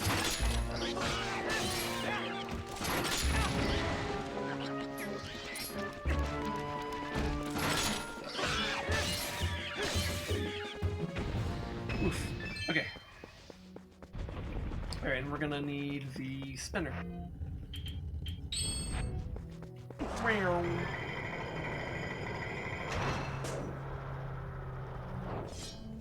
Alright. I see a big fat purple chew over there. Alright, let's go for it.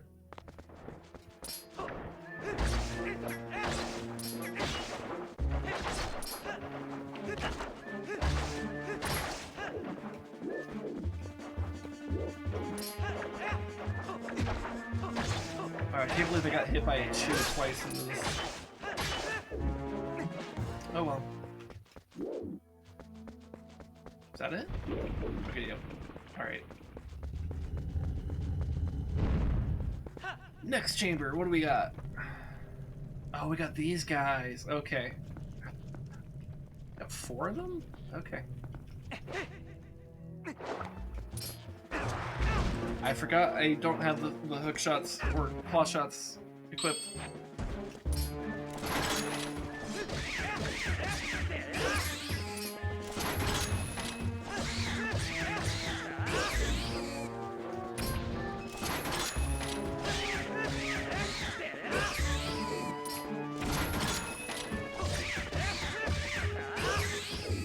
Alright, not too bad though.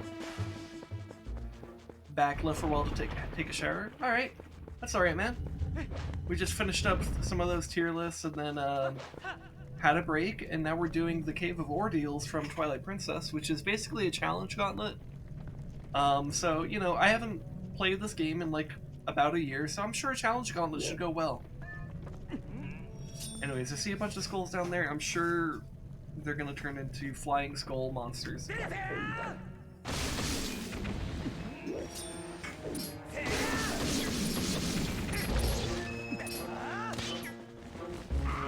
I forgot you can actually miss the finishing blow there.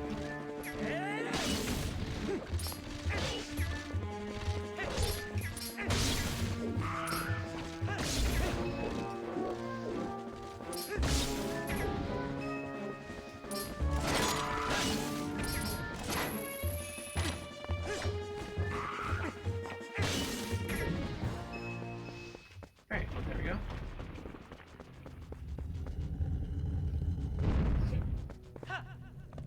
What do we have here? Bunch of Bulbins. I think they're all just Marauders. I don't see any archers. Oh, ooh, some of them see me, so they're gathering underneath me. I like this. Keep gathering. All right. So I'm gonna do one of these.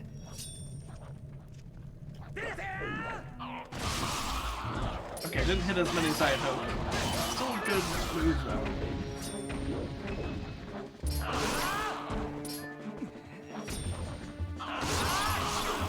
There we go.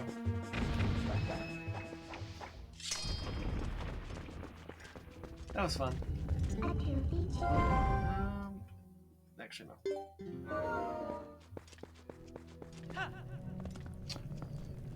Ooh, it's dark in here. Okay, I see keys. Given how dark it is, actually, maybe I was right to have the instinct to press this. The fact that I played this game a million times was telling me something, maybe? I don't know. I'm looking to see if I could spot something here, but I'm just kind of not. So... maybe I'm wrong. Maybe it's just dark. In any case, we can still enter like this.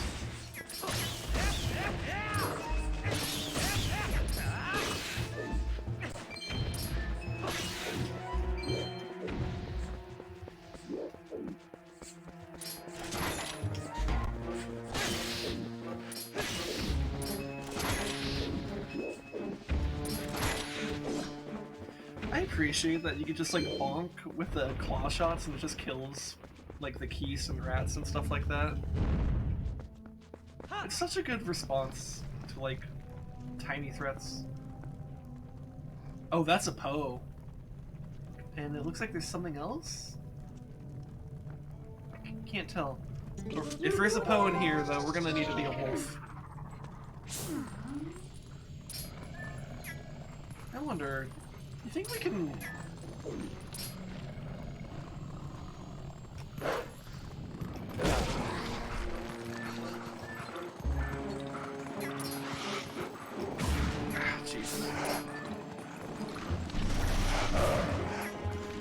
Okay, let's see if I can do this.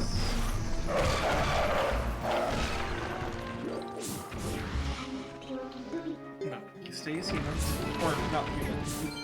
Literally the opposite of that.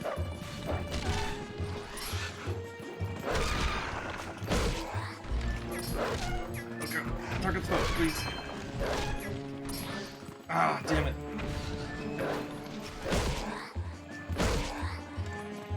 So we need to get the Poe soul. No! Fucking... God, these fucking the Stalfos wolves are such a bitch. Ah.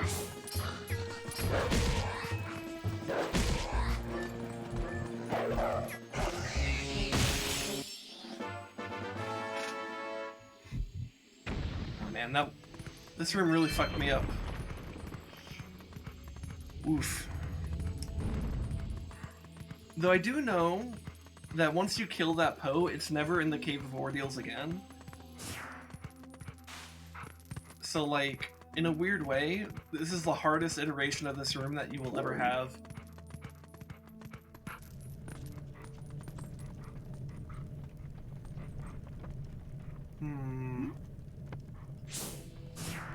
I don't see what we're supposedly gonna be fighting down there.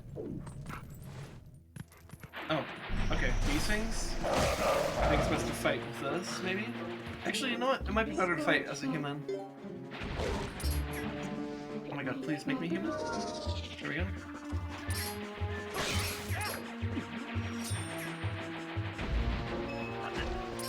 How dare you come out and want to do this? It's rude.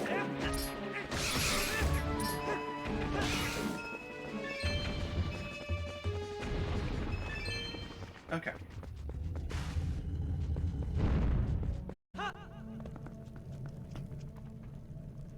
I see a chew down there, but what else?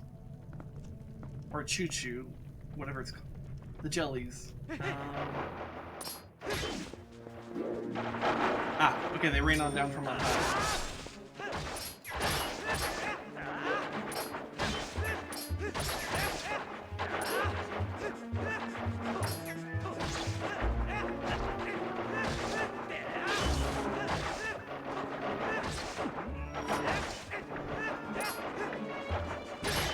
There we go.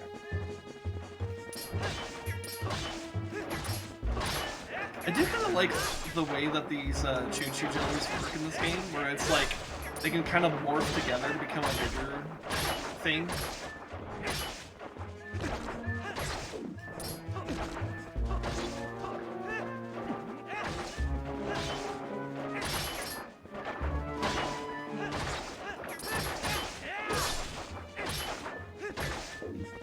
kind of interesting.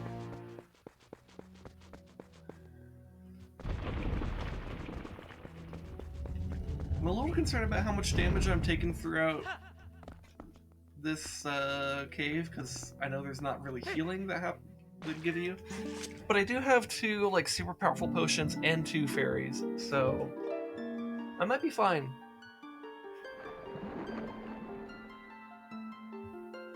So I'm trying to think how many checkpoints are there, because this is like the 2nd checkpoint. Well, it'd be 1 for each fairy fountain, right? So there's 1 in Ordon Village, there's 1 in Faron Woods, there's 1 in Elden Spring, and then there's the Lanayron, so this would be the 2nd of 4? Okay. Alright. I am impressed that you have made it this far, hero. In praise of your efforts thus far, I will release fairies to Faron Spring. From this point on, you will have need of the power that allows one to break through massive frozen blocks of ice. Okay, so I'll need the ball and chain. If you want to give up the fight for now and go re-equip yourself, I can return you to the surface. You need merely speak to me. Alright. Well, let's go ahead and persist. We will need this. I hear some bokoblins. And we have ice keys. Okay. Actually, maybe I shouldn't start with the... Actually, no. If I remember correctly, I think actually the ball and chain is low-key one of the best defensive items in the game. So let's do an explosive entrance, in which I miss everything.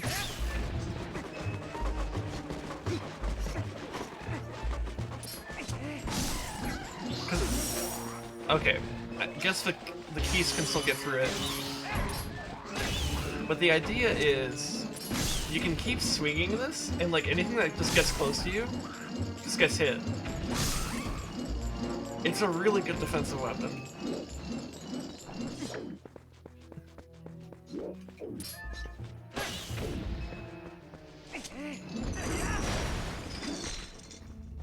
Alright.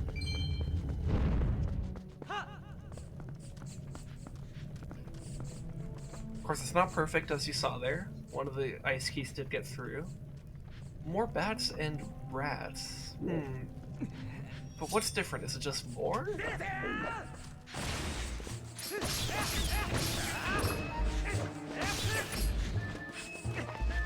Oh, I know what's different. I know what's different.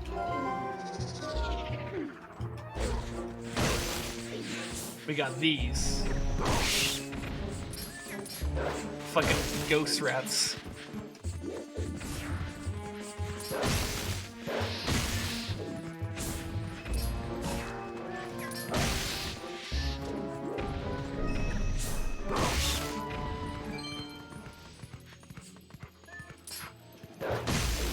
Oh, there's a diggy thing.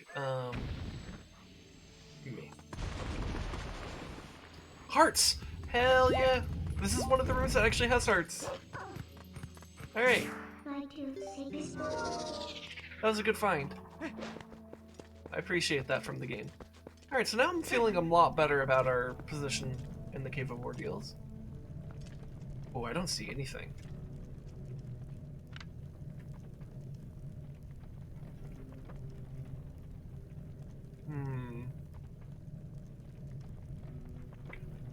I guess maybe something will emerge from the ground. Oh yeah.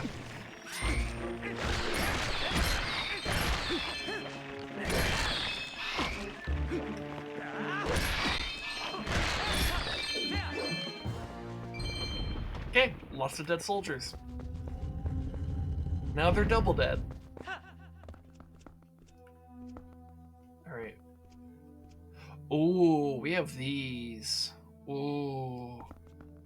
Oh, okay. I know the solution to this.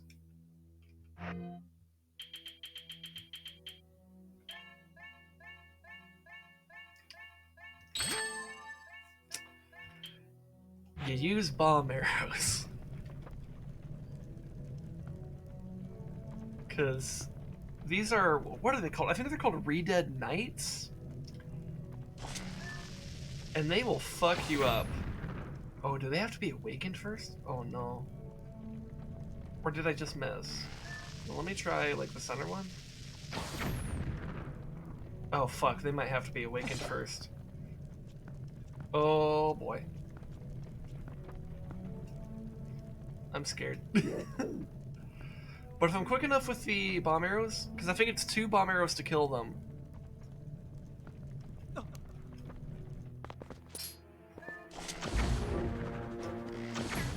Okay. That's 1. Let's try to just aggro them one at a time. Because they will do that scream that paralyzes you, like they do in Ocarina of Time. God, when I was a kid, these things fucking terrified the shit out of me.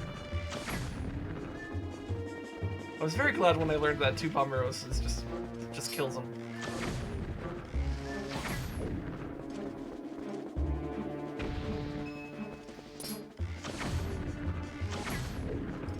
Alright. Alright, no, not that.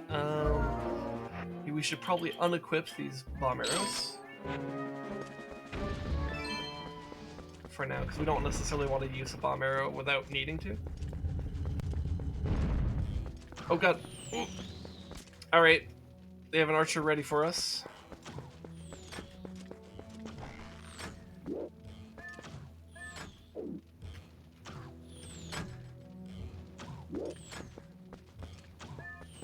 Okay, they can't seem to shoot very far. Alright. What do we have in here? Oh. Alright, I think we go a bit aggro here. Let's see if we can land on some of them here.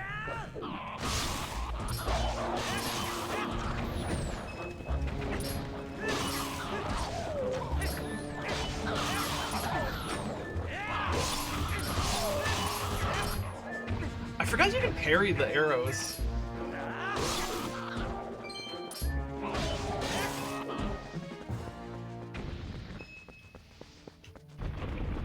Alright, cool. Well, I don't know if parry is the right word, but it's like you can hit them with your sword.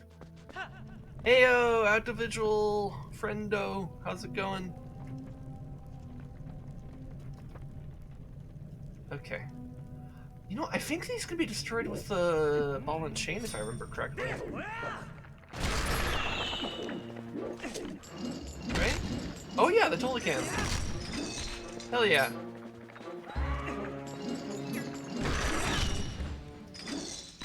Who needs to use bombs on those? You can destroy their corpses with just the raw mass of your iron balls.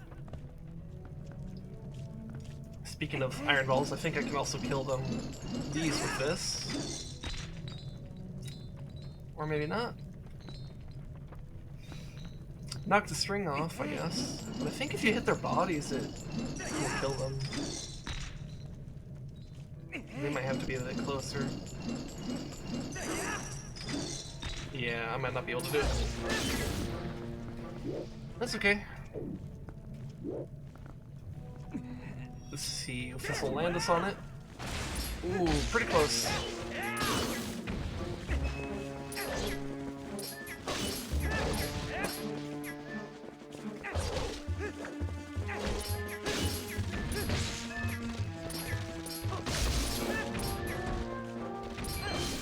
Alright, I think I got all the skulls down.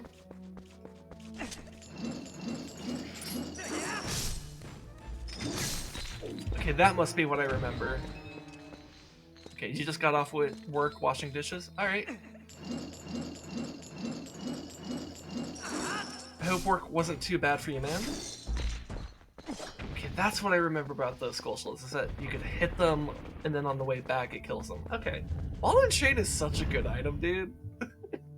It's so good.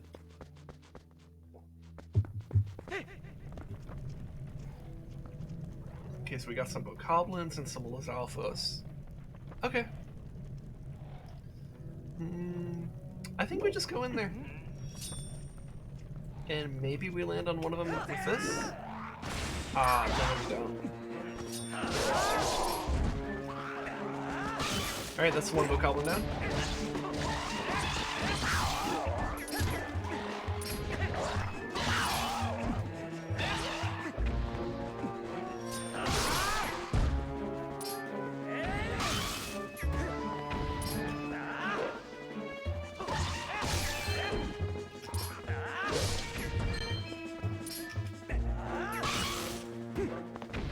Alright, not too bad. God, I fucking love this game. It's been so long since I played, and now I'm like doing the fucking combat gauntlet, and I'm like, this is good. This is just good. I like this.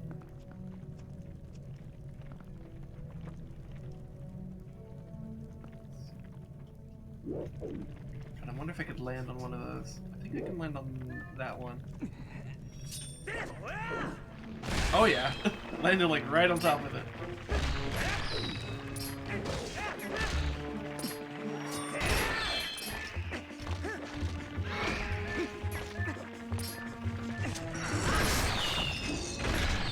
Ooh, that was a good throw.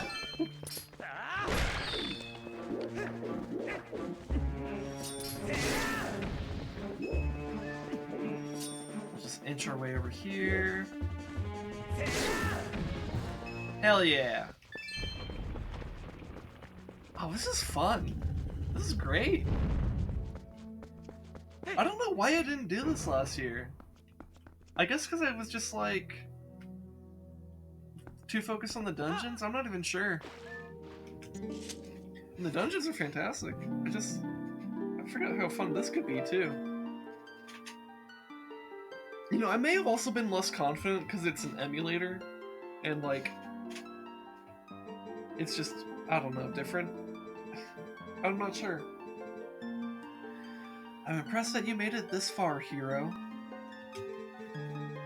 In praise of your efforts thus far, I will release fairies to Elden Spring. Yay!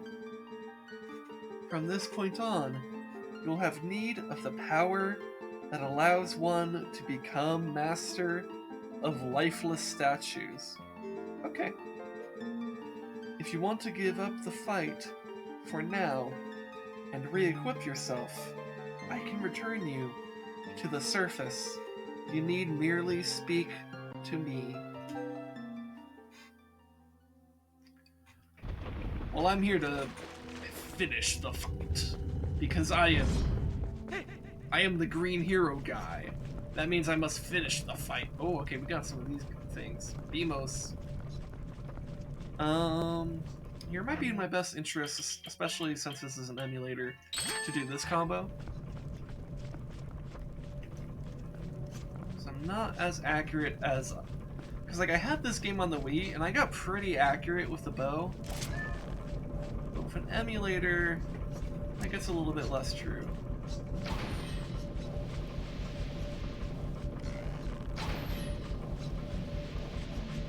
Okay, so that's the statue. I think I need to step forward a tiny bit.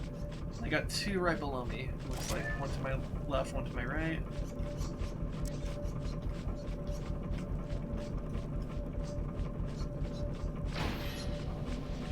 Do I have an angle on either of them? I might. Like maybe if I step like right up here. I think I'll have the angle. Ooh, maybe not. I might need to actually step back in an unintuitive way. Let's see, because I might be able to do this one, for example. Yeah, I think I can. Alright, so we need to do like the same thing, but like over here.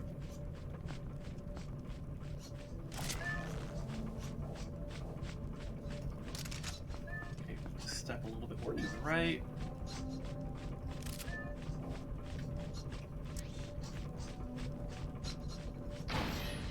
Hell yeah. God, I fucking love that. Alright, and then I think it's just a matter of killing all the keys.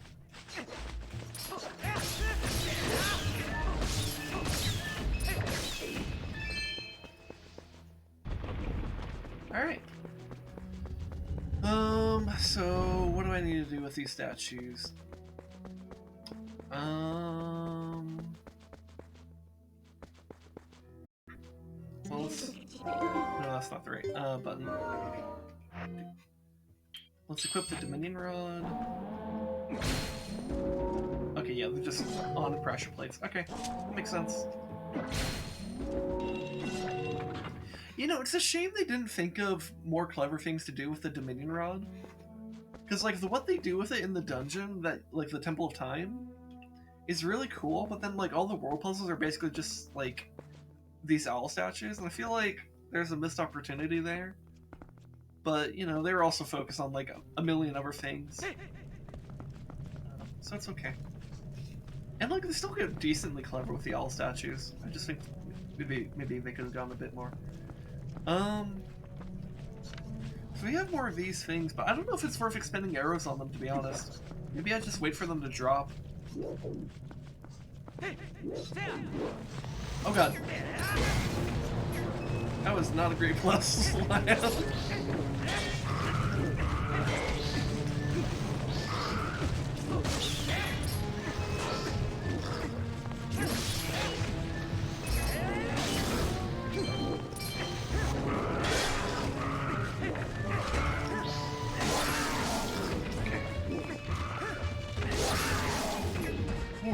Okay.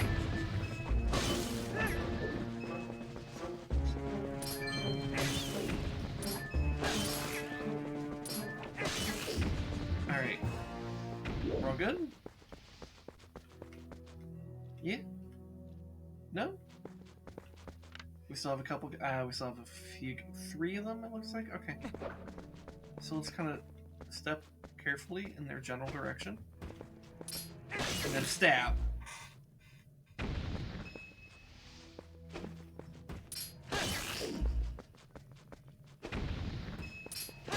Alright, there we go.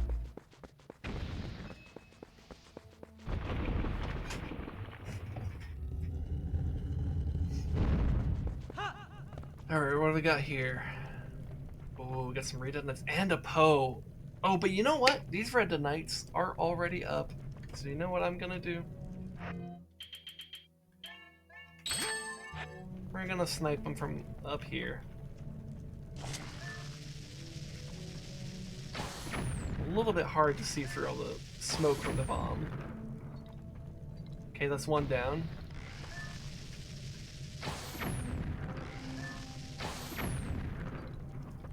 And that's two. That's three. There's at least one below. Is it just the one? I think it's just the one.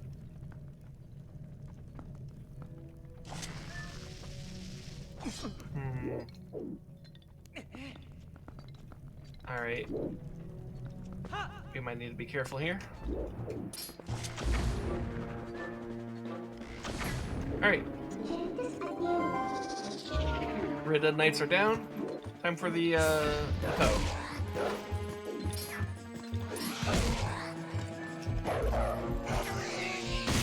Alright.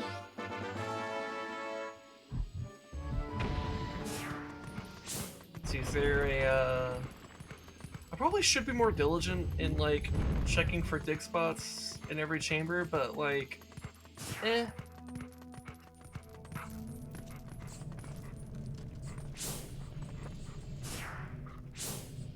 Okay, yes, we have a room full of ghost rats.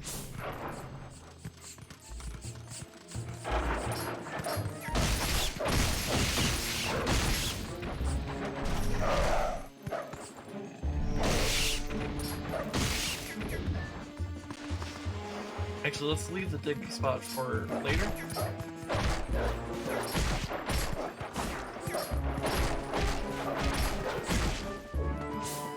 Okay, I still hear another ghost rat. Where is it? Come here. Alright. Okay. And then diggy spot. A heart. Alright, cool. That works.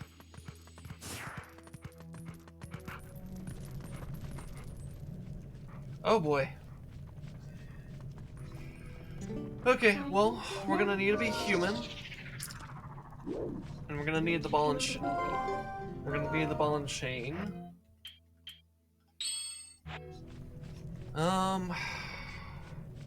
God, this room might kick my ass a bit.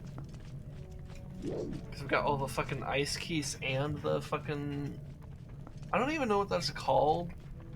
But those things are a pain in the ass. It would be best if I can kill it right away. So I might want to go to a spot that looks like it has less keys. Which I think over here is the place I'm already doing it. Oh god.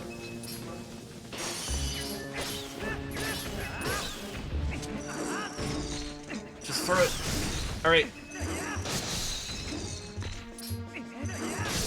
Alright, we did it. We're good. That actually went a lot better than I thought it would. Okay. Oh, these things. These things are kind of fun. Ow.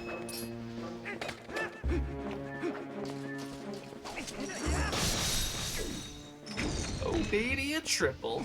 Hell yeah. That was a pretty good shot.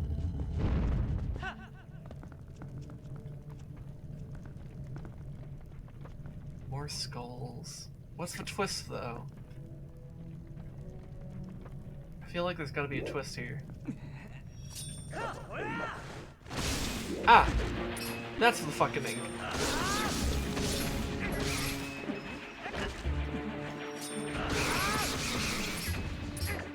Got most of them.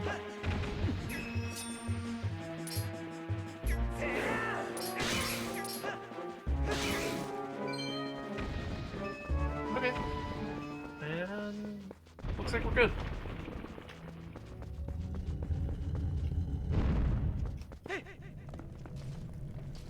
Oh god. Oh.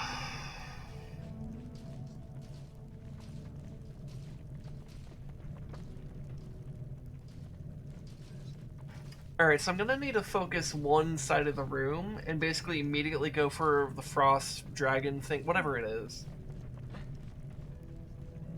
And then try to clear everything else out so it's easier to focus the other one.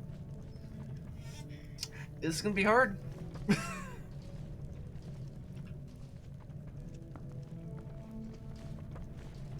Oh, you know what? It might actually be good if I aggro one of these.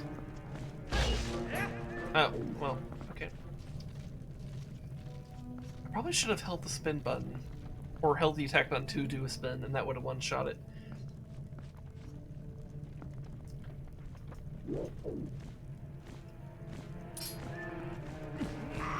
Ow, son of a bitch. Okay. Let's just go for it.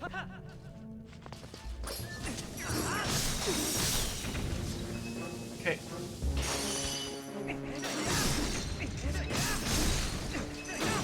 Ow.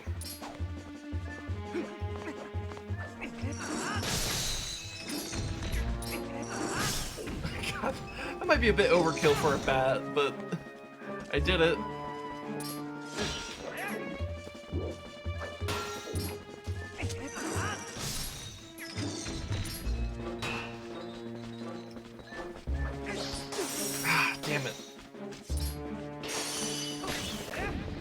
Ice enemies are the worst, man.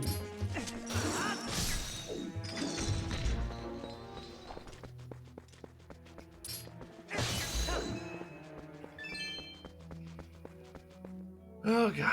Okay, so I think I want to try to bait his breath, and then...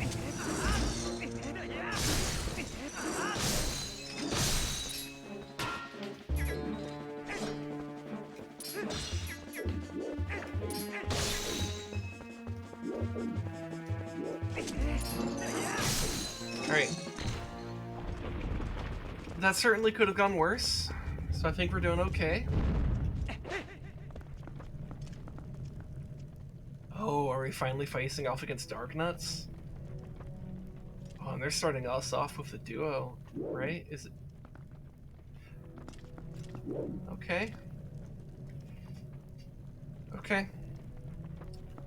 Is there an item I might want to equip here? I don't know. Because these are kind of just an enemy you just fight. Let me try to aggro one at a time, but at some point I will need to fight both of them. Or both. I will need to... Ow. Maybe I should just focus on fighting.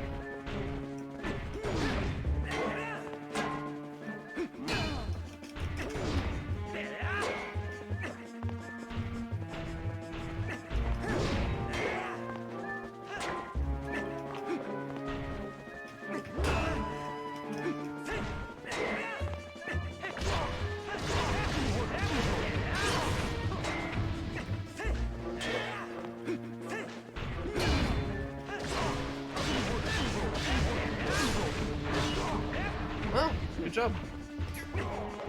Good job, me. Alright.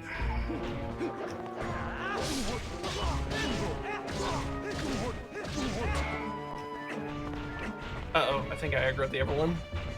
Alright, let's focus this one down. Come on. Ow.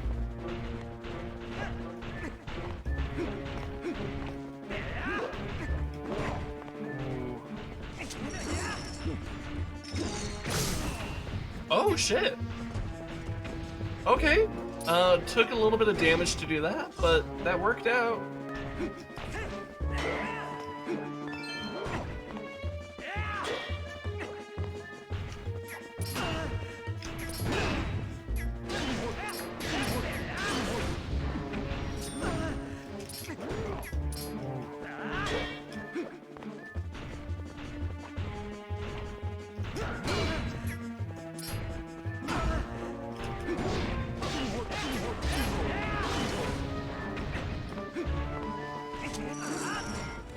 Okay, so they will block that. Alright.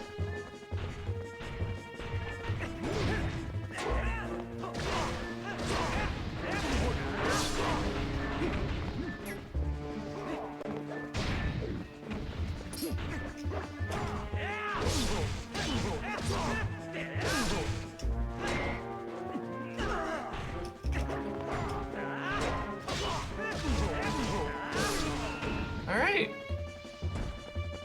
Alright, not too bad. We certainly could have taken a lot more damage there.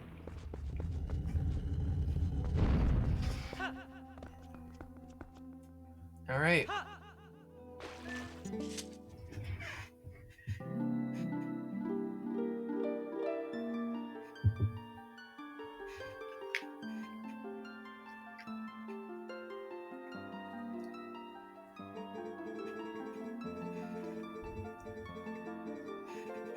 I'm impressed that you made it this far, hero.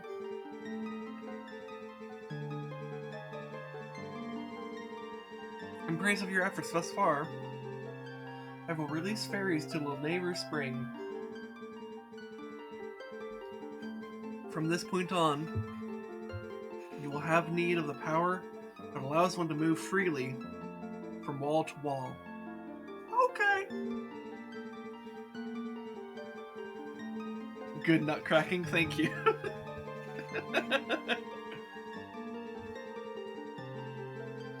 If you want to give up the fight for now and re-equip yourself, I can return you to the surface. You need merely speak to me.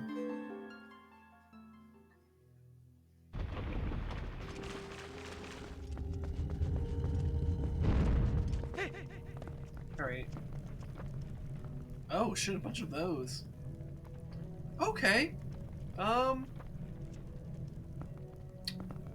Let's go over here. And try to aggro maybe just one at a time.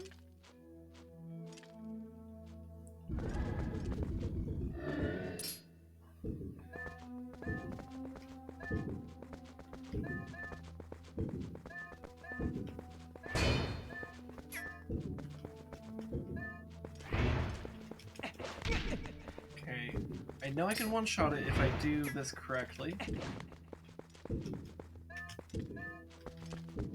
little bit hard to do in the corner. There we go. Okay. 1 down. 8 more to go.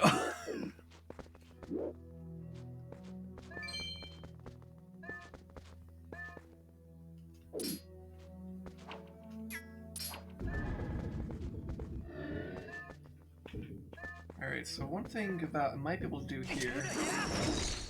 No, okay. Let's throw it above? No, okay. Doesn't work. Alright. But I can still do that. Hell yeah. So that might be the strat, is maybe just doing that repeatedly.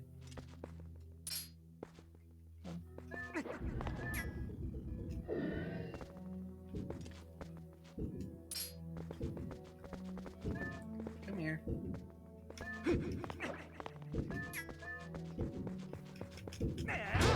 Ooh, missed it. Okay.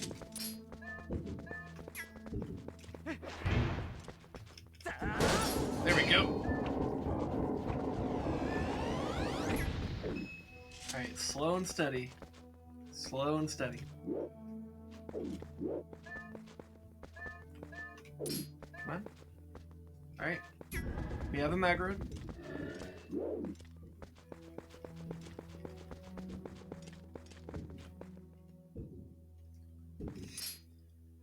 Alright.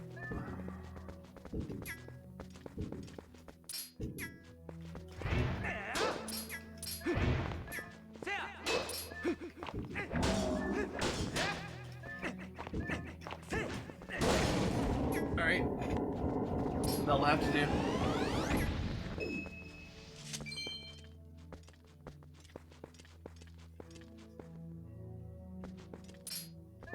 Alright.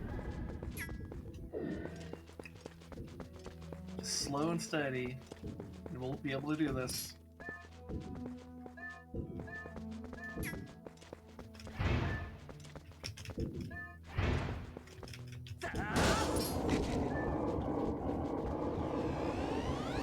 What does kind of suck though is that it's a little bit easy for them to get like a little pot shot on me as they're doing that death like animation. It's a bit makes it a bit tricky.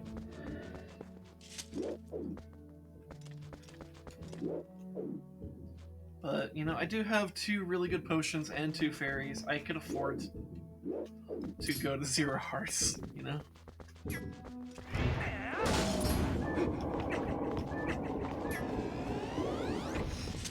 Alright, that was done very well. Okay, let's grab this one.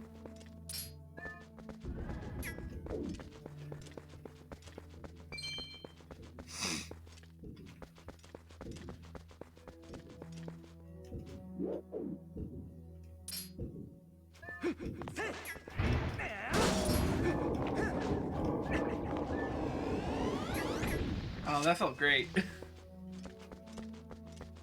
Alright.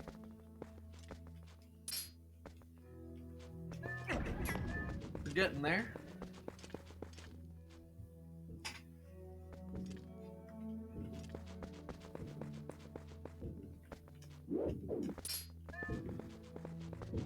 By the way, Jojo, if you want to hop into the stream couch, you're perfectly welcome to do so.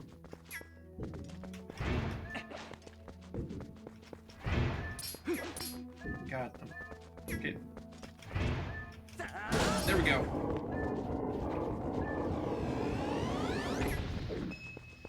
Alright, and then it's just the last one.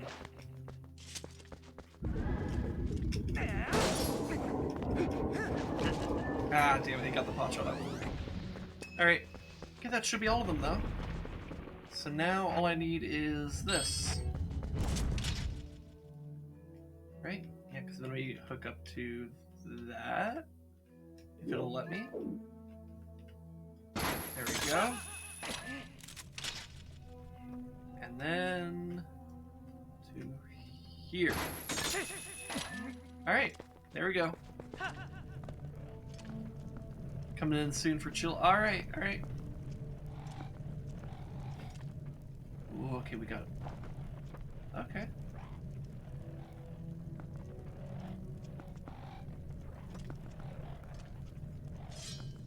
Alright, I'm thinking let's do a jumping strike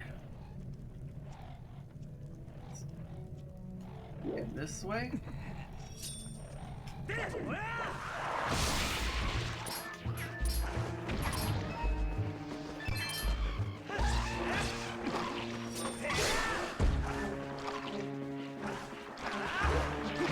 Yeah. Okay.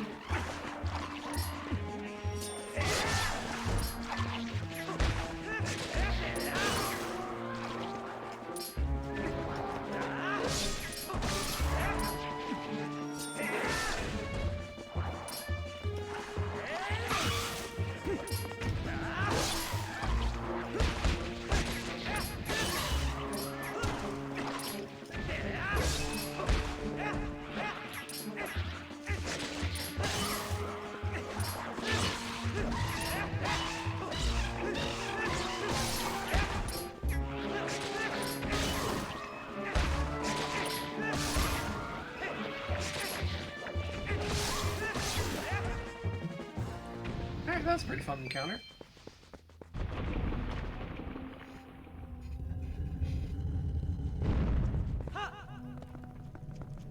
Alright. Ooh. Okay. We have some archers. We have some Alphos, it looked like.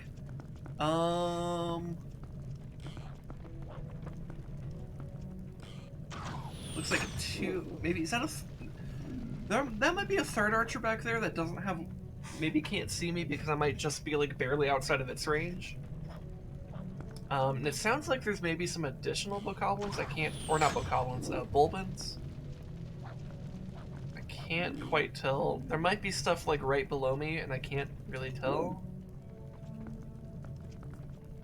Oh, I have to be careful. I can't do a whole, can't peek very well. Okay, here's what I'm thinking.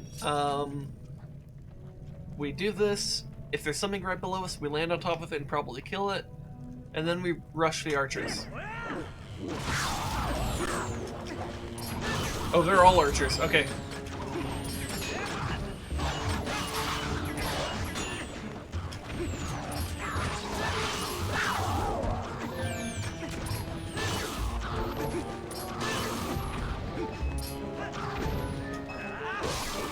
Oof. Okay. Well, I survived the firing squad. So now the question that awaits me is, do I want to pop one of the potions, or do I wait for a fairy? Oh god, there's a fucking Poe in here? Oh god. Okay, I think I want to pop a potion then, and then hopefully I can focus down that Poe fast, and then actually turn my attention to those Alphos. Alright. Let's do the fairies tiers.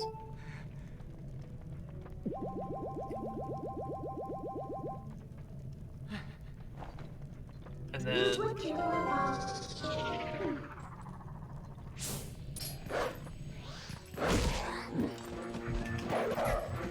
No, I missed! That's bad, that's bad, that's very bad.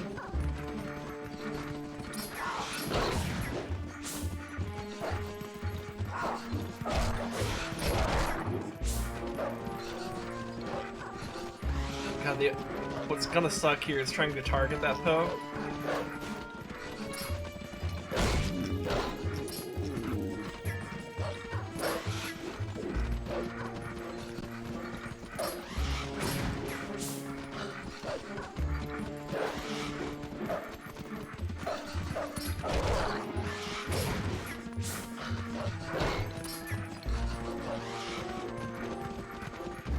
Fucking lizards.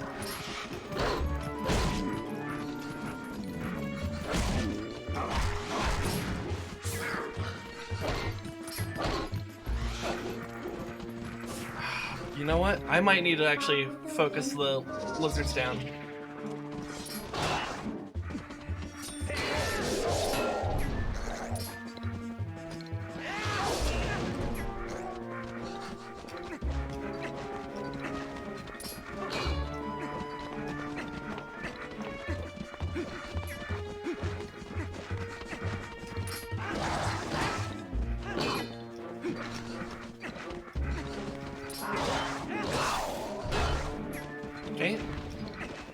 so one of them died there. So we're basically just gonna play this run stab game, except they got me first, so that's bad.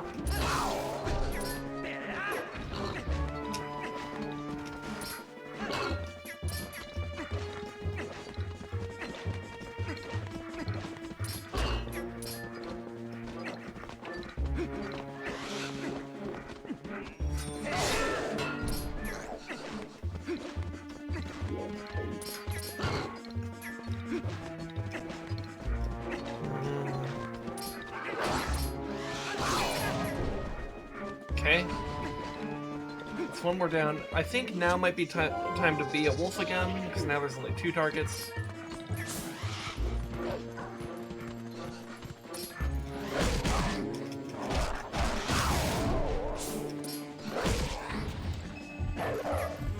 God, having the Poe there makes that so much harder. That was at least interesting. Alright, so is there anything to dig up in here? No, it doesn't look like this is one of those chambers. Wait. I say that, but I think I saw something over here. Nope, that is just my imagination. Never mind. Hello? Oh, that sounds like a JoJo. It is indeed I, a JoJo sometimes. Hello. There are people shooting at me. Ooh, those lasers actually flew pretty well. Alright, let's equip this. So how are things going with you, friend? They are going very well. Alright, here, let me boost you in Discord a little bit. Just so that you could be heard a little bit better. I'm doing my ASMR voice for the chill stream right now. Alright, you go for it, man. Alright. Alright, let's try to get us... Where are those archers? Okay.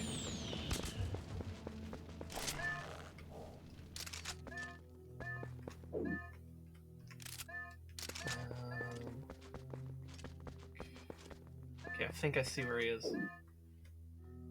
Oh fuck, that really just barely missed. Fine. This is where having this helps a lot. Okay.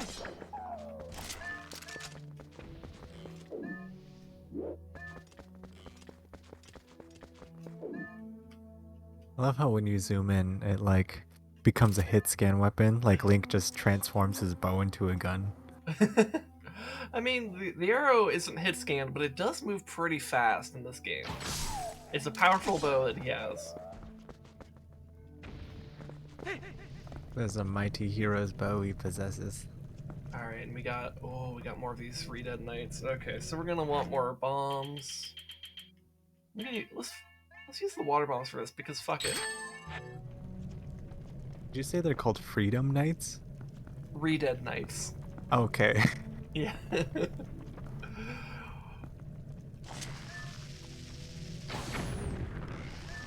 They're pretty freaky. They have the re-dead scream like they do in Ocarina of Time, except now they also have a big giant sword that they can fuck you up with. Also, they're they're mummies. And the mummies is different. They're really spooky.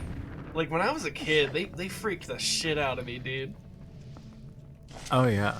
Like when I played Ocarina of Time as a child, like walking around outside of the Temple of Time, I was not ready for what was ahead of me. Yeah.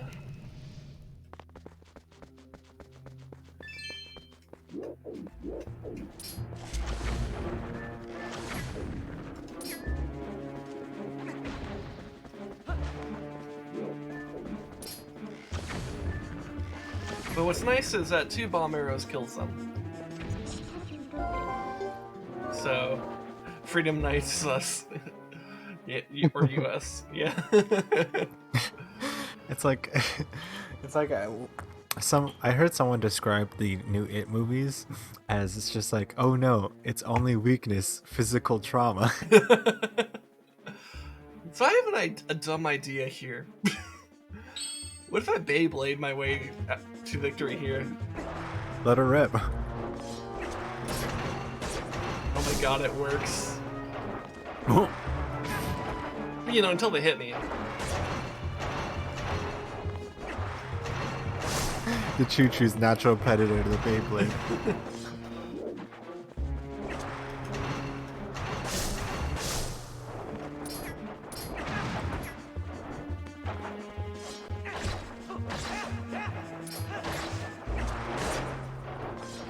This is such a stupid way to kill them. I kind of love it.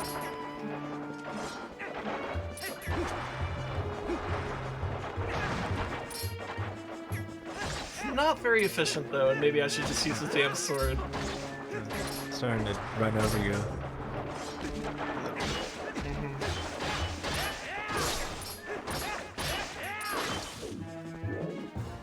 But that was a little bit of a fun experiment there. You can use the spinner against them. It's an option. It spins. Okay. Let me guess. There's probably a thing right underneath me, isn't there? All right. Is that another ice guy? Yeah, I think there's an ice guy right underneath me. So what we're gonna do is hop down here and immediately turn around and get frozen because he was ready for me. And then we're gonna throw this, and then we're gonna throw it again, and then we're gonna put it away and dodge the spear that's gonna throw on us. Boom! Big brain. Ooh. I still got frozen though. Oh. Oh, and also I need to be a wolf because there's invisible rats on me. Oh, how did you know that? Oh wait, I assume it's a gameplay thing. Yes, they slow you down.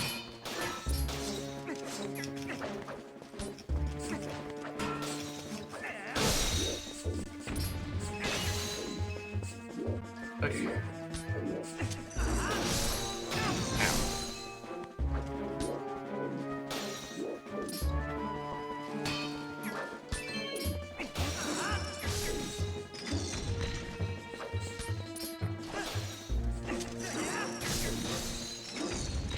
Okay.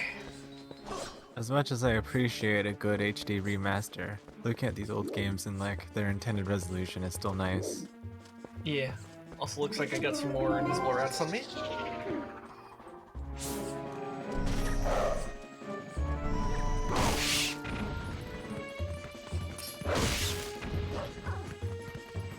Okay, I think that's all the invisible rats. God, the Cave of Ordeals is so interesting in how they just like try to like mix all the stuff together. Alright. Bait the frost breath, go this way. Alright. Hell yeah. Look at that. Man, look at me, like, rusty as hell, still getting through this shit. You still got it. I still got it, man. Let's see, what do we got here? A lone bokoblin. Sus. Alright. I see. We got rats and fucking Stalfos everywhere. Oh my god.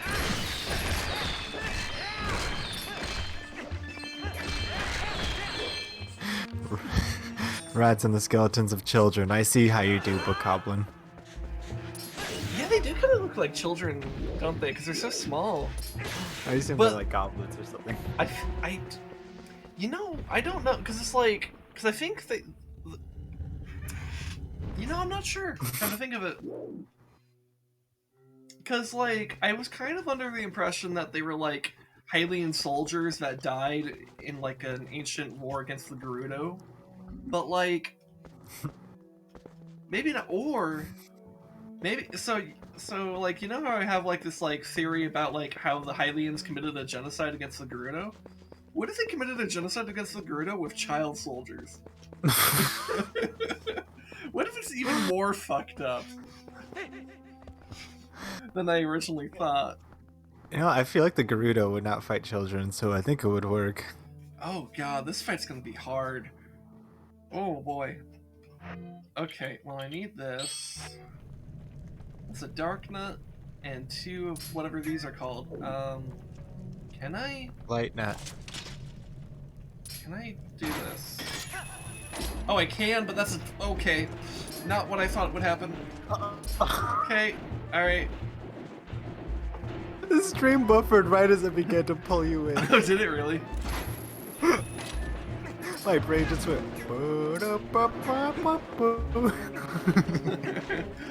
Can I clip that? Well, I don't know if the buffer will be blipped, but Oh yeah, that's right. That's not how Twitch works. yeah.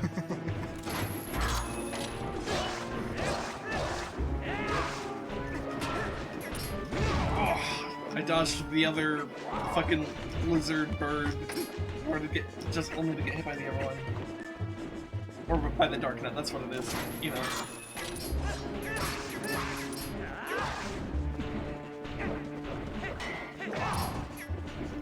God. Okay. Ah, damn it, did it just a second too late.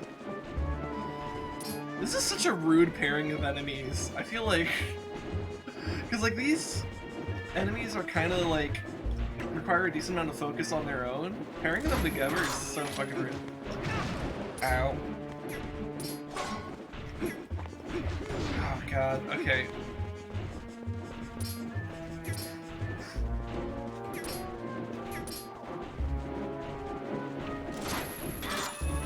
Just go ham, just go ham, just go ham. Alright, that one's down. That's a big deal. Big deal.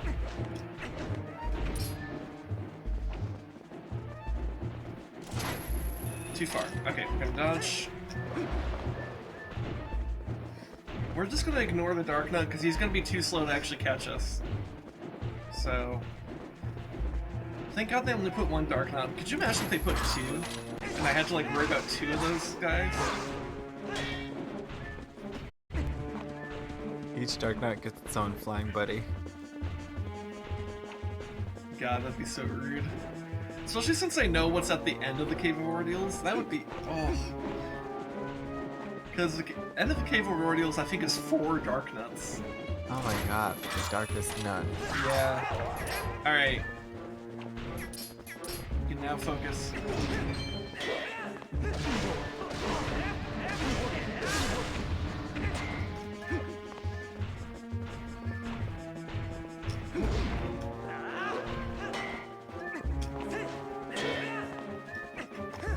Ow.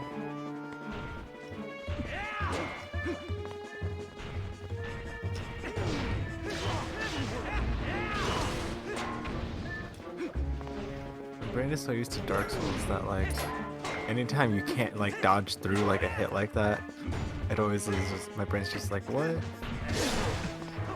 Yeah, that's because Dark Souls has its own warped logic. Maybe that's why I liked it so much. It's chaos matched my chaos. Maybe.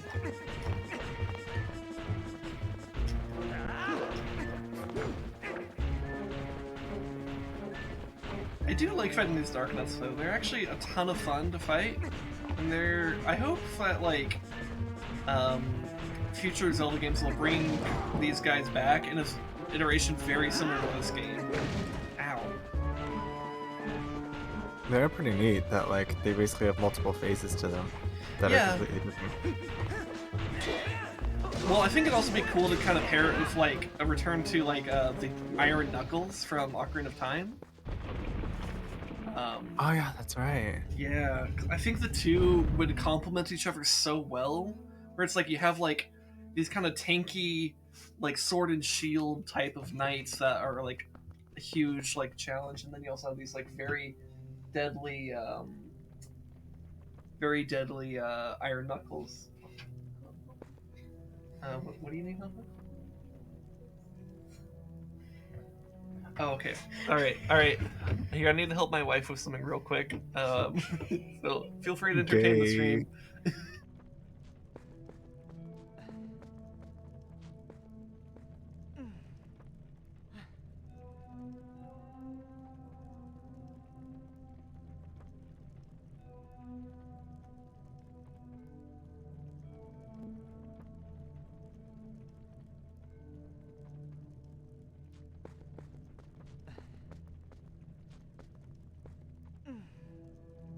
Stream. I guess it's my time to shine. Look at Link stretching around, making sure that he's nice and limber. Can't be too careful when you're only at 6 hearts. Look at that mighty stance as he wiggles himself, as if he's trying to slip even further into his boots. Oh, look at that. Tap it right in. Get those toes all cozy up in there. What are we talking about right now? I'm like, I hear this thing about toes, and I see Lumer saying shine. I'm confused. What the? I was like, I set my headset down for like what, like 30 seconds. What the fuck happened? Shiny toes, clearly. Shiny toes. Okay. Well. Oh shit! Are we actually here? Oh shoot! Wait, I thought this was supposed to be 4 dark nuts. Because I think there's one below me, and then there's those 2.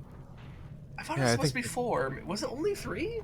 I don't think there might be one after this. Or maybe there's one after this, but like, maybe there is one after this, but this kind of feels like the last chamber. Because this image like feels correct, with like this kind of like bronzy knight on the left, and the more like kind of like rusted copper knight on the right there. This kind of looks right. This looks way too familiar. Maybe they're hidden under the platform. Well, there's definitely one right below me. I can hear it. But I thought it was supposed to be like a trio in the center and one below me, but maybe I'm misremembered. In either case, we're gonna try to do our best to fight one at a time, so let's just jump off Maybe it's here. different in the GameCube version. I don't think I mean, maybe they would make that a difference between the versions, but also, god, fuck, I have 2 equipped, or not 2 equipped, 2 aggro. Okay. Ow.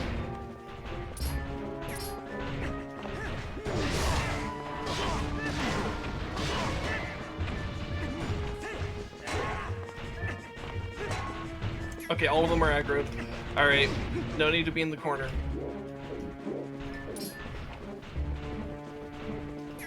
Okay, we want to try to focus them down. So let's try to keep this, like, more iron-looking one. Let's try to get him down first.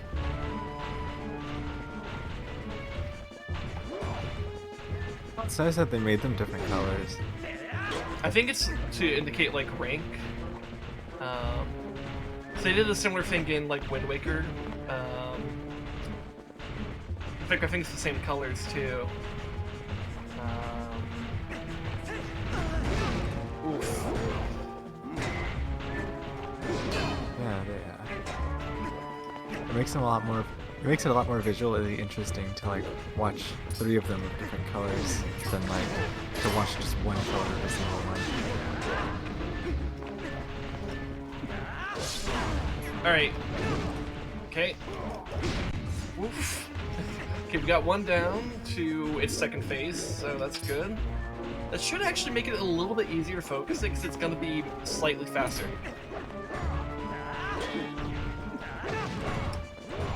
Doesn't necessarily mean it'll be actually easier.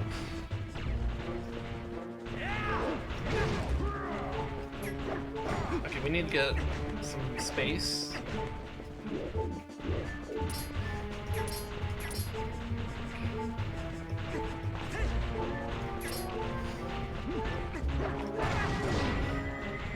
Okay, fairy's been activated. God, this last chamber is so hard. Ow.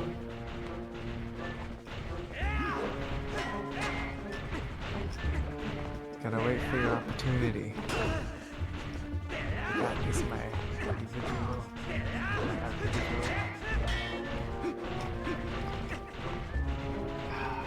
They're really good at just blocking your attacks.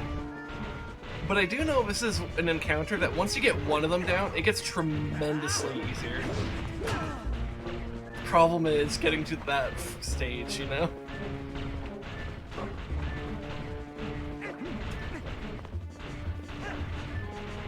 I'm trying to provoke him so that he'll come a bit further away. Ah, damn, I did that too early.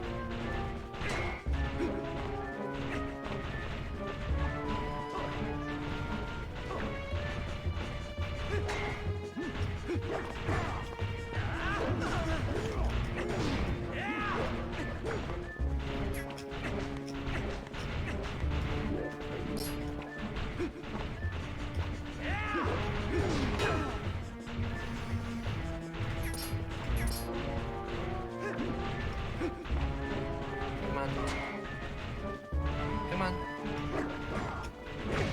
Damn it. Keep on mistiming that my counter attack there. Oh.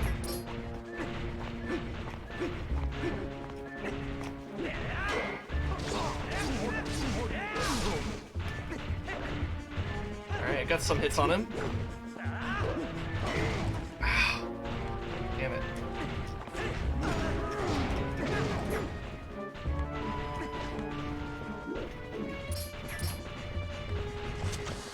Okay, yeah, the whole dodge shot. Alright. Just want to be sure.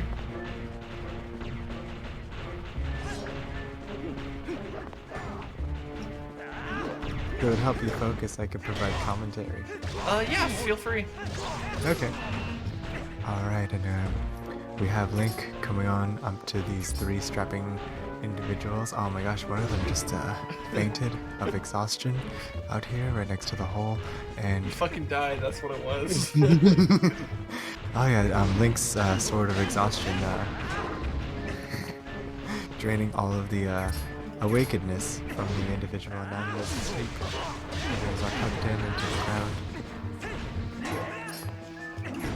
Alright, looks like Link is stripping naked several of the Knight's eyes. Very good play.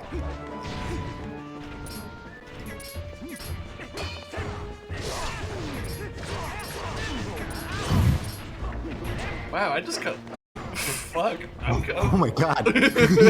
Oh Jesus. I'm kind of impressed with myself there. I kind of juggled the two of them there. Oh my god. Wow. And you see Link juggling two motherfuckers over here. Oh. Oh, no, it looks like there was an opportunity for them to retaliate, but of course the slippery little boy with his buttery light reflexes. Oh.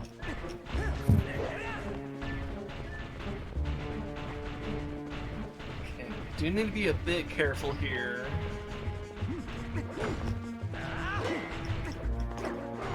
I don't like how close the two of them are right now. I think it makes it a little bit hard to try to engage. Link's new plan is to separate these two close friends.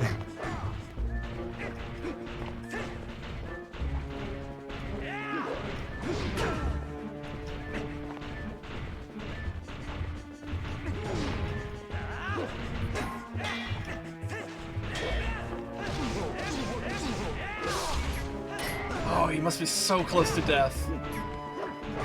Alright. Before I get too fucked up, we're popping this. There we go. Drinking that good old dungeon sludge.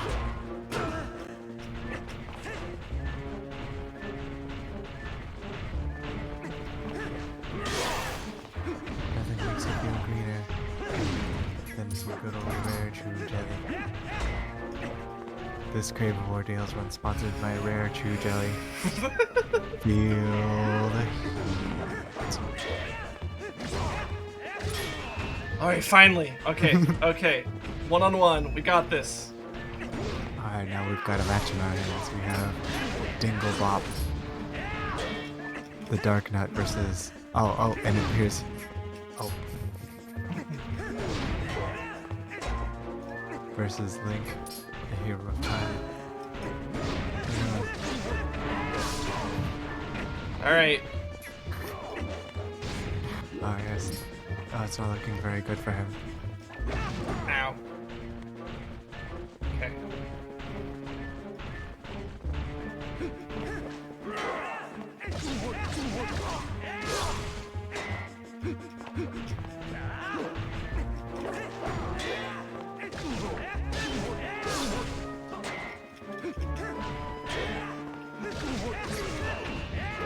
Hell yeah! Behind a pod. Okay, that felt great. I think that was the last chamber. Oh. Dang, was that just like one try at the Cave of Ordeals? Yeah. Yeah, Nice. after almost a year of not playing this, yeah. I'm pretty proud of myself there. You Muscle cleared... memory. Yeah, I guess so. Well, and also just like knowing the enemies very well, knowing how to approach things. So, yeah. You have cleared many ordeals. How impressive. In praise of your courage, I will give you this blessing. Great Fairies Tears! Woo!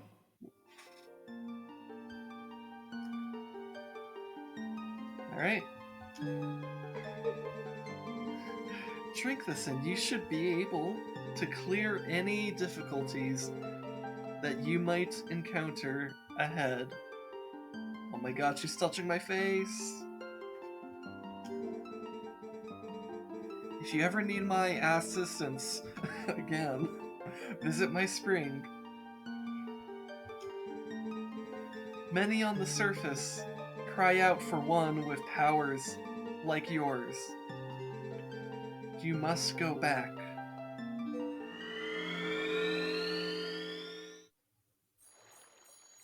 Alright.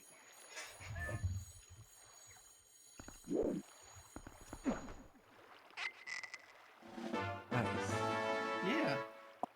And there's a fairy from the Nehru Spring, which they're only here because of what I just did. So yeah. And then, welcome, hero. The tears you hold, they are blessed. Drink them and you shall endure the dangers that await you. If you ever have need of me, come to this place. Alright. But yeah. If you ever need me to cry into a bottle, just let me know. I'll be right there. Yeah. Her tears are pretty powerful. Full heal plus an attack to your... or boost to your attack strength. That's pretty Ooh. good. It's pretty strong. Yeah, that's what I drank there at the end. Well, it wasn't tier... It wasn't the fairy tears, it was a rare chew jelly, but it has the same effect. Brought to you by Rare Fairy Tears. Yeah. Don't be sad. Yeah. And let's go ahead and step out into Lake Hylia, which is one of the coolest places in this game. Has really nice music, except it's nighttime, so we're not hearing the music. Also, I went to the right because I'm used to the Wii version. That's right. Everything's mirrored in this one. Yeah, I forgot, that was one of the other things that I kind of challenged myself with last year, is that, like, not only am I going to do this on an emulator, I'm going to do the GameCube version, which I'm not used to. So everything's going to be flipped. It wasn't that much of a challenge, it just occasionally threw me off, that's all. But yeah. It's, Whenever I started watching the stream, I was like, oh yeah, that's right, Link is left-handed. mm-hmm. Yeah. Yeah, because this is, wait, actually, so they flipped it for the Wii version because they realized most people are right-handed, and if they're going to be holding the Wiimote in the right hand to, like, attack with their sword, maybe it should feel like, you know, Link is actually mirroring your movements, or like doing what you're doing, and if you're swinging your right arm, but he's swinging his left, it would feel a bit weird, so they literally just, like, took everything in the game and just flipped left and right, and there you go. And it'd be nice if they had like a left hand, right hand, and you could just flip the entire game, like in the settings. Yeah. Because clearly they have it already left-handed, ready to go. Sure. I mean, I imagine it was a pretty simple... Well, I guess I don't know, but, like, I imagine it feels like it can't have been super complicated if they were... Since, like, it literally was just, like, they just flipped the screen. That's, like, all they did. And then I guess they had to like readjust maybe some of the UI and stuff to kind of like still make sense, but like for the most part, it's just a flip. Hey, and look, there's one of the that's the Lake Hylia portal. So I'm trying to remember, does night and day cycle in Lake Hylia, or do I have to go to Hyrule Field for it to cycle? I think it cycles in here, which means eventually it'll be daytime and we'll hear the nice music.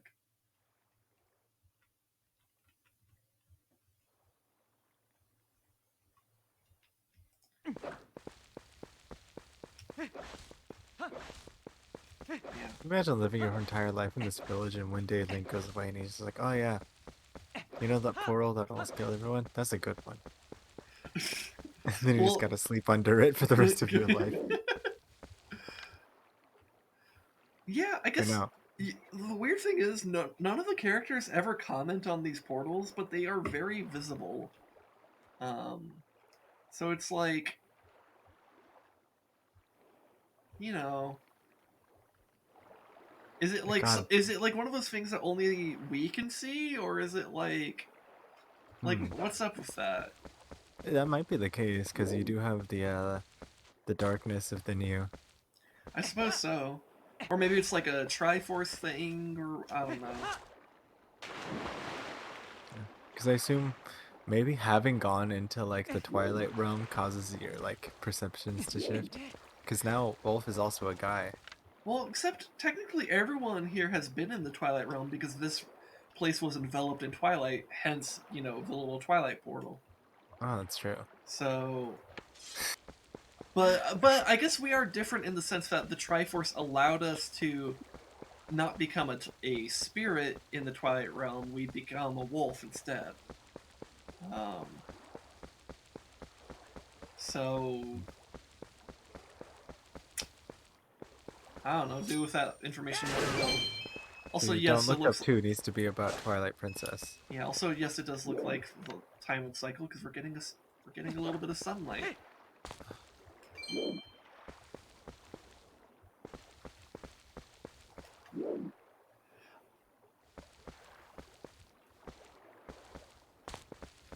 Oh my god, something just occurred to me. So a year ago today, um, I I streamed my very first stream, and I did this game, and we did the Snow Peak Ruins, like that was the dungeon we did, and then I did some other stuff, including like I think getting like a heart piece outside here in like Hylia, or I think it might have been in the spring of Loneru itself, which means we ended the stream right here. I didn't plan this. This is just like I didn't plan to like be in the same place that I was a year ago ending the stream, but like here we are. Lake Hylia right outside Lunaria Spring. Wow. It's poetic in a way. It was destiny. Yeah. And instead of Rez being the person in call with me, it's you. The other friend. Hey. It's like poetry, it rhymes. It's like poetry, it rhymes. Yeah, exactly. Yeah. Yeah. Except this time my mic should sound a little bit better. And, well, maybe not a lot better, because I am using the same mic, it's just that I think I probably sound better because I've adjusted some of the settings since then. But yeah. It's really nice. And god, I Nice do love things are the nice. music to this zone. It's very relaxing. Very calming. Like, Lake Hylia, Zora's Domain, and the Fishing Hole are like 3 areas that I think are just fantastic in this game to just like go in there and just like vibe for a while. Because it'll just be like relaxing and cool.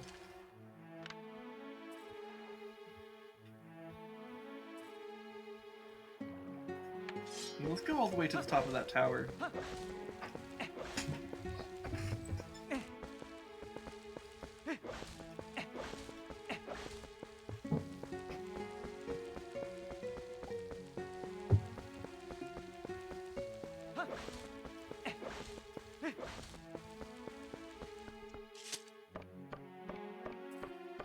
I'm imagining going on a hike and then you just see another hiker come by, but it's just Link fucking rolling the entire way up the hill.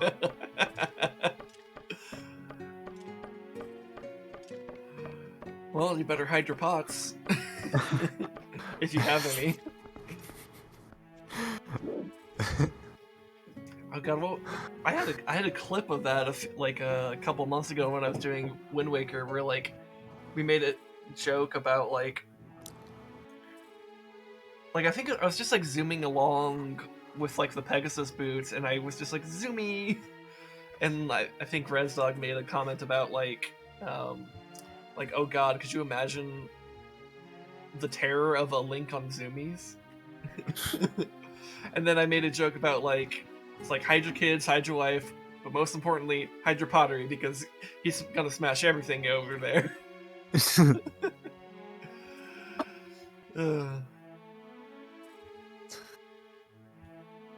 Local menace Link just breaks everyone's pots. Yeah. It's the tax that he incurs on the people of Hyrule. I will save you, but only if you let me break all your pots. Yeah, the fishing hole lady in this game actually has like a little bit of meta commentary where like she has some pots on like a shelf, and if you look at them, she'll be like, "Yeah, these are some nice pots and stuff. I really like them." Have you? And like, I've heard rumors about like how there's some people who like go around and like they like go around and smash pots. Could you imagine that? And here's the thing: cute. you have the option to roll into the wall in that little fishing hole hut, and you can knock the pots on the ground. She will immediately kick you out if you do so, but you can do it. So... What a power move. Could you imagine such a thing? Just fucking throws your body into the wall to topple the pots behind it. I know, right?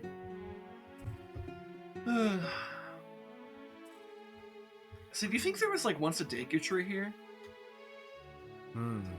Because, you know, there's a big tree stump here.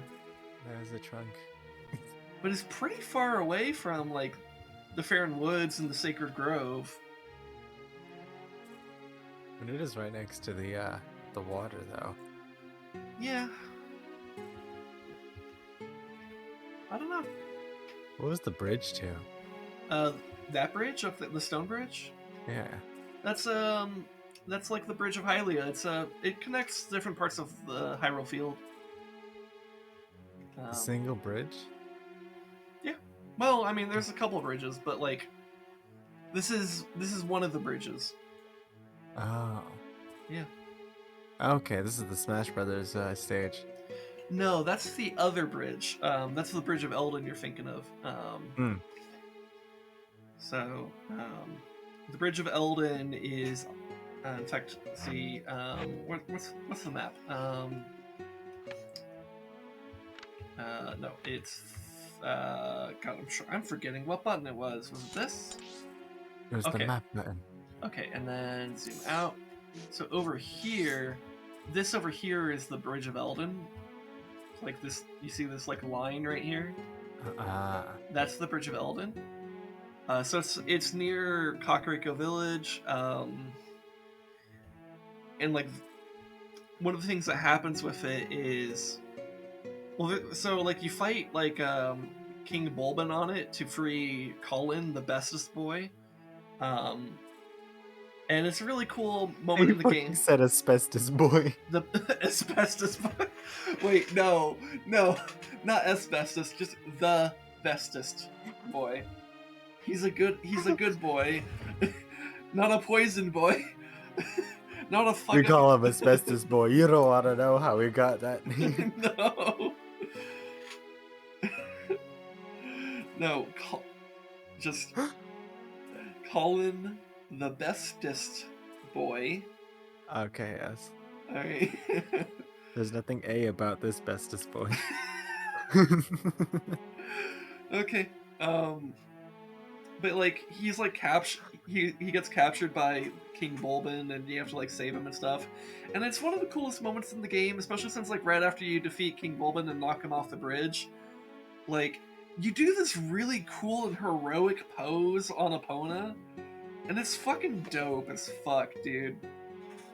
And like the whole sequence, honestly, is one of my favorite sequences in the game because it's just I think it strikes at the emotional core of the game.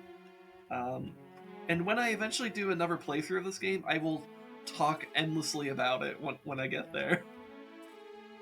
Because I will do another playthrough of this game for sure. Not right now and not in the coming weeks, but like maybe after I do a bunch of the other Zelda games, since I'm going through the different Zelda games. Like right now, I'm going through the Oracle Seasons. Then I'll do Oracle Ages, and then after that, I'm not so sure what I'll do. Maybe Minish Cap. Oh, Minish Cap would be nice. But I'm not sure. Have you done Link to the Past? I have done Link to the Past. Have you done the original Zelda? I have not. I don't know if I want to, but maybe. I'm on the fence on that one. Really? I guess that is true. You do, based on what I know about your Zelda preferences, you do enjoy the 3D ones a bit more. Well, it's not specifically the 2D versus 3D thing more. It's more of just like, that's literally the first one they made, and it's probably not as good. But maybe not. I don't know. It's surprisingly fun, but yeah, you do what you gotta do. Yeah, we'll see. I mean, there's other games I'm going through. If I decide to do it, then I'll do it. If not, then whatever. Yeah. It's kind of whatever I want to do. But the way so one of the other things that happens with the Bridge of Eldin, and you kind of see this reflected in the Smash Brothers map, is that after you do the Fire Temple, or the Goron Mines is what it's called, but it's the Fire Temple. You cross this bridge to make your way to the Lanayru province. There's like a little Twilight portal that opens up, and it like zaps the bridge and warps it away. But here's something that's kind of cool and a bit thematic towards what we did today. You find that chunk of the bridge on top of the Gerudo Mesa covering the Cave of Ordeals. Oh! And you could have Midna warp it back into the correct place. Oh! That's neat. It's really cool.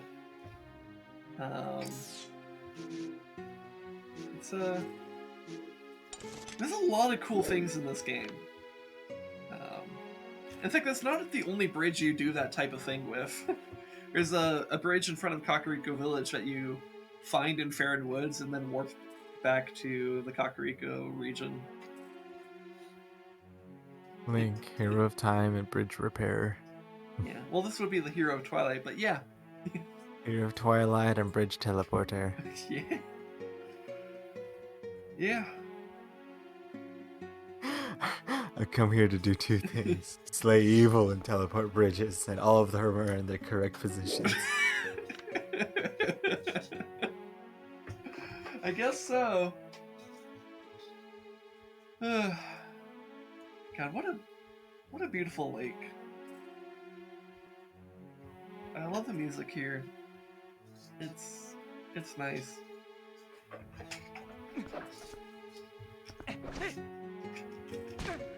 Ow.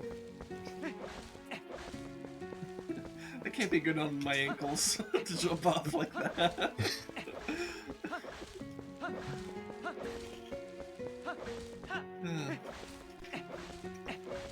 Well, I'm trying to think. What are some thoughts I could, like, closing thoughts for the stream?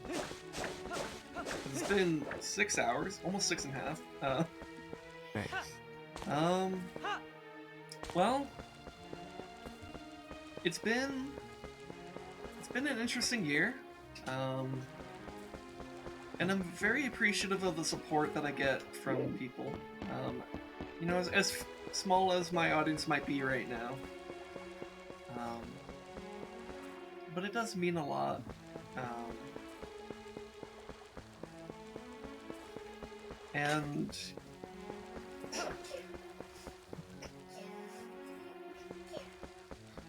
Bless. plus 2 times 4 wife. I don't know. It's so like, I guess just some of the just a reminder of some of the things I'm thinking of for the near future. I want to get a Discord going with ResDog. When that's actually up and ready, I'll make an announcement on it. Maybe it'll be ready by my birthday, which is like 2.5 weeks away. Maybe not. We'll see.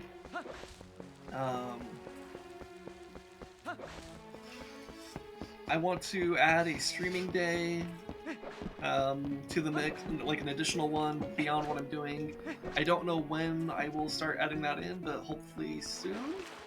And I plan to do just basically a variety of games, just kind of things that I've been wanting to do. And we'll probably be starting with a bunch of the games that I bought on Christmas. So, yeah. I guess I want to thank you guys for making this year kind of worth it. Just having even a little bit of support here. Keep watching. Tell your friends about this. Tell them to hit the follow button and watch means, all that stuff. Let's try to make this next year even better. I hope that I can make better content for you guys, have better commentary or whatever. And just, I hope this can continue to be a place where we can just vibe together.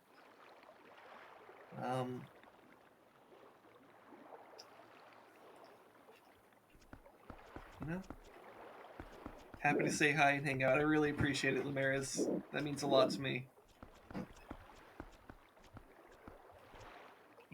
And I didn't talk about this a whole lot earlier in the first segment of the stream, but I really appreciate the support we've had for Together Tuesday with me and Rez.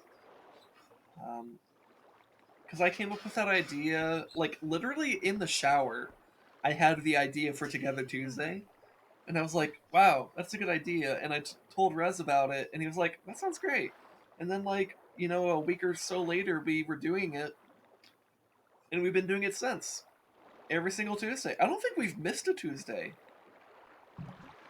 Merry Tuesday. Oh, hey, speaking of Rez. Oh my god, it's Jesus. Barely woke up. Hey. I'm not Jesus. Jesus wasn't fair.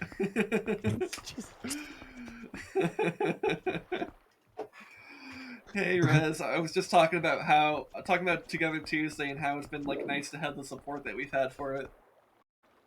Yay. Yeah. Fucking Also, ResDog, I want you to think about this. So a year ago, do you remember how that very first stream ended?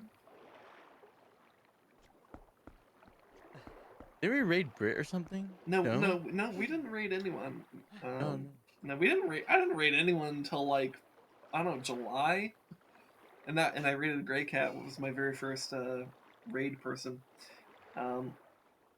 No, but we were like kind of wrapping up. So I did like Snow Peak Ruins, and then I came here and was starting to wrap things up and like talking about stuff.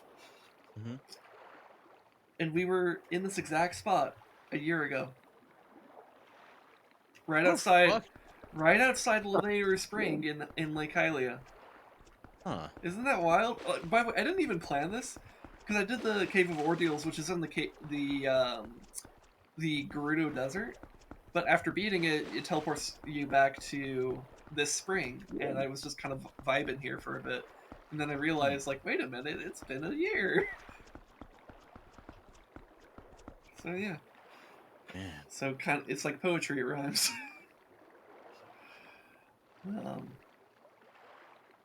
I'm just kind of wrapping up some of my thoughts here, trying to think if there's anything I want to say further about like the past year and stuff. Blame Canada. Blame Canada. I don't know about that. Well, actually, that works a little bit because Corpse Grinder is given me a lot of support in the past like 6 months or so. Mm-hmm. You know, here and there with his like his raids and just showing up in chat. And he's Canadian, so yeah. I don't know. I guess I just don't know what I don't know what more I want to say other than just thank you guys. I hope we can continue doing this for many years to come, and that we can continue to let this be a place where we could vibe together, relax together, talk about some nerd shit together, and just be like good humans to each other, you know? And hey, you know what? Optimistically thinking, I would love it if this became like long-term feasible, and this is something I can make money off of and actually like fully dedicate my time to. In fact, I can even put out a number out there for how much money a month would allow me to basically quit my job and just focus on this, and that would probably be about 7. a 7. No. 8. If I was making $1,000 a month, that would be worth quitting my job over. 9. 9. Okay. Because I make a few $100 each paycheck. I get a paycheck every 2 weeks. So, you know, adding up a little bit above that, if I'm making 1,000 a month off Twitch, that makes it much more that makes it more viable. Granted, that's a tall order at this time, which is why Yeah. I'm not asking for that right now. But you know, it would be that is a number that I can put out there, and it is a bit of a dream. I'm aware of that. So, but you know, it's possible that the way I grow online might be more with maybe actually making like some YouTube content. Maybe I make some video essays or some shit. I don't know. That's Well, sorry to say, if you do start doing video essays, Mommy Milky's has already been taken. Mommy Milkies have been taken? Yes, on the goddamn video essays thing. It's literally a guy had an entire multi-hour Twitch stream explaining them. And they uploaded to YouTube. look. I got the clip from Grim Dawn. That's all we really need. Also, I will stand by this. Everybody loves titties at one point or another. Everybody. As we were all babies at one time and we were all hungry. Well, what about kids that didn't breastfeed and had I said formula? we were all babies and we were hungry. Instinctually, you love titties. Well, is it the titty or is it the nipple? By association. What is a titty? What is a nipple without a titty, really? Thanks. A miserable pile Thanks of for the secret.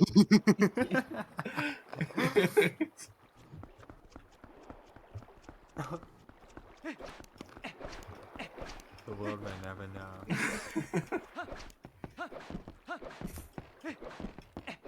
Dude, that can be your video essay. It doesn't have to. See, the world of titties is a much bigger field of research than one video essay could contain. Perhaps. I don't know if it's I don't know if I'm gonna be making essays about titties. I mean, hell, I don't even know if I'm really gonna be doing video essays. That's just like an idea because I have thoughts and opinions about things from time to time. And earlier when I was like doing tier lists on like the Zelda games and stuff, Lumaris said that like it was kind of nice to hear someone talk so passionately about these games, and it's like, well, maybe I should do a fucking tier list or something, or not tier list, video essay. I did the tier list. That was today. But What was a tier list? so I did the like just ranking of the Zelda games, and then I did a Zelda husbando tier list and a Zelda waifu tier list. So Nice. yeah. Yeah, I don't know. Can't say for certain what the future holds for, you know, me and my content, but like, you know, there's that Discord that I want to get going. more streams, hopefully, and maybe I actually get my shit together and I do something on YouTube, you know? But until then, let's just continue vibing together and enjoying each other's company. How about that? That was just sick. Thank you. Thank you. Man, I'm glad I was able to come here at the tail end. Yeah. Yeah. I literally just like, fuck. They're streaming like right when I'm fucking Oh, going to shit. bed. There are Yeah. sounds. Yeah, we have sound alerts. Yeah. Yep. There you go. I can spam those. I can harass the shit out of Sin with them. if I Yes, wanted yes, you to. could. Like, Oh, I'm damn, literally- I knew that.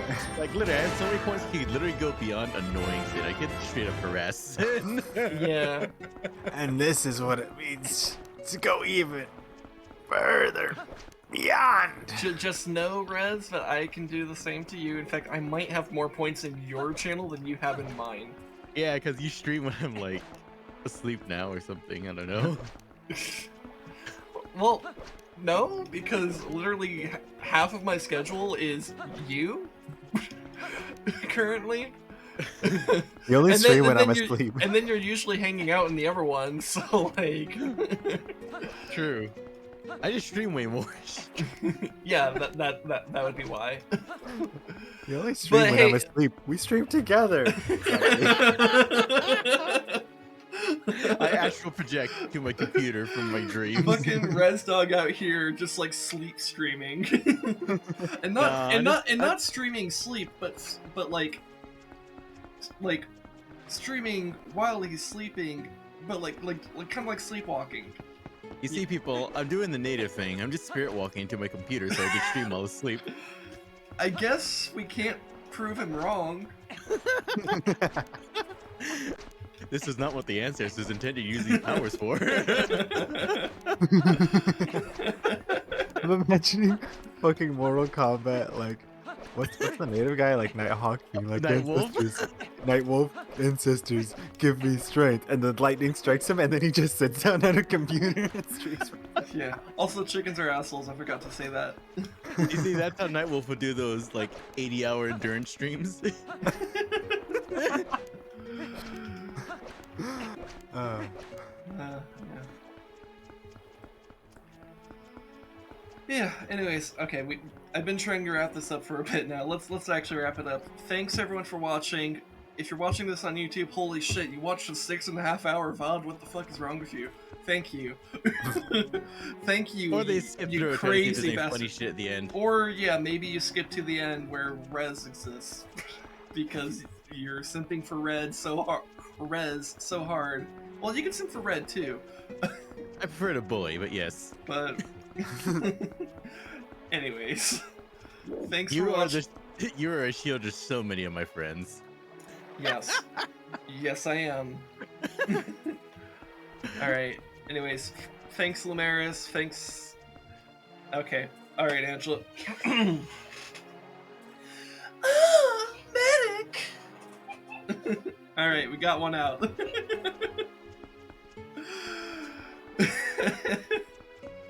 Thanks for watching. Thanks for all the support in the past year. I hope we get to have many, many years of this type of stuff. And I hope the best for each and every one of you. Whether you're watching this live or you're watching this later, I really appreciate the support. And yeah, take care. I hope the best for you. I was about to hit end stream, but I saw someone that we know is streaming actually. So we're gonna raid someone. Hey, speaking of the poetry from last year we fucking ended off in this spot and then just like we were by ourselves. Now we have streaming friends. So you know what that allows us to do? It allows us to raid someone called Browning. So we're gonna go raid Browning. He's like a cowboy coyote VTuber person. Rezdog vibes with him a lot. Fucking furry. Oh shit, I yelled that out in game. Fuck. Because I was gonna alt tab, but alt is the freaking VoIP chat. Good job. So yeah, we're gonna raid Browning. Go give him some love. And yeah, thanks for the past year, guys. Let's make the next one even better. I really appreciate it. Yeah. All right, let's send the love to Browning. Good vibes, good vibes. Good vibes. Just Family Feud. Good vibes. Good vibes. Good.